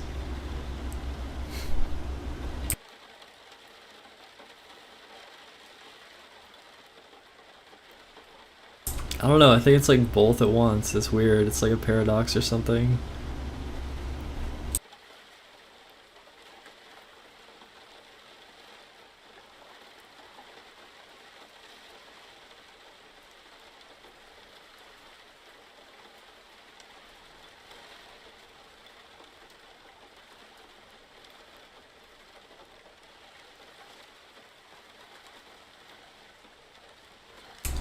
Maybe streaming gives me enough control, but it still gives me some semblance of a social life.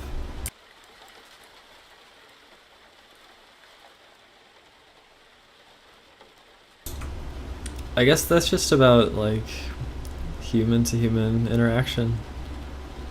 And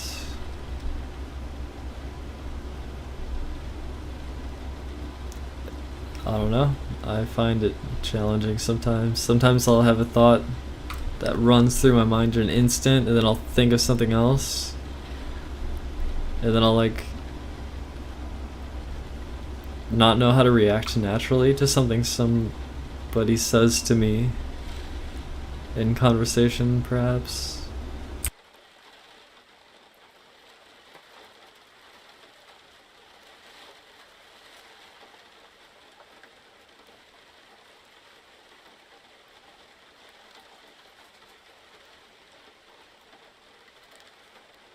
But more than that, also, like, we were talking about Discord.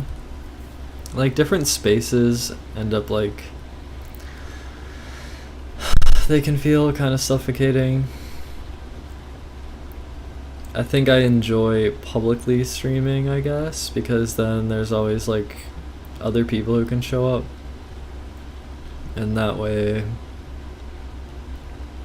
it's not as contained, because I feel kind of wayward in my in my own way. And like, even though I feel like I do crave like a really pure like a really pure love, I think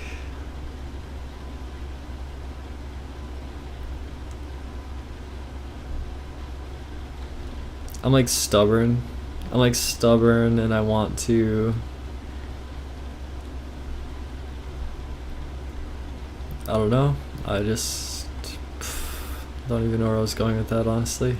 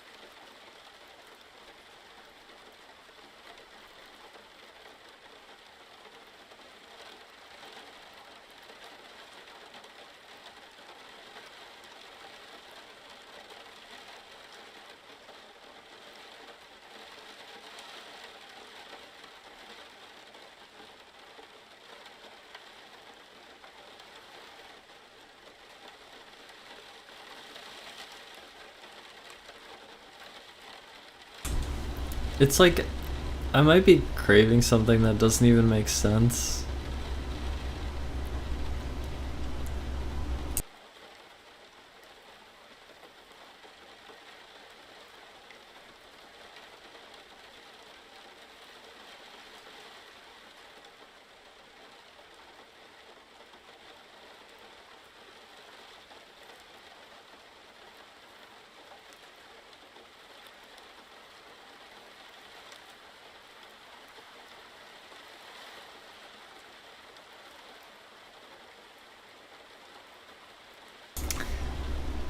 I don't know, maybe I should be craving chocolate. That would maybe be better craving. Figuring it out. Yeah, I don't know. It's like I'm shy in some ways. And I'm just trying to make sense of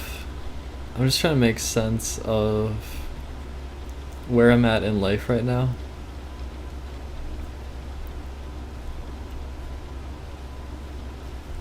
Because that's actually kind of tough to figure out.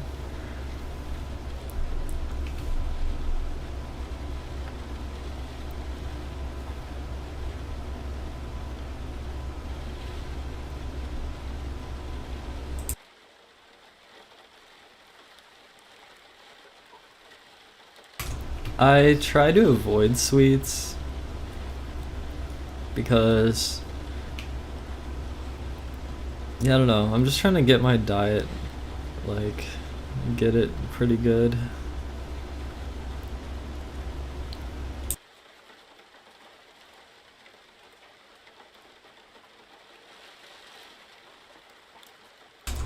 But yeah, I'm basically just trying to make sense of where I'm at, what I want.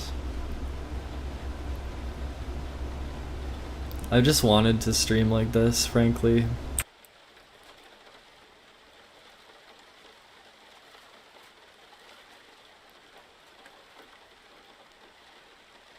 I don't know, like, will I just continue doing this? Will I continue to do streams like this?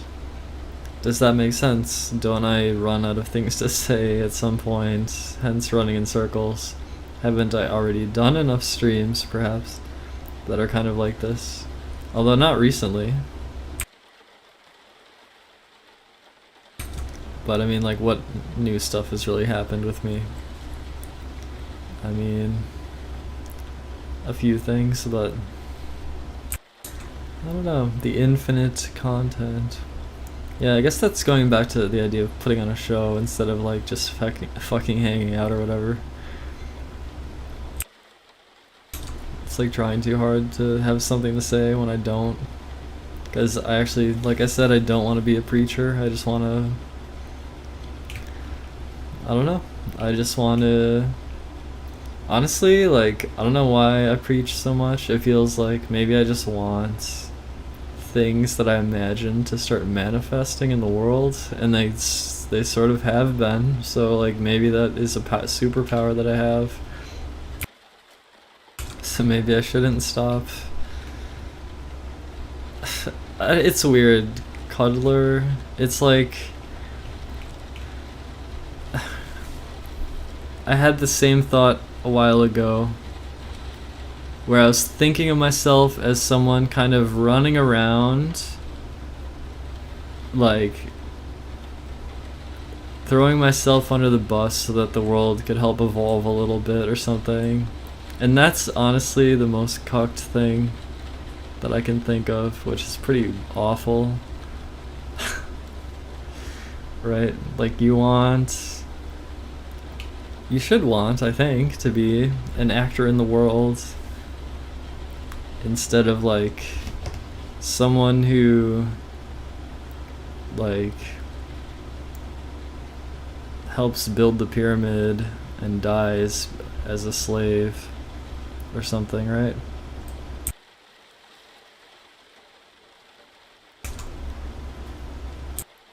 I don't know, there's a duality, I guess, where it's like on one hand like I don't know, it's both, right? It seems like both to me. Like yeah. Someone's got to build it. Yeah, I mean, someone's got to get that fourth industrial revolution infrastructure to emerge, right?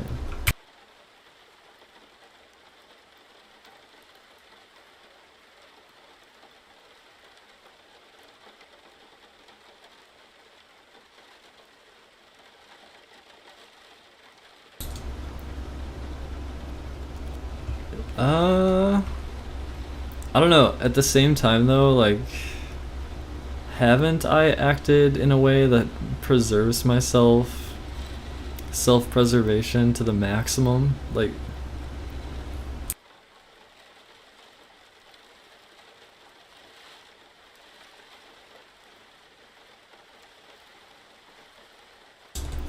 I feel like I took self-preservation and, like, fucking dialed it up to 11 or something. So, I don't know.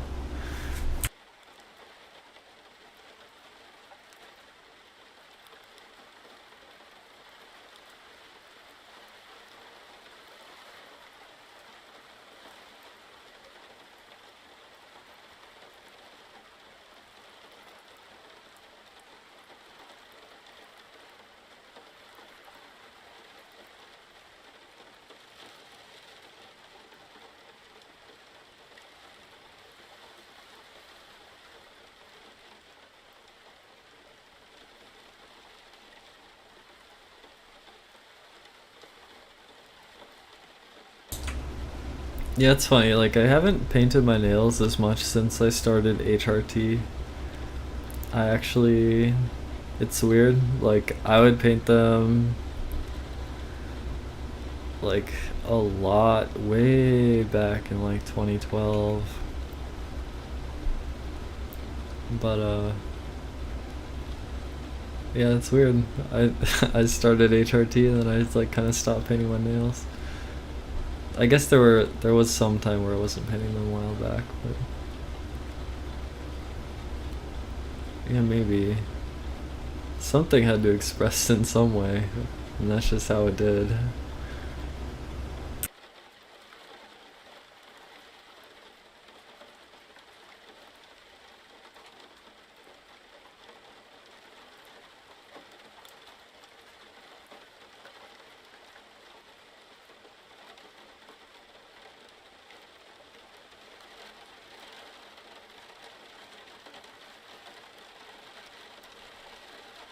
I actually really like the really glossy. Like if you get a really smooth, like really well done coat, and it's really glossy. Uh, there was something I really liked about that. Like I would look at how the light hits it. I would just like bend it against the light and look at the light shining off of it.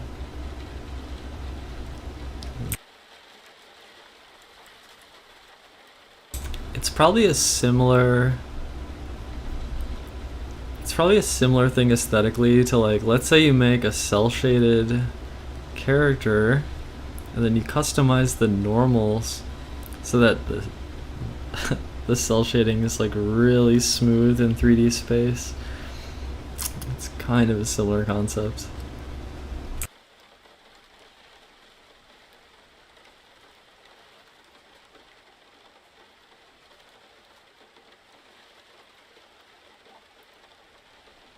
I still remember the first bottle. It was Sagrina, the Teenage Witch.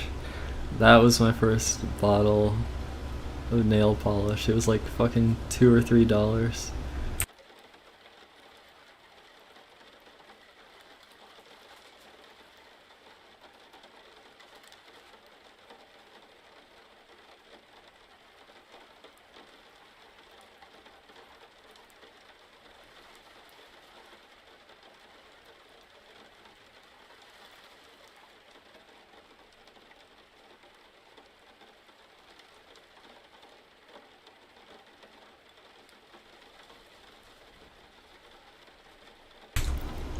Yeah, like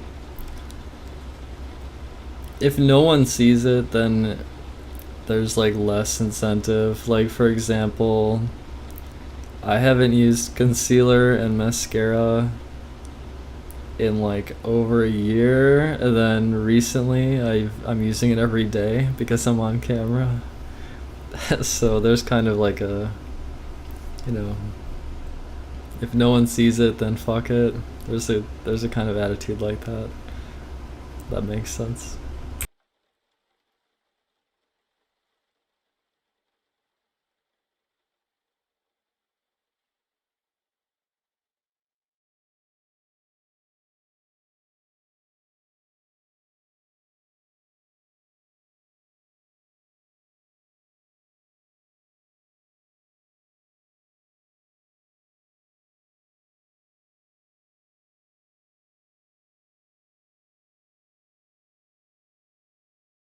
I mean, I think prepping for going on camera, then going on camera, kind of makes me feel better.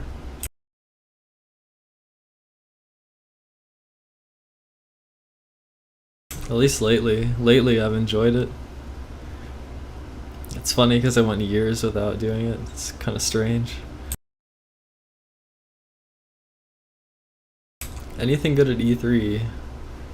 I think the Metroid game looks pretty good. I also think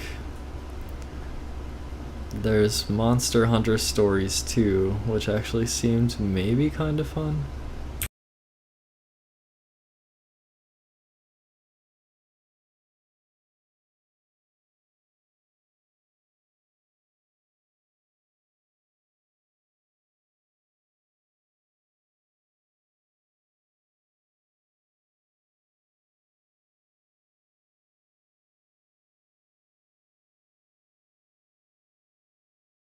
I'm glad I did that countdown because I still play that game. I'm still in it.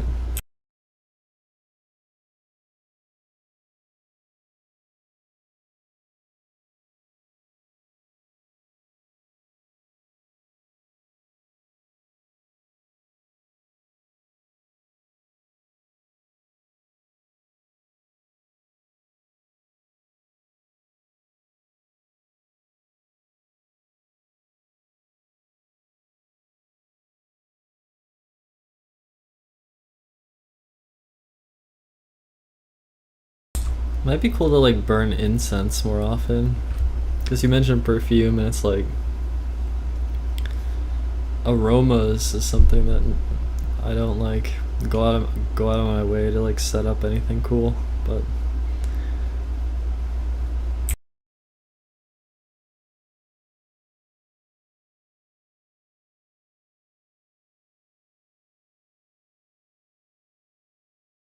yeah, it's true, Jazzy. I think learning to just live in the moment and not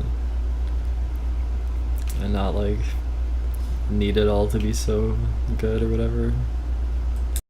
Yeah. My hair was longer like a few months ago.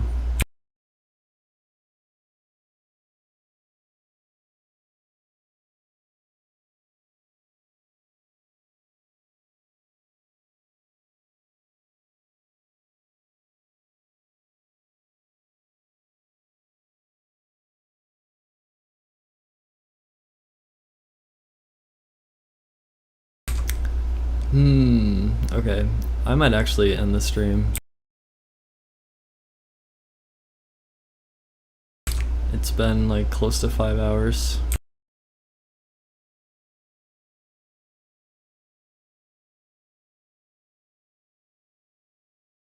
Thanks for tuning in. I will leave this one public. So I thought it wasn't a bad stream, so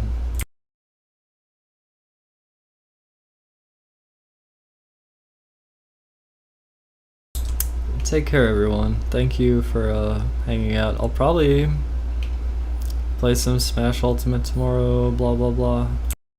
Seems like an idea. Alright, see ya.